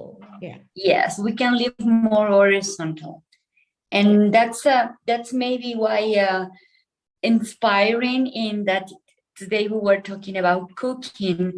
I select some vegetables and fruits from Ecuador that they are handpicked and selected by the people who work with them, and it's like tea. There's people behind these vegetables and this fruit that we have today. It's not just going to the supermarket or the market. There's people behind those, and we need to remember. Absolutely. You know, I always go back to this because this is something that has impacted my life very strongly. I follow a very beautiful spiritual school of thought known as the Art of Living, which is founded by the World Ambassador of Peace, His Holiness Sri Sri Ravi Shankar. He has a huge following in South America, and he actually brought this to our attention. What you have mentioned today, and very powerfully, you said, you know, do we think about that one person who actually brings this to our table? How hard he's worked for it. And he taught us a very small phrase in Hindi. He said, every time before you have your meal, it would be really nice if you could put your hands on top of your plate and just say, Annadata Sukhi Bhava. May the giver of grain, the person who has bought this grain or this food on my table, Annadata, food, be blessed. May they be Sukhi Bhava. May they always be happy. Yeah. It's because you don't realize how hard they work to bring that food on the table. I'm from Kenya. It's an agricultural country. You know, very much like many parts of South America is very agricultural. You know, you cultivate quinoa, you have different coffees, you have, you know, produce, different kinds of produce growing. And and Kiran, of course, goes a lot to Malawi in Africa, so she would know what I'm saying, how hard the farmer has to work. And I say this worldwide, it's not only in Africa, it's in every part of the world, how hard one has to work to bring that grain or that food to us. Okay, Mr. Neil Kumar has just brought up my teas. So let me show you. So I have a tea brand. My tea brand is called Pranayam. So thank you for sharing. When I speak of the art of living, I am a breathwork and meditation practitioner, and I follow the art of living. And this brand was inspired by the yogic school of thought. Prana meaning high chi energy, and yam as in yummy or the sound of the heart. Yum is also the sound of the heart.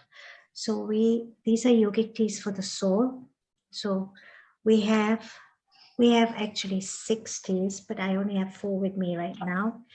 Bliss, which is a composition of green rooibos and spices and vervain. It's a green rooibos, tulsi, which is holy basil, and vervain. We call it the tulsi breath tea because it's really fantastic for coughs and colds. Yeah, and it's a very calming tea. Then, of course, our tea brand started with, again, what's handed down from grandmother to granddaughter, which is a masala tea. Now, Priscilla, we celebrate diversity through our teas, okay? And you know how much I love South America. So I don't know, we started blending our masala tea here in Hong Kong, and it started with just a group of friends. And this is the first tea that got branded, actually, Serenity. And the reason why we call it Serenity is because it has a story of my siblings and I sitting with our parents on our balcony in Kenya, enjoying cups of tea together on a serene Sunday afternoon in the cool breezes in Kenya. But when I speak about celebrating diversity, can you see the South American red peppercorns in our tea? Yes. Oh, that's lovely. Yes, so instead of black pepper, we put in the Latin American red peppercorns or the South American red peppercorns. And So very colorful, of course. very colorful, and we celebrate diversity through our teas. Then we have sencha and mint, so you could say it's like a Moroccan mint tea. Kinda. We made it very smooth by putting in sunflower blossoms. You know, we put in sunflower blossoms. You can't see them; they're hidden in the leaves. So we have sunflower blossoms in this. So it's a mint tea, like a Moroccan mint tea. It's sencha from Japan, but it goes down very smoothly, and that's presence. Why presence? Because it wakes you up and brings you into the present moment. Beautiful. Right? This is bliss because, you know, it takes you to a state of calmness. And our best seller, I have to say this, again with sunflower blossoms to make it all smooth. Yeah, you can see the sunflower blossoms here. Totally. Beautiful. And Nirvana, so it's sencha from Japan, and we have peach pieces in it. I have to keep the leaves away from my children because they pick the peach pieces out of them and they eat them. Of course and they say, oh, do. yummy, mommy. And I'm like, leave it, it's my tea, for God's sake. This is our best seller. And then we have energy. We have but even energy. the whole packaging, Seema, it's gorgeous, you know. So Kiran, this my mother was a tea lover, and as you know, she was in the food industry. She had a catering and small unit in Kenya, and she wrote a cookbook, India, the Cuisine of the Kings. So when I started off with this one tea, I was selling it generically, you know, open in packets in Hong Kong, and a young boy came to me from the Art of Living, and he said, you know, called me Didi. He said, Didi, this tea is beautiful, and I'm designer, and I've worked with Jaguar in Germany, and I think yeah, he kept saying yeah. I think you really need to brand this tea, yeah. So I said, okay, what can you do? He says, let's work on the packaging. So he sat me down and he said, tell me all about your tea. So there was a story. It's a story about recipes that are handed down from grandmother to granddaughter. As in the masala tea. It's recipes about yoga, meditation, and celebrating diversity through the Tao of tea. Sure. You can say. Sure. And he said, what touches you the most about this? I said, my mother. He said, and what is it that you have of your mother's that you want to keep alive? I said, you know what? I said, my mother was crazy about saris, okay? Indian saris, silk saris, and with three girls, okay? And after she passed away, my mom's sister, I'm the youngest of three girls. My siblings are 9 and 7 years older than my aunt came in, my mom's sister. And my dad said, you know, you just distribute everything equally. I want the girls to love each other. I don't want them to fight or anything. And we do love each other and we don't fight over these things. So she said, she's so naughty. She said, Seema's the youngest, so she gets the first choice. So my sister's always telling me, even when mommy, you were the youngest, you got your way, and now Masi, you're getting your way. So I chose all the nice saris. So these are all my mom's saris were very beautiful. These are the colors of my mother's Southern Indian silk saris. Beautiful. Each one I took out and we with the cans with these. I mean, you can see the Indian silk sari colors in here. Sure, I saw that right away. Just like the story. I mean, you talk about your mom is like when I was doing your article, I was like, tell me. And then we found the core of who is Seema. It's her mom. Who's a mom? It's my mom. We got that story. So my mom and my grandma. I think this gentleman did a great job. You know, he got your fantastic story. And look at that. And he said, what touches you most about you're in some first generation East African Indian. He says, what touches you the most about your heritage? I said, look, Yeah. I love Kenya, and I love the heartbeat of Africa, and I love the drum beats. He said, but your tea is yogic. He said, so I said, I love the henna emblems. Wow. They did a henna emblem on each tea. He's a very smart guy, and I mean, God bless him. He's coming into Hong Kong next week. Yay! Nice. Yeah. Yeah. Nice. That's beautiful. Bless him. Bless him. Yeah. Love the And our the love is a colors. combination of He oolong. really got you. He Yeah. really He got got you. me. He Completely. got me. I think this is the beauty of tea. Yeah. Tea really got you also. Completely. It gets you. It gets you. It gets Really, you. it really Tea gets you. And if you go into the offices here in Hong Kong, you see, I mean, Michelle, everybody has a mug of tea, right, with the rose petals, and either the pole or the jasmine, or everywhere you go, there's tea. We're surrounded with tea. We're surrounded with tea shops. We're surrounded with tea ware, ancient tea ware that you can pay an arm and a leg for here in Hong Kong, ancient pottery. And they have beautiful tea shops as well with amazing variety of teas. But, going back to your brand, it's perfect, the packaging, like I said, and it's something that I would display on my countertop. I wouldn't tuck it away in my pantry, because it's gorgeous. It lights up the whole kitchen counter just with that. And then what I would do is I would just, for Christmas, holidays, birthdays, I would buy the whole collection and give it as a gift to a friend. And actually, I think the packaging helps to keep the tea and almost everywhere, because you need to keep your tea very safe, because tea easily gets smells and humidity. Yes. And it keeps oxidizing. That's why tea is very easy to blend, because it gets the smells and flavors from the fruits and flowers and the spices you blend with it. So it's easy to blend. It's easy to not blend, to get the smells and humidity around. And being a big package into actually packaging like your tea is, it's done. I think it's perfect. You can keep it almost in everywhere. I do not recommend to have it in a kitchen.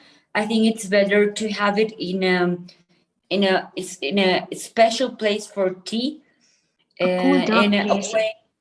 Yes, and A cool, away dark from place. yes. I And would bring away them out from- I would bring them out on my kitchen counter when I'm doing a dinner party or something, and I'm serving tea, and those Yes. the canisters would just be awesome,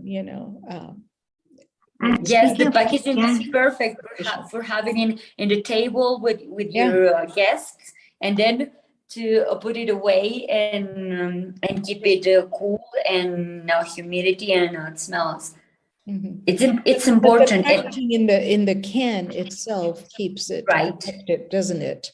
As opposed to those loose paper bags or plastic bags and things like that. Yes, and keep it away from light, because light keeps away the flavor and the amazing smell that I guess it has from the blending that you described. It has.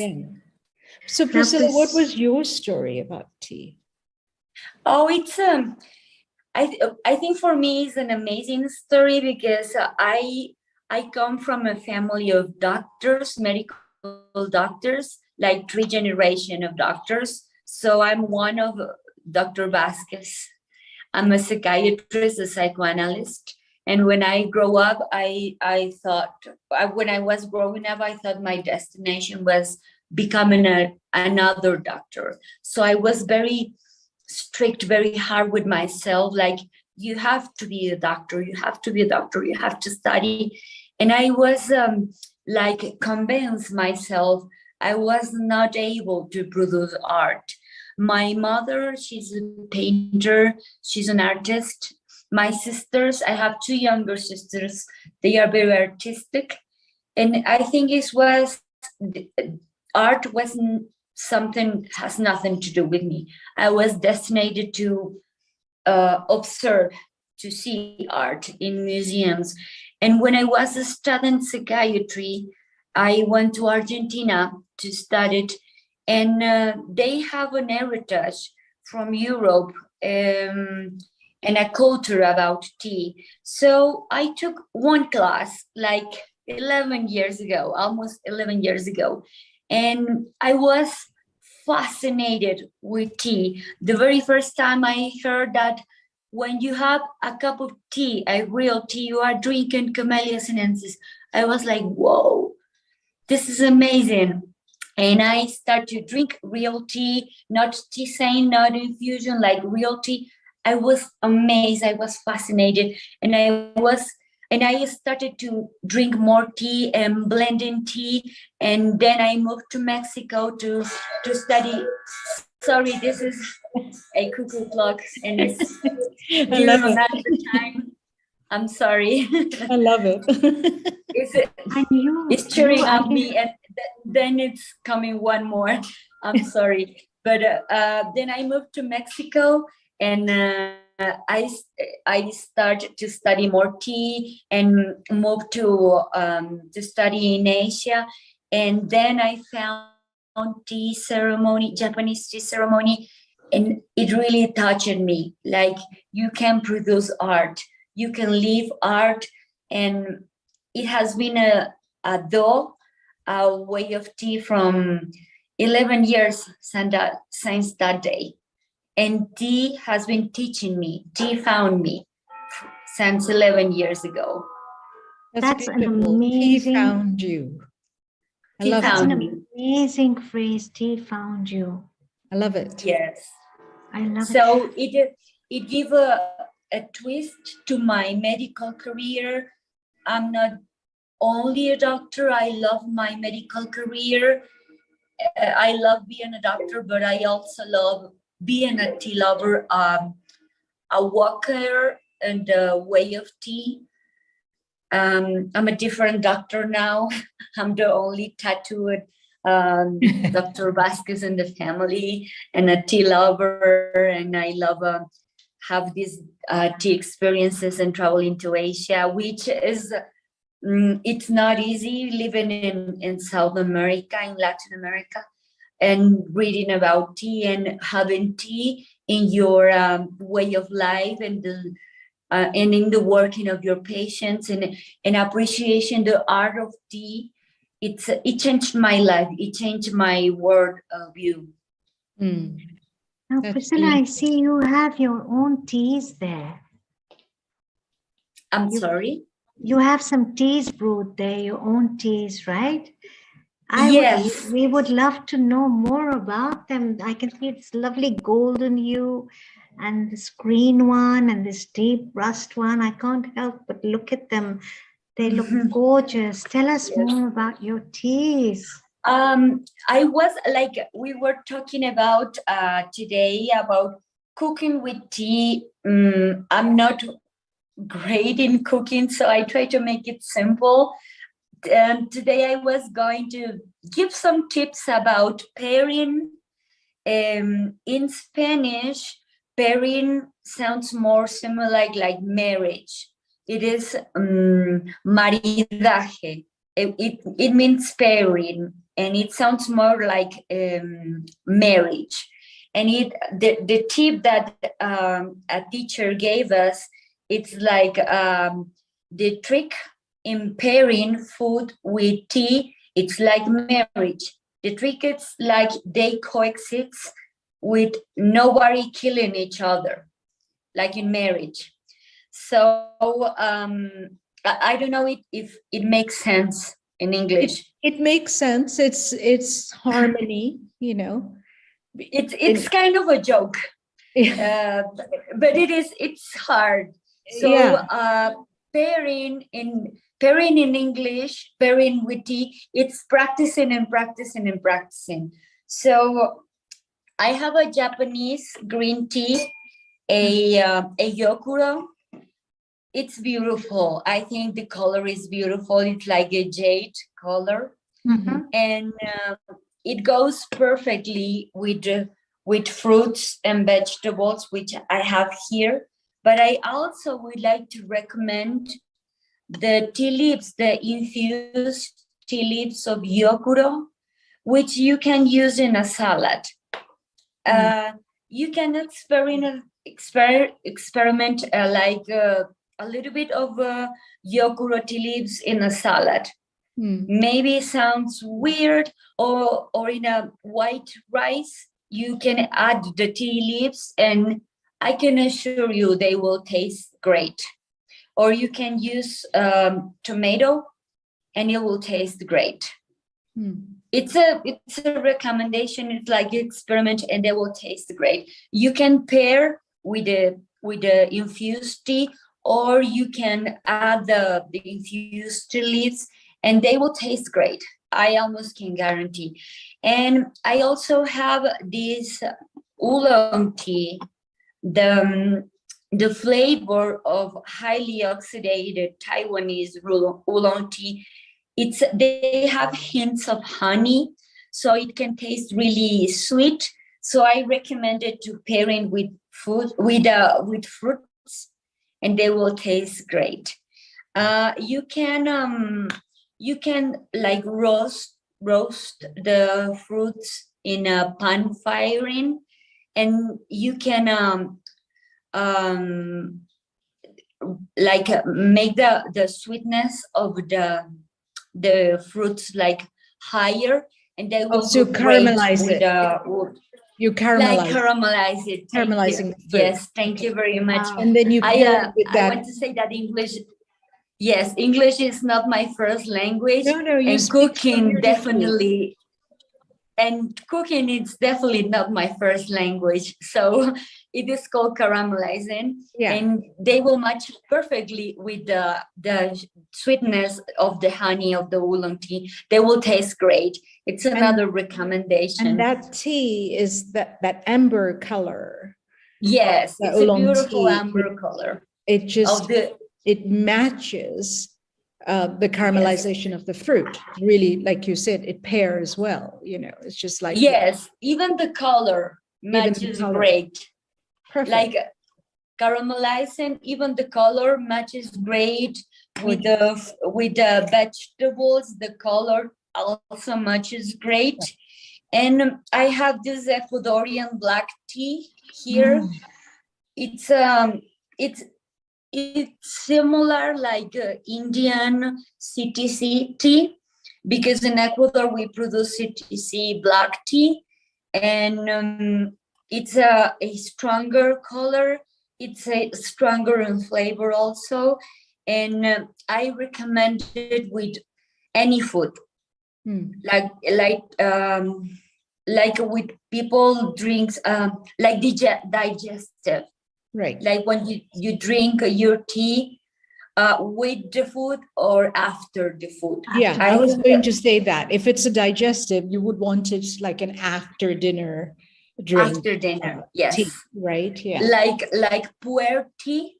It's hard. I think it's hard to cook in with puer tea. It's more like an after drinking beverage. I recommend strong black teas for an after drinking, because there are very mellow and sweet black teas, like maybe a Chinese kimon tea, like for cooking, like desserts, like maybe cookies, or drinking it with probably some drops on almond milk. Like a dessert, and they will be delicious. But probably a tea like this one will be too strong, so it will be an after tea. So is there caffeine? Is there very little caffeine in the tea? In this tea will be it. This is high in caffeine. Higher because it's higher. The tea. Yes. Okay. Yes, and this yokuro, it's high in caffeine too because this is a shadow tea, a shadow tea, which means that when Japanese are producing this kind of tea like matcha, I don't know if you can see the matcha here. Yokuro and matcha teas, they grow in shadow, and they do it on purpose. They cover the tea plants like for 2 to 4 weeks, so the plant got stressed and they produce more chlorophyll. So the teas are very, very green, and they do it on purpose. So they want this green, the vegetable flavor to be very strong. So this will be high in caffeine, but in oolong tea, and not so much. Okay. White tea, if it is not a very high quality, white tea won't be that high in caffeine. Got it. Okay. So were these teas brewed hot and then you've just chilled it and put it in the wine goblets? Is that what you've done? I put them hot, but when it is like your taste. It doesn't matter that much. The tea leaves are by now, of course, cold. But if you are going to add them for a salad, they need to be cold. Yeah, I mean, it's beautiful, the presentation. It's like having a glass of wine with your salad or your dessert or whatever, or after dinner drink, to serve it like that. And then the colors are very inviting as well, and the way you match them in your presentation, the way you match them with the vegetables and the fruit, it's gorgeous. Yeah. What is your audience's take on this? Are people like really following you and into this and enjoying this? What has that discovery road been like? When I mean, I'm talking about experiences in South America. Like right now in Ecuador, we are leading people in these experiences. When we serve a table, people sometimes they don't know what to do. So we are leading, like, taste this with this, and we are explaining because it's not very common yet. And when I have been doing this, even in Germany, that they have a tea culture, like a tea heritage, they need to be guided, especially with the Asian teas. Sure. And I think it's not a burden. I think it's fun. It's interesting to guide people and what you are trying to do. Yes. Because in Europe, there are used to black teas, and if you are using Asian teas, you need to guide people. And if you are doing it with Asian teas and Asian people, you need to guide people with black teas. I think we all need a guide. I think so. I think the education part is important, especially when you are, trying to promote something so different. You are essentially using tea as pairings with food. Yes, instead that's the experience I talking about today. Yeah, it's a very unusual and lovely concept, and for that there has to be that education, because you want something that you believe in, it's good, and you want to be able to articulate that to your audience so that they can enjoy it, right? That's awesome. Yes, so that's the part of tea that I like. I like education in tea. Because I tried once, like almost a year of selling tea. It's definitely not my strong point. I like teaching about tea. Yes, you're definitely a teacher. We can tell. Thank you. Probably I talk too much, No, but that's not at all. thank you. Thank you very much. No, that was lovely. Don't you think, Seema? That was a gorgeous presentation. Very lovely discussion. And, you know, Karen, we're going to be having more and more of these Tao of Tea discussions with Priscilla and knowing the way of tea and getting, you know, more people on board to share their tea experiences, you know. Yeah, that would be great. And, you know, you mentioned the salad program earlier. How wonderful to be in touch with Priscilla and say, we're going to do this salad, you know, a couple of these salads. What tea would you pair with that? And bring it. I love it. Right. I love it. I think, and like I said, you're the queen of salads.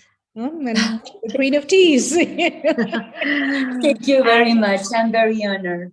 Thank you. Priscilla, thank you so much for coming on board. And Kiran, thank you. You know, today's been such a lovely day. Yes. I want to thank everybody. You know, I want to thank Michelle. I want to thank Meena ji. I want to thank Alicia, Kiran, your presentation, Priscilla, Tao of Tea. It's been, you know, it's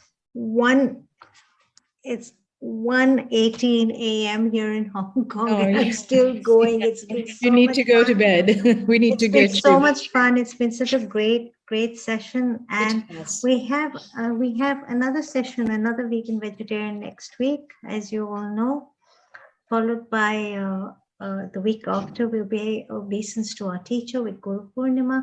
And after that, we have our integrated health forum. But now, Kiran, as you and I say at least as I say goodbye to everybody. How do you? And sign off with a very warm global namaste. Absolutely. I know you're going to be traveling. Yes, I will be gone next traveling week. to the USA with Sharon Rose. Yeah. And our founder director, Mr. Neil Kumar, has just pulled up our future events, as you can all see. Vegan Vegetarian next week. Again, very exciting session. Followed by Guru Purnima, paying obeisance to your teacher. Followed by our integrated health, very powerful conversations on transforming healthcare. And on that note, I'd like to say a very warm global namaste to everybody. Thank you very much for having me. That was so lovely. Thank you. Signing off from Hong Kong. Yeah. And yeah, looking forward to next week, guys. Thank and you. see Get you, to bed Priscilla. now. Bye-bye. Bye-bye. Miss Sharon Rose, how are you? Namaste. Oh, namaste. Welcome Well, to you. How's everything going? We're happy here because we had just no rain. No rain. Months. No rain. We were doing special pujas to bring the rain. Now it's raining every day. Everything's growing like crazy. It's beautiful. That's awesome. Let me quickly introduce you.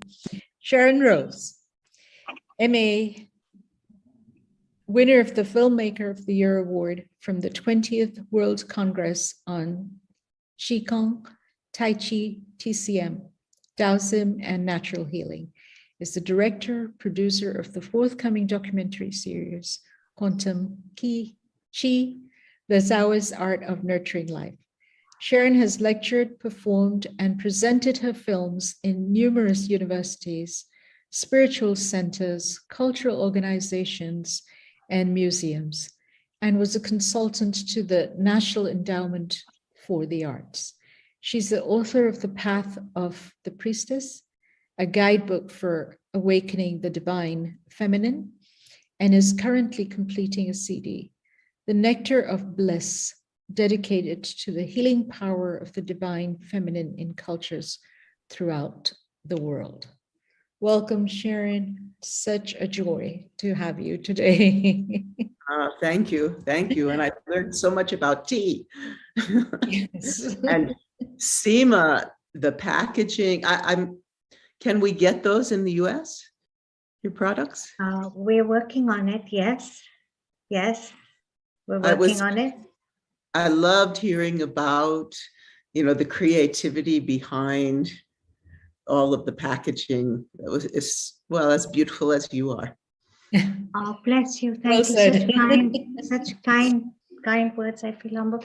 I can send you over all the information. We have a whole, a whole story, we have menu inlays. We have, I mean, the branding is done beautifully. I mean, everything, tea descriptions, benefits, etc. It's all there. And I thank you for your kind words, Sharon. It's so good to see you after I've been traveling, right? I've been traveling, so I'm finally back in Hong Kong, and in this sweltering heat, Kiran, you know what I'm talking about. Yeah, the humidity especially, that's so The trying. isn't it? humidity zaps you. You know, I got out yesterday evening thinking I was very sensible. And I said, yeah, I won't go for a walk in the morning like all my other friends. I won't go at midday like my other friends. They're crazy. I don't know what's wrong. I said, I'll go in the evening. I'll be the smart one. I was out for 45 minutes. I was wet when I came home. That's Hong Kong. And does your hair get all big and frizzy? It gets all frizzy, and then you really have to tame it down, Hong Kong, everything gets frizzy. And you have to carry a big bottle of water with you everywhere you go. Right. Which is really good because you're replenishing constantly. Yes, absolutely. Having said that, I am in a food lover's paradise. You know that. I know. Hong Kong is a food lover's paradise. I It's know. amazing. Enjoy it. I'll Basket. show you what I'm enjoying. Let me just. I've been Yes. feasting on these.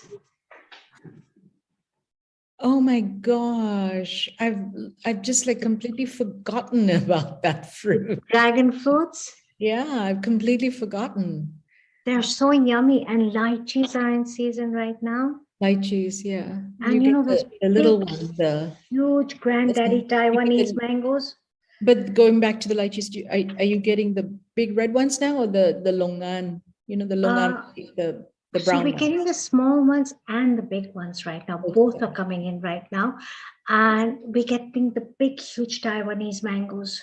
Oh, wow. The Nice. big ones, like one mango is enough for 3 people. Yeah, exactly. Kind of. The huge. We're getting those. We just devoured them, right? Devoured them.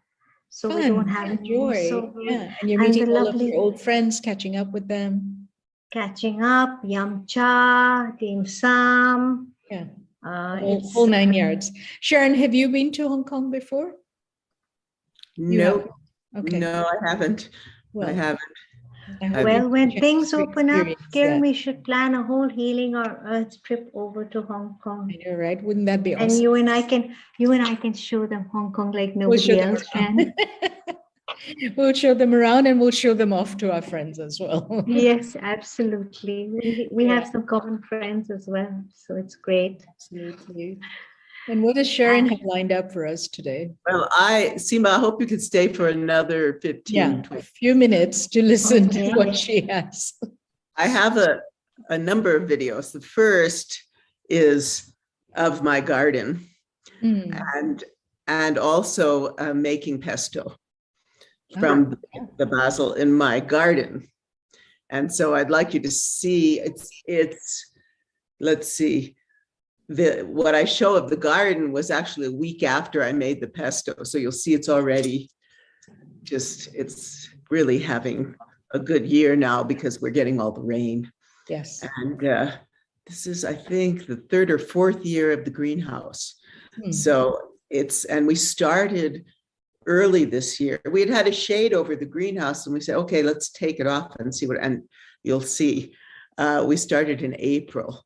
So I think by the time we reach, September, the tomato plants will be up to the roof. So let me share this with you. Thank you.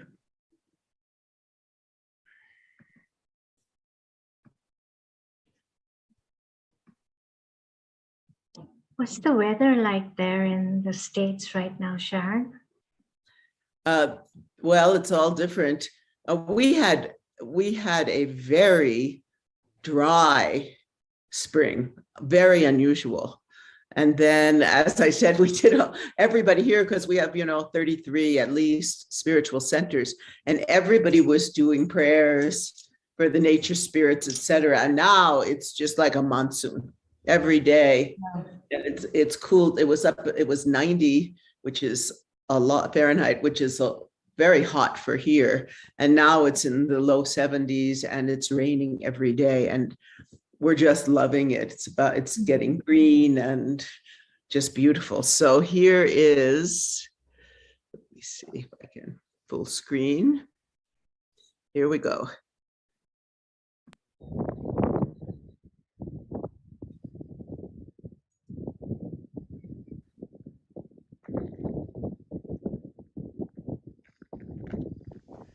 So this is our berry garden. And we have, you can see here, these are in India, you'd call them amla, we call them gooseberries. And we have a lot of these. And over here, we have raspberries. This is raspberries, and this is rhubarb. So we have a bunch of that growing.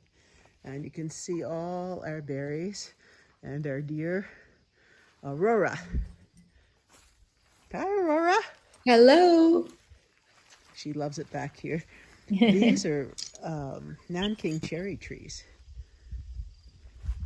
Wow. And then here is the outdoor garden. So, of course, we have tomatoes. Oh, Lots look at of that. tomatoes. How many acres is your whole space there? I don't know. We have 13 and a half acres. Okay. I don't know how big. Then we get to our chickies. Hello, chickens. Hi, girls. And then here we have all different kinds of peppers. Jalapenos, serranos, cayenne, all different kinds. This is cabbage. Over here, right here, I'm starting some sugar snap peas, and it's Brussels sprouts and artichokes. And over here, we have cilantro, parsley, chives, and lettuce. And then these are strawberries. This is the first year for them, so they'll take a while. So how long did it take to plant and how long did it take to plant and grow the strawberries? This whole group here, We the planted first two about boxes, 2 months we ago. have potatoes. 2 months ago, okay. So they won't be coming up for a bit, but we can eat them all winter. And then in the very back, by the chicken house, we have onions growing. And here is our beautiful view of the mountains, and there is the greenhouse. Here we are in the greenhouse, and what's this? I bet you recognize that. Tulsi. And here are snow peas. Behind them here, they are onions, scallions, and cucumbers. And then here is garlic. And that's some mint down there. We're trying this new vertical growing here. This is all lettuce, as you could see, romaine. And this is lemon balm. Here we have some dill and more snow peas and more cucumbers. And so we're going to look at some really cool stuff now. These are our gigantic cabbages. And we're growing some more right there. And then over here I have some calendula, lemongrass growing, and some nasturtiums, rosemary and lavender. And then I'm starting some broccoli over here. And let's see, now we have tomatoes. tons of tomatoes. Tons. Look. Oh, here's some actually starting to turn to orange. Lots of tomatoes here. They're going pretty high for this time of year. In fact, look over here. That's the roof. So they're going pretty high, and they're all producing. They're hidden now because we've tied them up. Lots of tomatoes. Lots of them. Then we're going over here, and we have our basil. This is our basil. Keeps growing. Over here we have some lettuce, and we just started some bok choy. And then over here, more lettuce, and that is pretty much we're going to be pulling that up and finishing that. And then we have our more peppers. So it's going to be a very interesting year. We're going to walk through again. And there's one more thing that I wanted to show you, and we'll see how these do. I just planted these roselles. So roselles are hibiscus, but edible hibiscus, very high in vitamin and antioxidant, and delicious. So that's, oh, here's some dill right here too. So that is the story on, I think this is the 24th of June, 2022. Global Namaste to you all. I'm Sharon Rose, and today we're going to make some pesto. So follow me.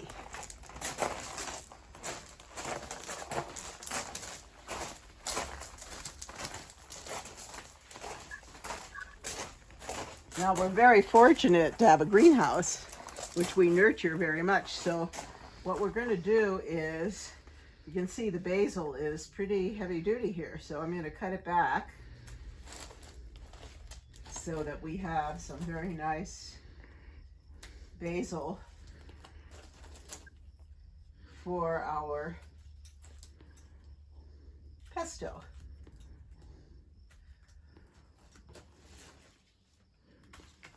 Generally, if you cut off the tops, then it'll just keep growing. You'll have basil all year,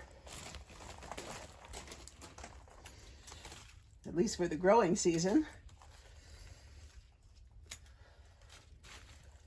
You can see some of this is starting to flower, so we definitely want that part.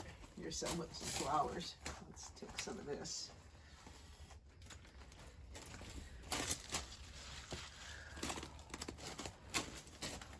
And back here,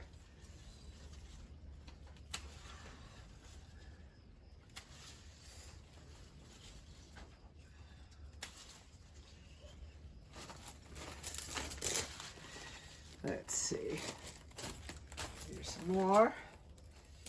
Let's get this one really.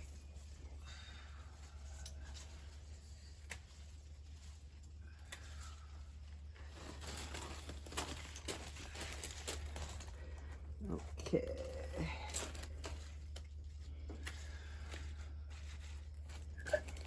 Basil has the best smell. You know, it's used in Italian food, it's used in Thai food. In fact, there's a special Thai basil. Let's see if I can get this one. Okay. I think that's enough. Yeah. All right. And if you're really lucky, you get to have also some fresh, look at this lettuce. This lettuce is so beautiful.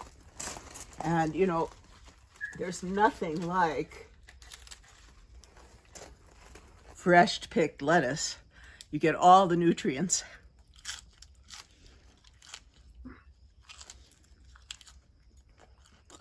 It's so delicious. It's so good for you.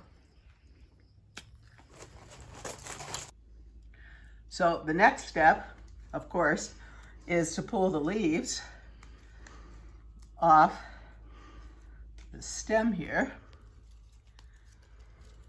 So that takes a bit of time. You definitely don't want to get the flowering part on the top.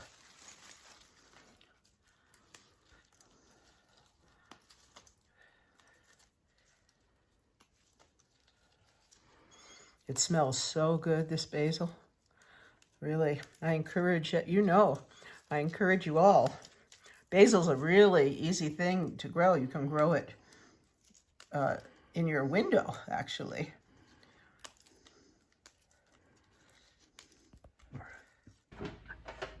All right, well, the next step before we start putting this together is, of course, to wash your hands.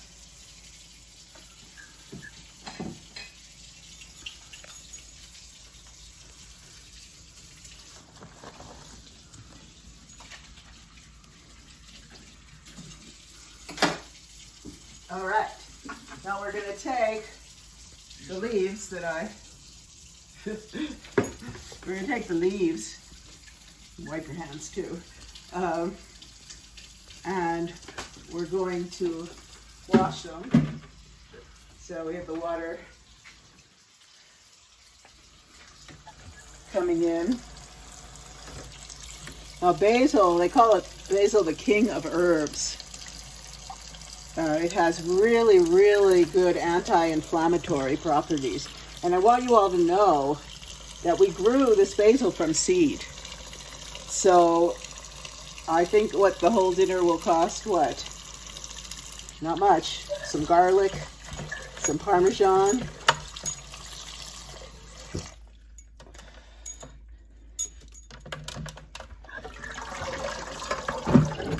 Salad spinner, here we go.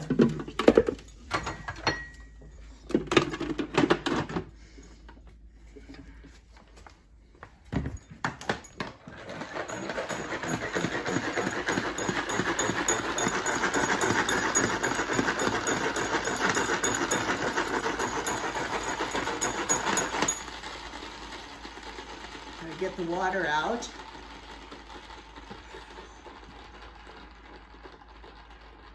I've been making basil for many years, basil pesto for many years, and people always love it.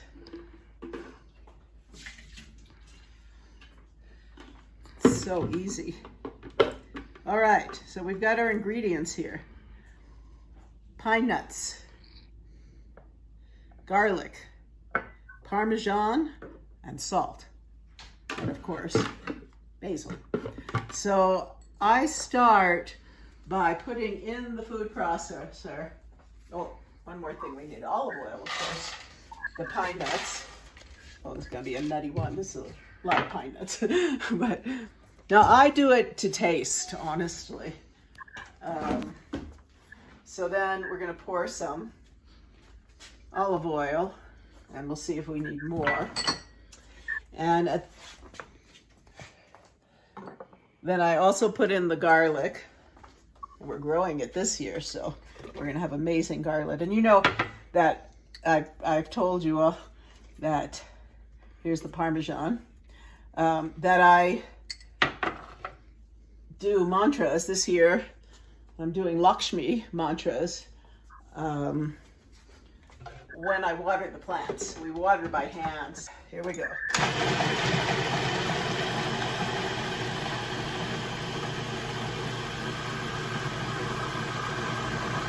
So let that grind up.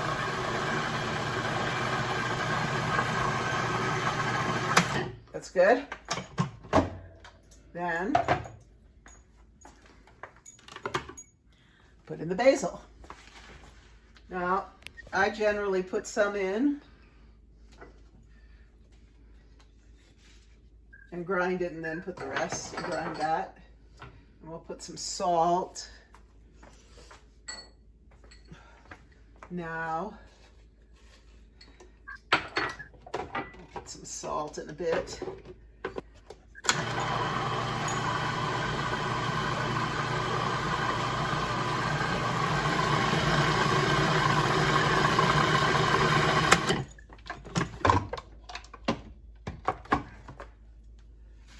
We'll put in the rest. Ooh, this is going to be a good one.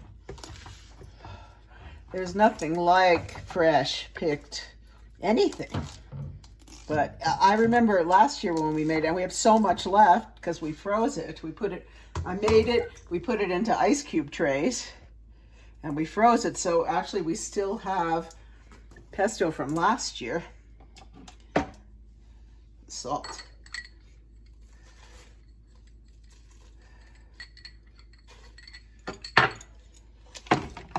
Here we go.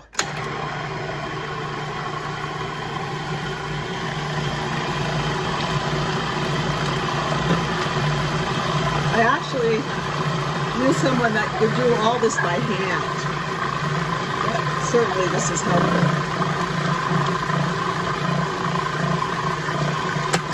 Okay, now here comes the taste test.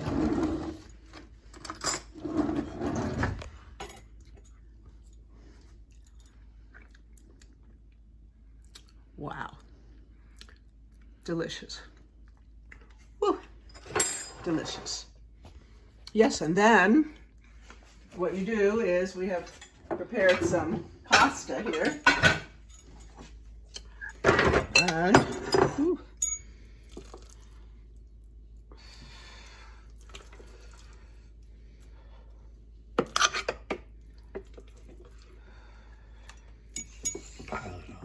good. More. My husband's here filming, telling me more. You want me to put all of it in? Yeah, pretty much.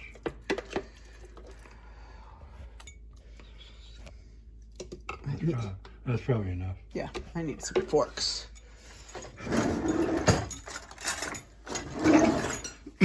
Here we go. Mix it in with the pasta.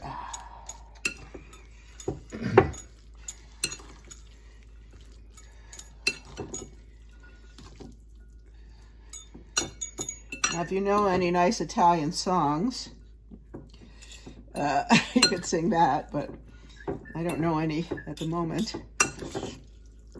I can't think of any. I used to know some Italian songs.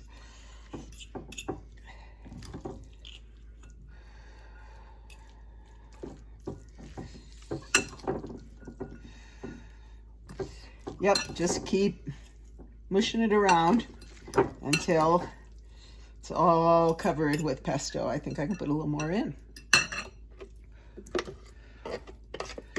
Also, sometimes we like to make the pesto and just put it on bread or crackers.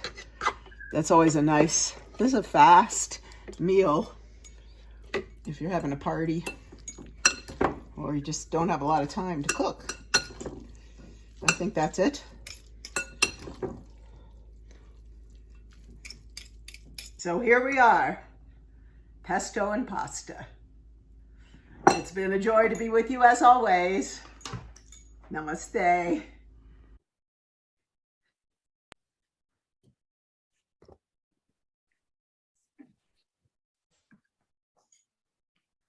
Hi, Sharon. Hi. That was lovely. You know, when you did the last part, you put the garlic in, and I was like, I think I can smell the garlic. I love pesto. I love pesto. I was like, I can smell it. I want to eat it now. Dive into that big blender of yours. We had a party. I'm so hungry. Yeah, I I'm bet so you hungry are. now. Me too. We had a party and I made pesto and Yeah. people were piling it on their plates. Right. Also, we had salad from the garden. Sure. And they, when we ran out of, because I had made pasta, we ran out of that. They were just eating the pesto. Just It's so yummy and fresh and vibrant. Now, you mentioned freezing your pesto from the previous year in, Yes. you know, ice cube trays and all that. The color changes though, right? It's a little darker. Darker, yeah. So how do you handle that? That's fine. And Nothing, you just, yeah. we like to put it on. They have these like, they're called bobolis that are like the base of a pizza. Yeah. So we like to put it on there and Yeah. then put some sun-dried tomatoes. Yeah, exactly. I was thinking the same thing. Cook with it, once the color is done, because you don't want it on your salads or what have you. Actually, last night I took some of what we saved from last year. Sure. And mixed it with all new, and it was really good. It was really, now this year, what's interesting, we bought a lot of pine nuts last year, but we went, the pine nuts are now $1.5 pounds or like $45. So that's outrageous. And so, like everything else, I don't know how it is where you are here. The prices of No, it's food. expensive. It's number 2 on the list. I think the first one is macadamia nuts. And then pine nuts is number 2, But I did find some wholesale that are like 5 pounds for about $100. So I ordered that. We'll see how that, because then it's more like, 20 a pound or something like that. So we'll see how, but Peter May, who's been on the show, and I have a little video of him too. He is now feeding the trees, an alchemist, and he's and he's also a musician. I'll have to have him come, and he creates plant music. He hooks up this device and then does these big events with his oils. He anoints people with these oils, and then has his whole musical event. And next one I'm going to record for all of you. Interesting. That would be lovely. Thank you. But he is now, we have lots of pinyon pine trees here. Known for that, but usually they only produce the nuts every 7 years. But he is now has some kind, well, I'll show you, you'll see. He has this mixture that he's feeding the mother tree. And then that's creating this bed of mycelium, and they're producing cones, which is unusual. Amazing. Yeah. So I have a video of him also. And so we're hoping that if they produce, then I'll have the garlic we've grown, the basil we've grown, and the pine nuts from Crestone. So I'll just need like the olive oil and the Parmesan. All comes together, all the ingredients for your lovely pesto. Yes, yes. And as you can imagine, it's a lot of work for my husband and I. We do all that ourselves. All of the planting, all of the harvesting, everything. All of and we don't have a watering system for some reason. I don't know why. So we're watering by hand. Fortunately, now the outside garden is getting plenty of water without us having to do that. But yeah, so I'd like to show you this video of Peter. This is from yesterday.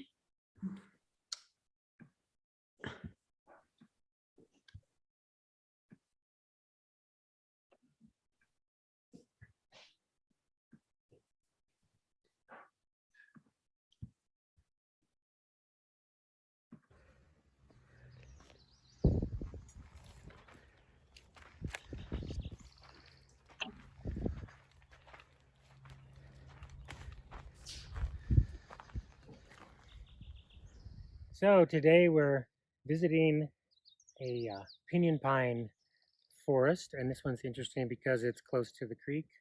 A lot of times they will come close, but not too close because they don't like a lot of water. But what they do like from time to time is fire, but not fire in like the giant wildfires, but the very low intensity fire. And we haven't had a lot of those. So what we're doing instead is we've come up with an alchemical substitution for what we call good fire. And when we burn with the good fire, the clean out fire, the low intensity fire, we have produced this ash. And it's a very small amount of the ash, it's the white ash. And what we found is that when we're in a meditative state, we can qualify that ash that's burning. That's probably the biggest secret you're going to hear today. And we can demonstrate it. For instance, my sister wanted milkweed because she loves monarchs back in Michigan. So last May we went and burned. She had no milkweed plants, but that was the intention. We meditated, we burned. Fire kind of showed us. And a month later, there were milkweed plants all over the place. And then the monarchs came back. So we're bringing our spirituality into action. We're integrating because other things are, in a sense, depending on us, and they have depended on us. Because who can bring fire of all the beings, right? We can. Sure, the thunder dragon can bring it, but we can bring it in actually the circumstances that could really be beneficial. So when we can't bring fire for whatever reason, we bring what I'm calling the mother tree food, which is the trace elements, the affected microorganisms, shilajit mud, endo and ecto mycorrhizal fungi, and really good water. And what we do is we put this on the base of the trees, and ideally we even give it a little pile of what we use as distilled chips, and then we create this mycelium nursery. And what's happened, and these are kind of new, these trees are new to this whole process. They're looking pretty good, and there's a few cones being produced, actually quite a few. And we're picking this one because it's one of the bigger trees here. But if we feed this tree, then this tree kind of acting as the mother, and it's a multi-stem tree, so there's other things going on.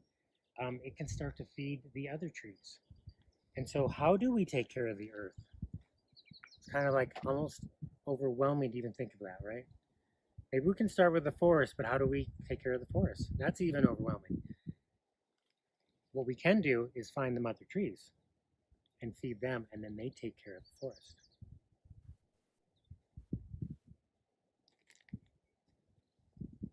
So we would take this 16 ounces if we wanted to support the tree to be as healthy as could be, and perhaps give nuts. It's going to give nuts on its own, according to its own natural intelligence. We're not forcing it to do so.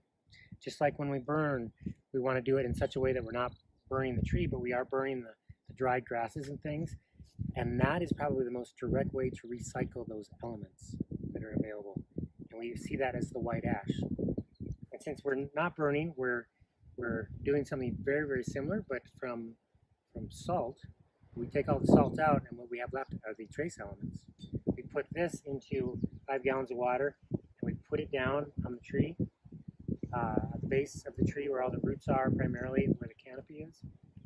And then we'll even ring in all this stuff that we make alchemically is tuned to 528 hertz, the sound of our laughter, so we can either laugh or hit the bell or sing our favorite song in that key, and that seems to help. And then as you do this over time, the earth, you can start to feel the earth reverberate into your feet because you're relating. And is this natural to do this? Is it part of nature? Nature does bring fire, and it can have very similar effects. And since when we tune into our nature and we join with nature, I like to say we're creating or being part of quantum nature, where we're really a part of the natural world, and we know it and it knows it, and then we help it and it helps us.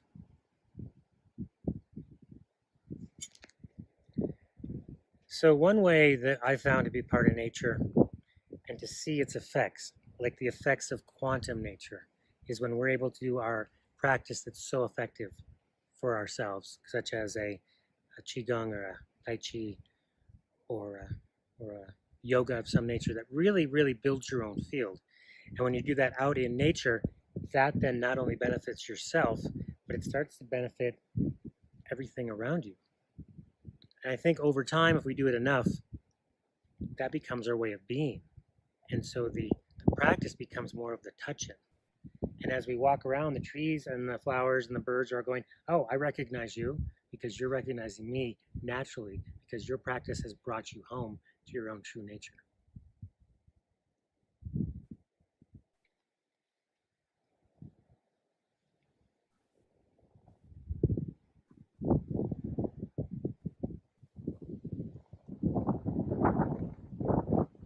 That's what's warmest in there. This tree's gonna get a good. I was.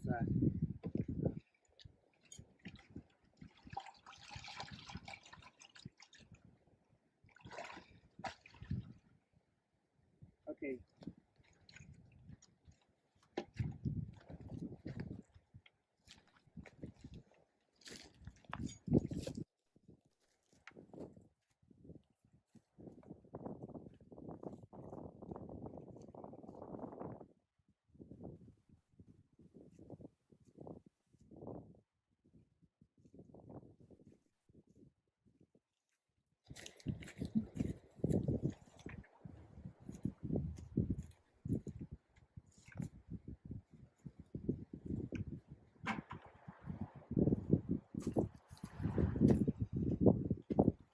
Feeding the money tree.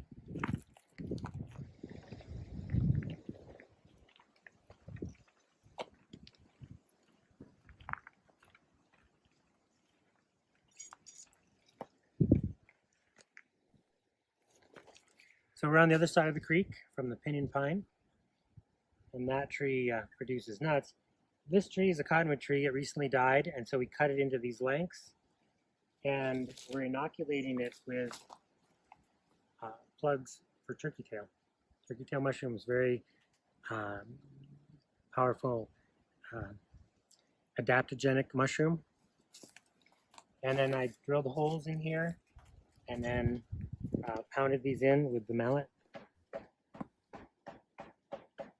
like this. And then I also treated these with some trace elements before, because one thing mushrooms love are trace elements. And when we have fires in certain forests, what comes back is mushrooms, like in abundance, like morels and things like that.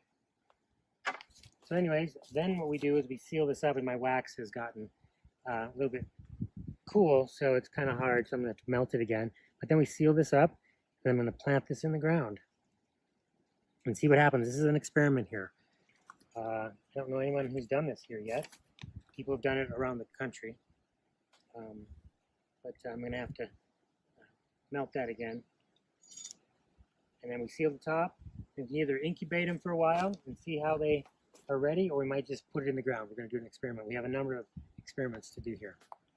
So maybe in a few months or maybe a year, we might have some turkey tail.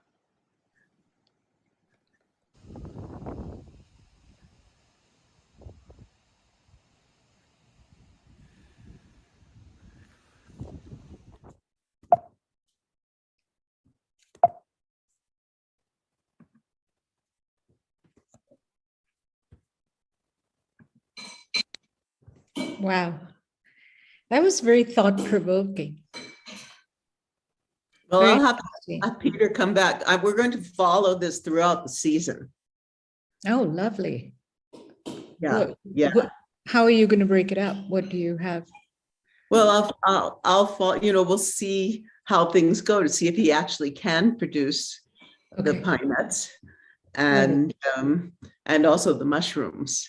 And then definitely I want to tape at least a portion of one of his concerts.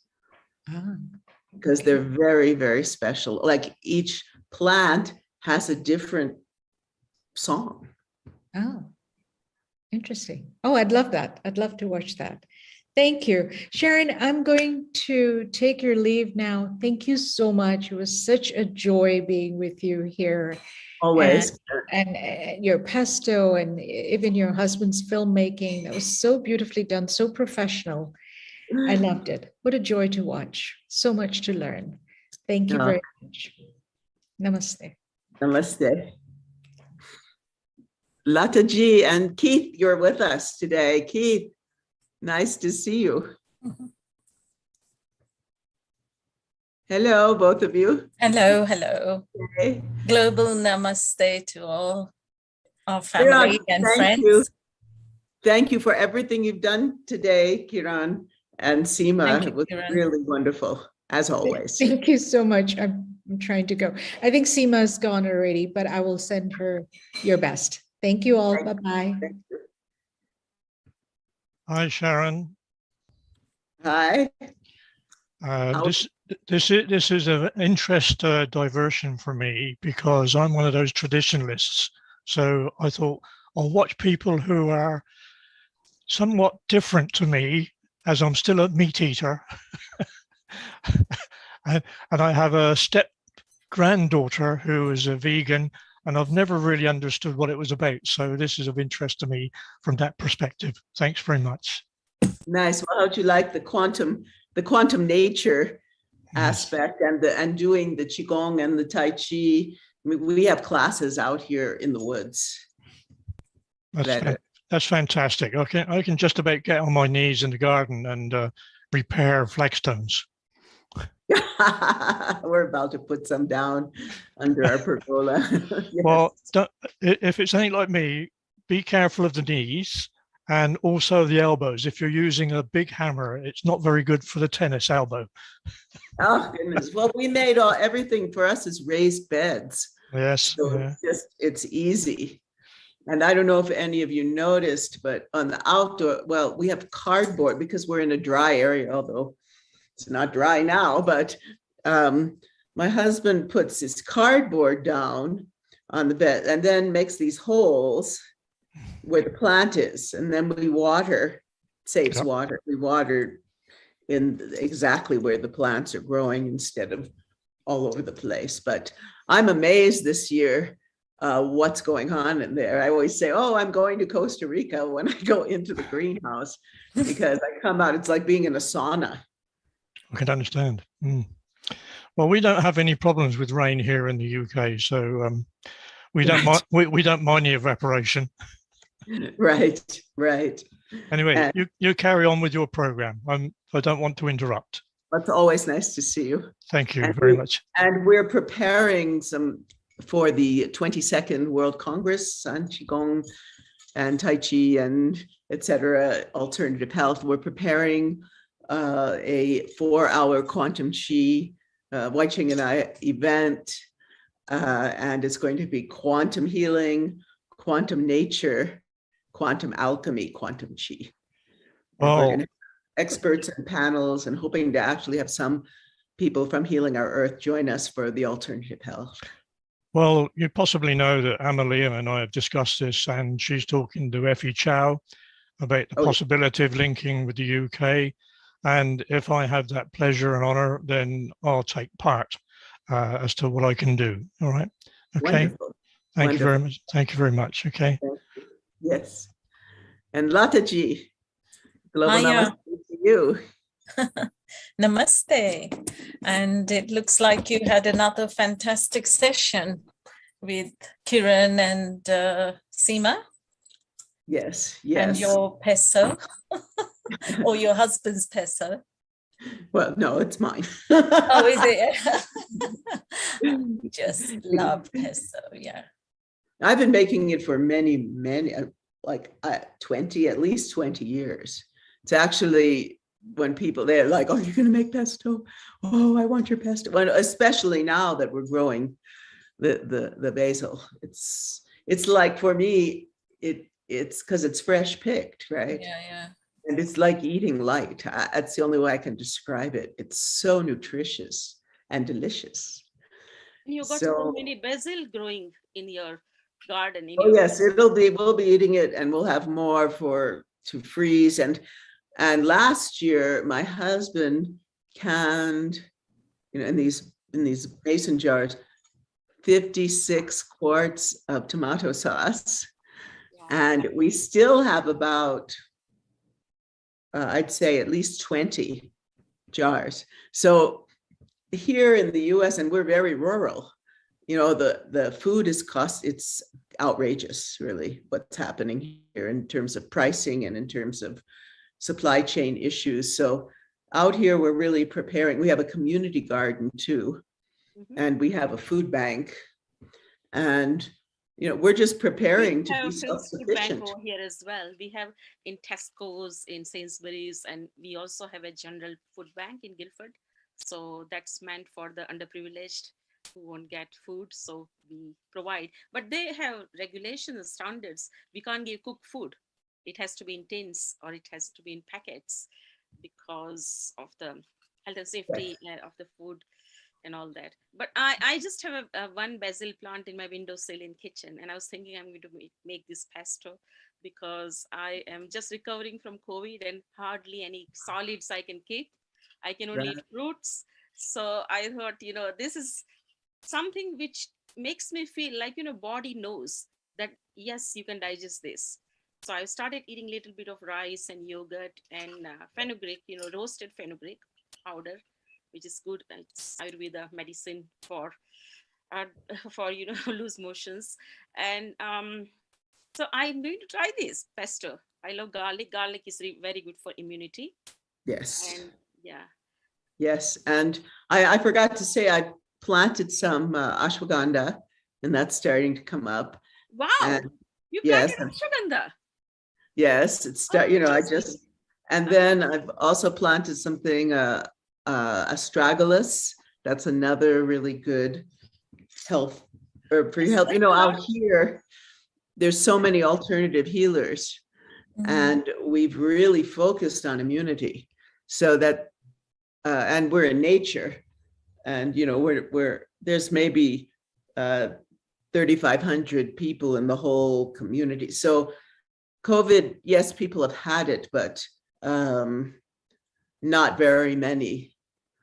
And we've really been able to, we have a wellness center with my friends Cindy and Tyler, who've been on the show, and we are really helping people to recover.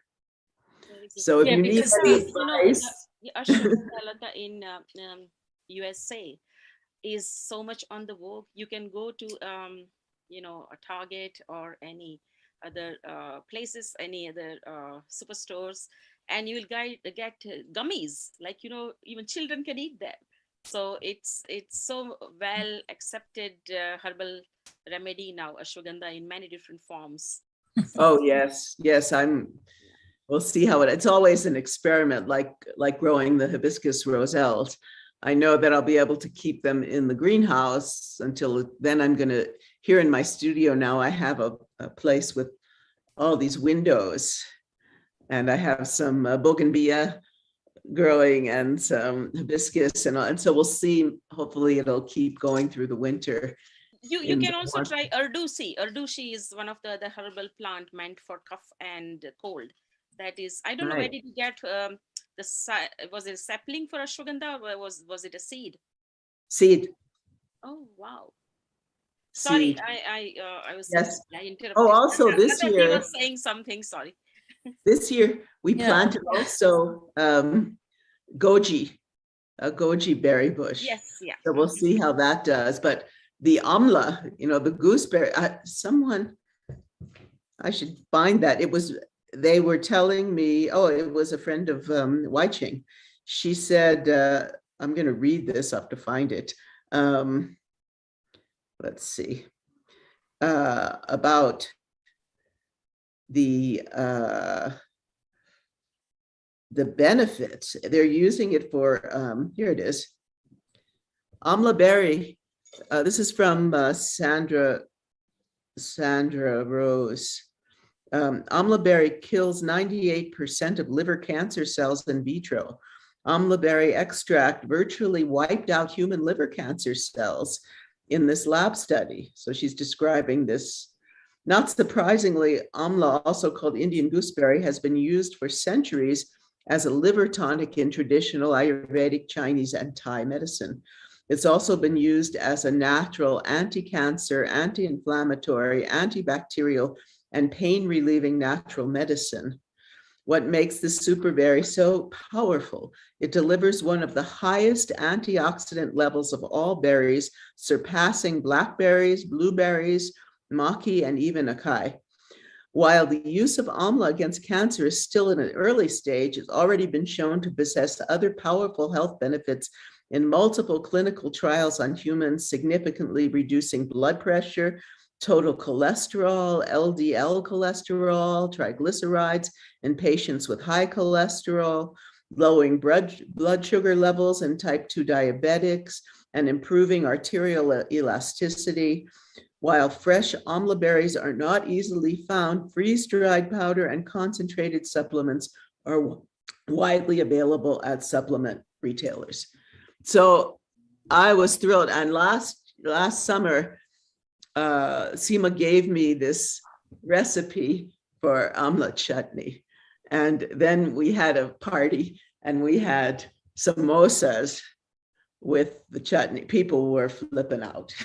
I mean, here, you know, there's the ashram, there's all these people, yogis and all that. So I also make the amla love of chutney. Indian food. I also make amla chutney and chawanprash, which is like a tonic you have to eat first thing in the morning, and it's got all the spices like clove, cardamom, even saffron, and it has got honey. It has got um, cinnamon. So it has got black pepper. So it's tangy as well, little bit sharp.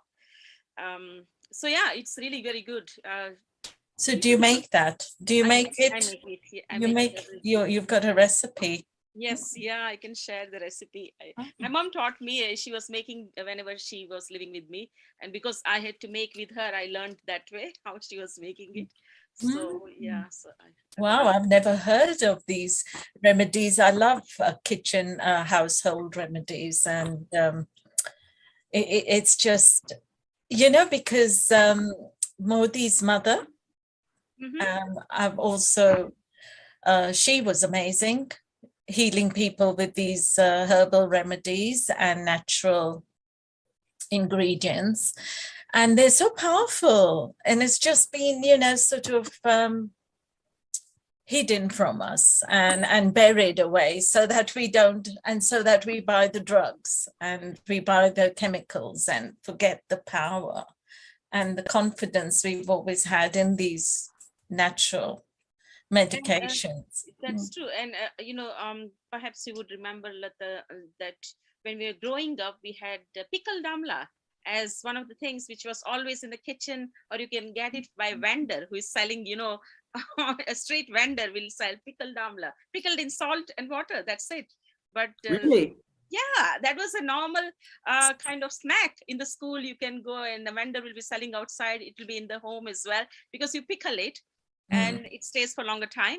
And because as youngsters, Preserves it. like the taste of that salty pickled amla. Yeah, so I tried to pickle them as well. I couldn't eat them in good time, so I dried them then, and they became so nice, and you can eat it anytime then. Well, I didn't grow up really much in India. Yes, I did try some of the lifestyle and the street food. But yeah, I didn't live there long enough to get these. But maybe I was in the wrong part of India, Bombay and Pune. You're from Gujarat, isn't it? Yeah, Or Gujaratis Delhi? do that wherever they are. So Yeah, no, we Gujaratis in used Bombay, to. they would do that. And Gujaratis what in about Pune do that. So it's because it's just add salt and water. Sorry. Sorry, I was going to check with you about Brahmi. Brahmi is another herb or Ayurvedic remedy. Very good for both for memory and for sleep. People who have insomnia, they should have Brahmi, because that lets you, that's like herbal remedy for insomnia, and it relaxes your brain, and it is very good for memory as well. So it's given to children for memory, and people take it for, so Brahmi is also used to when you make, my mom used to make homemade herbal oil to put in the hair. So Brahmi is put in there. So when you put the hair oil in the in your hair, it automatically calms your brain that way. Yeah. And, Strengthens, yeah. Yeah, it's like chamomile effect. You know what chamomile does in tea? It's calming effect. Okay, yeah. I've got loads of chamomile tea in my cupboard, so I must start drinking that though. Yeah, but what I was going to say, I was sorry to hear you had COVID, but yeah, so what was that? Tested negative, but the symptoms are still there. So the symptoms of diarrhea and weakness, but these natural things are so detoxifying and cleansing, and that's what we need, but it's actually going to take it rid of it long term eventually. It might be a little slow and gentle, but at the same time, At the we're going moment, to pray for you. the maximum I can eat is fruits like berries, cherries, strawberries, blueberries, or fruit. That is for guaranteed that it will not make me go to the loo often. But a little bit of rice I can eat, and I'll try this homemade pesto as well. Yeah. Bananas are good. Bananas I eat, bananas as well, because that's the only thing which is giving me some strength, because it has got carbs and potassium and protein as well, or else everything else is just very light fruit. And the other thing which helps me is roasted cumin. Roasted cumin is very good, so for your gut as well. Ajwain and cumin. So the pesto you're using, I mean the leaves you're using, the basil. Is it which version are you using? Tulsi or oh no, I'm using Genovese basil. South American. No, that's Italian. It's like I'm using the proper one. And then I have some Thai basil too. So if we're making, my husband is like a gourmet chef. So if we're making, Thai food, then we use the Thai basil. And then Wai Ching is going to come visit, and she is an amazing Thai cook. So I'm looking forward to her green curry and all her delicious dishes. You're in for a real treat now. Oh yes. She's got a lot of experience. She's in Peru. I think she was 2 days ago, she was getting ready to travel to Peru. And so I'm sure she's going to have some interesting culinary Peruvian dishes to show us, hopefully by next week. Wow. Tell us all about it when you are treated and you learned about it. Either she can tell us or you can tell us about it. But I love Thai green curry, red curry with the Thai rice. Yes. So if you can start having maybe the basil or the tulsi and mint leaves, and just gently putting it on whatever you can, whatever you're trying to, is it ricey soupy thing that you're able to manage at the moment? Yeah, a little bit of overcooked rice and soft rice, yogurt, overcooked rice with, we're also making roasted fenugreek, roasted and ground fenugreek seeds. So we're also making for probiotics. We grow a lot of cabbage.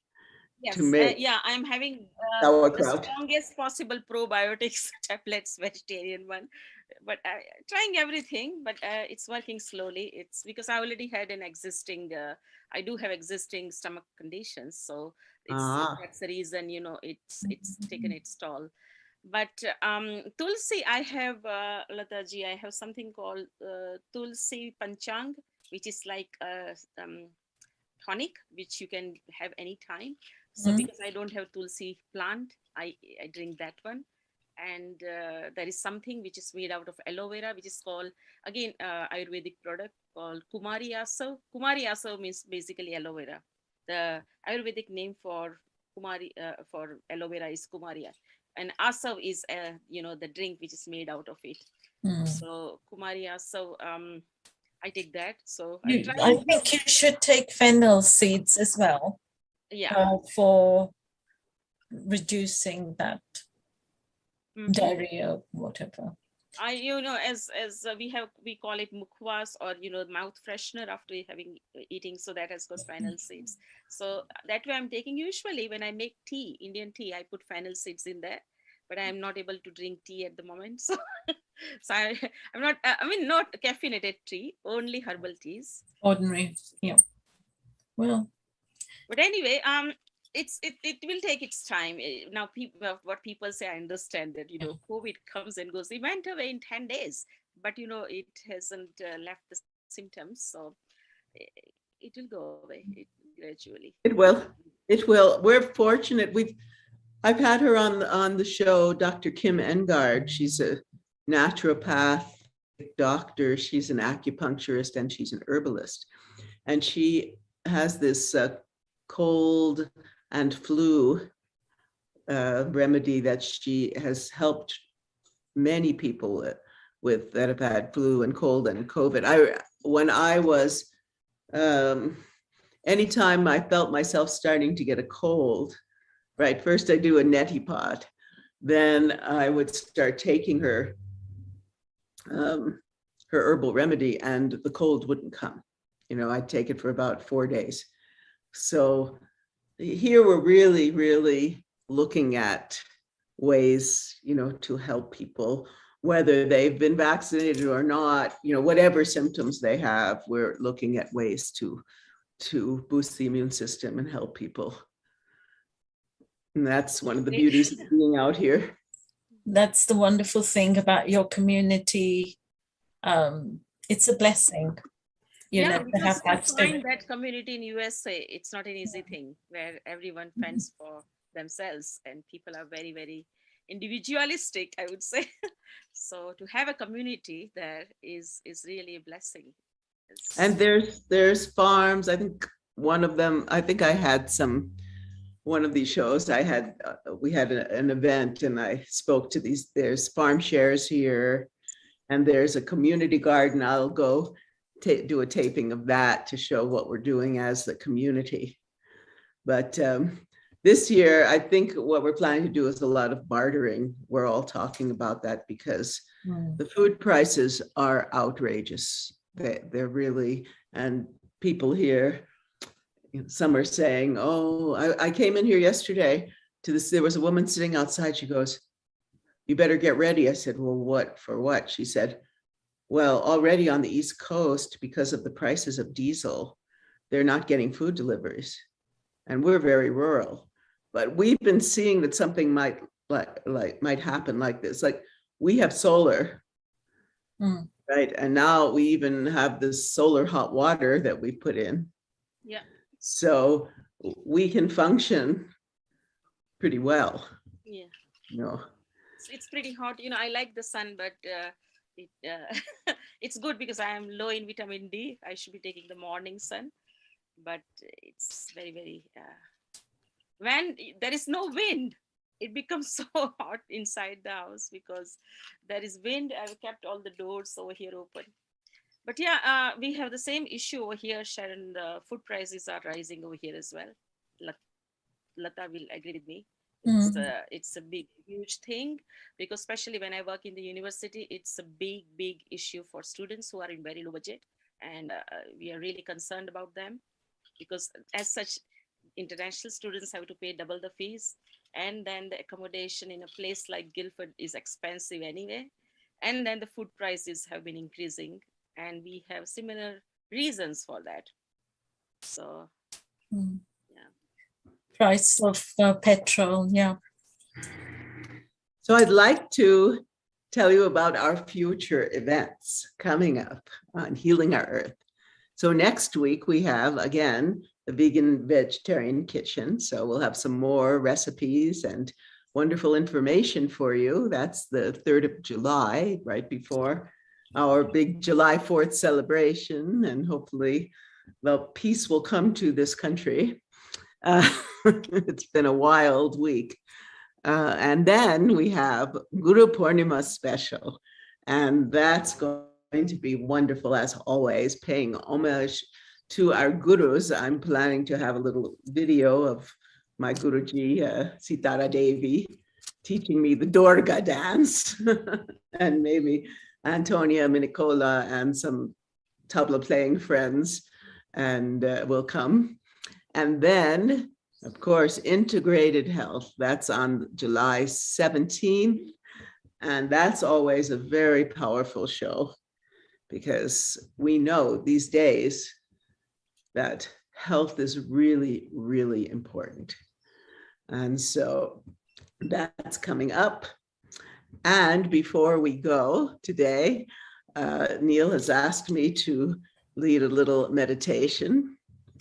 So maybe what I'll do, let's see, is a Qigong, one of the 6 healing sounds,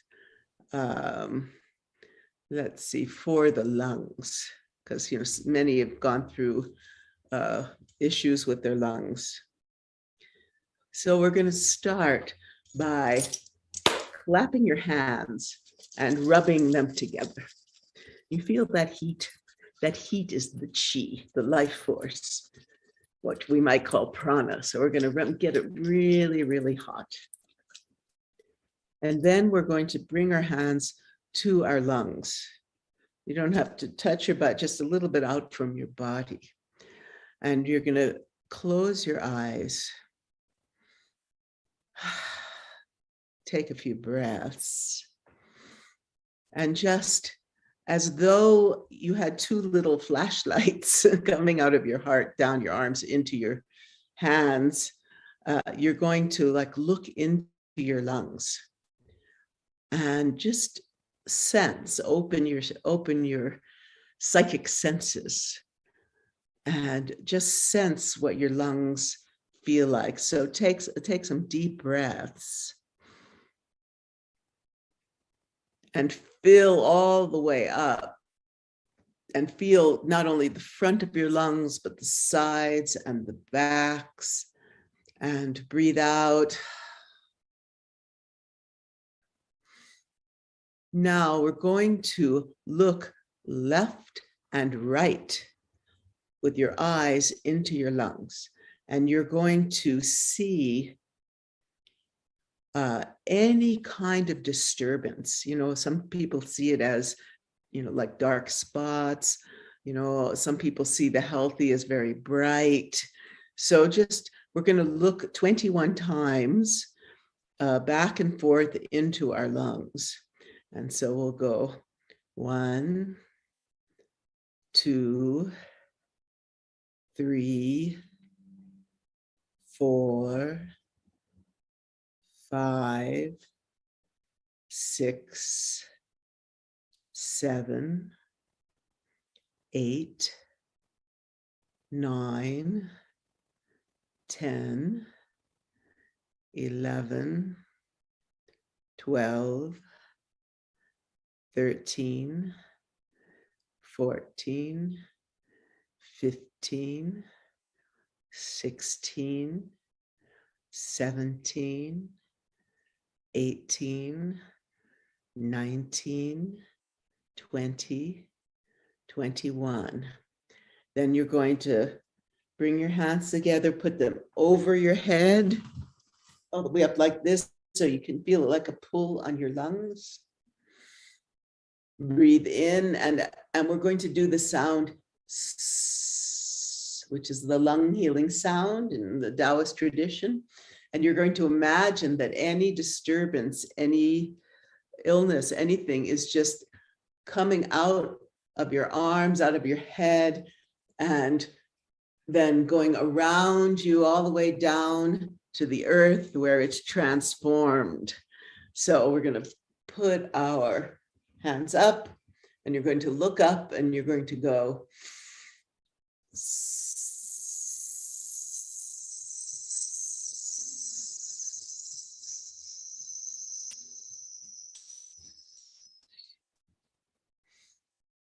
And like smoke, allow all that pain, any kind of illness to just leave you and go down into the earth where it's transformed by Mother Earth into golden light.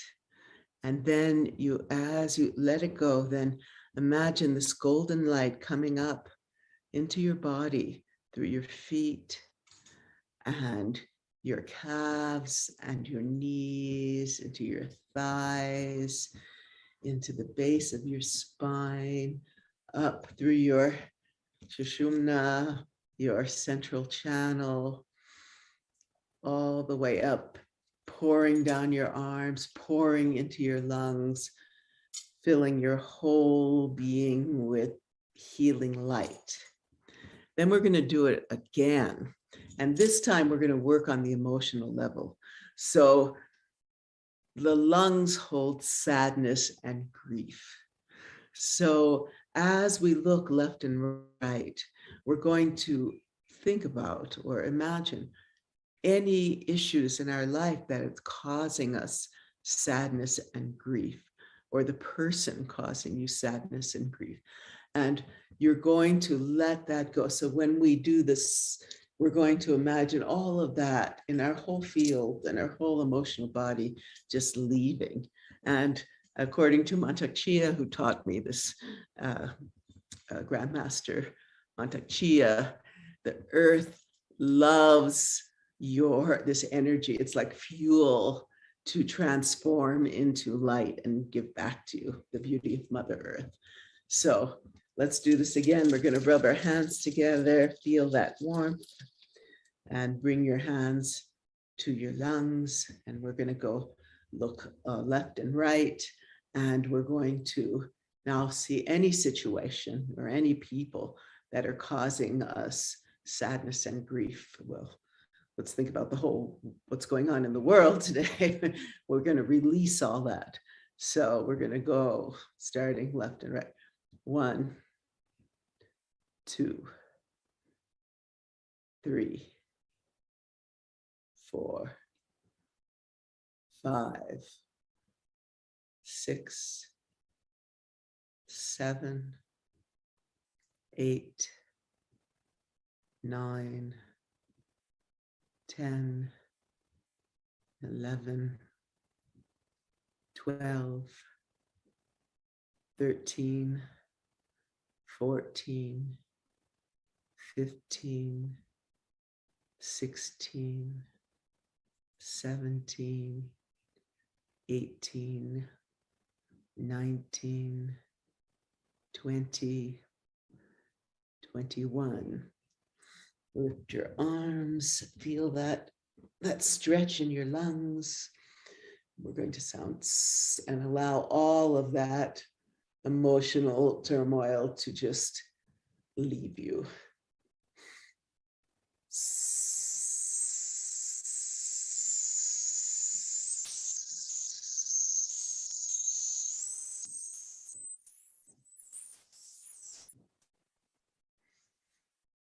Breathe in, lower your arms.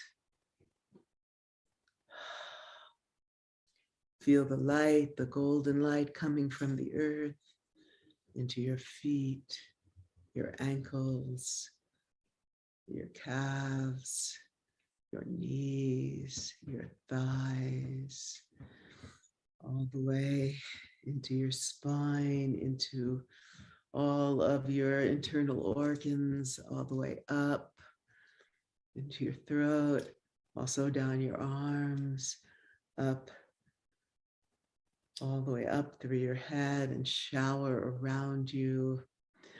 And then once more, we're going to rub our hands together, put them on your lungs, and from your heart, you're going to see this light, white light, pouring through your lungs, the light of love, the light of chi, the light of beauty, and the light of grace. And you feel that there, and feel that light flowing not only into your physical body, into your lungs, but out into your emotional body, your energy body, your body of light.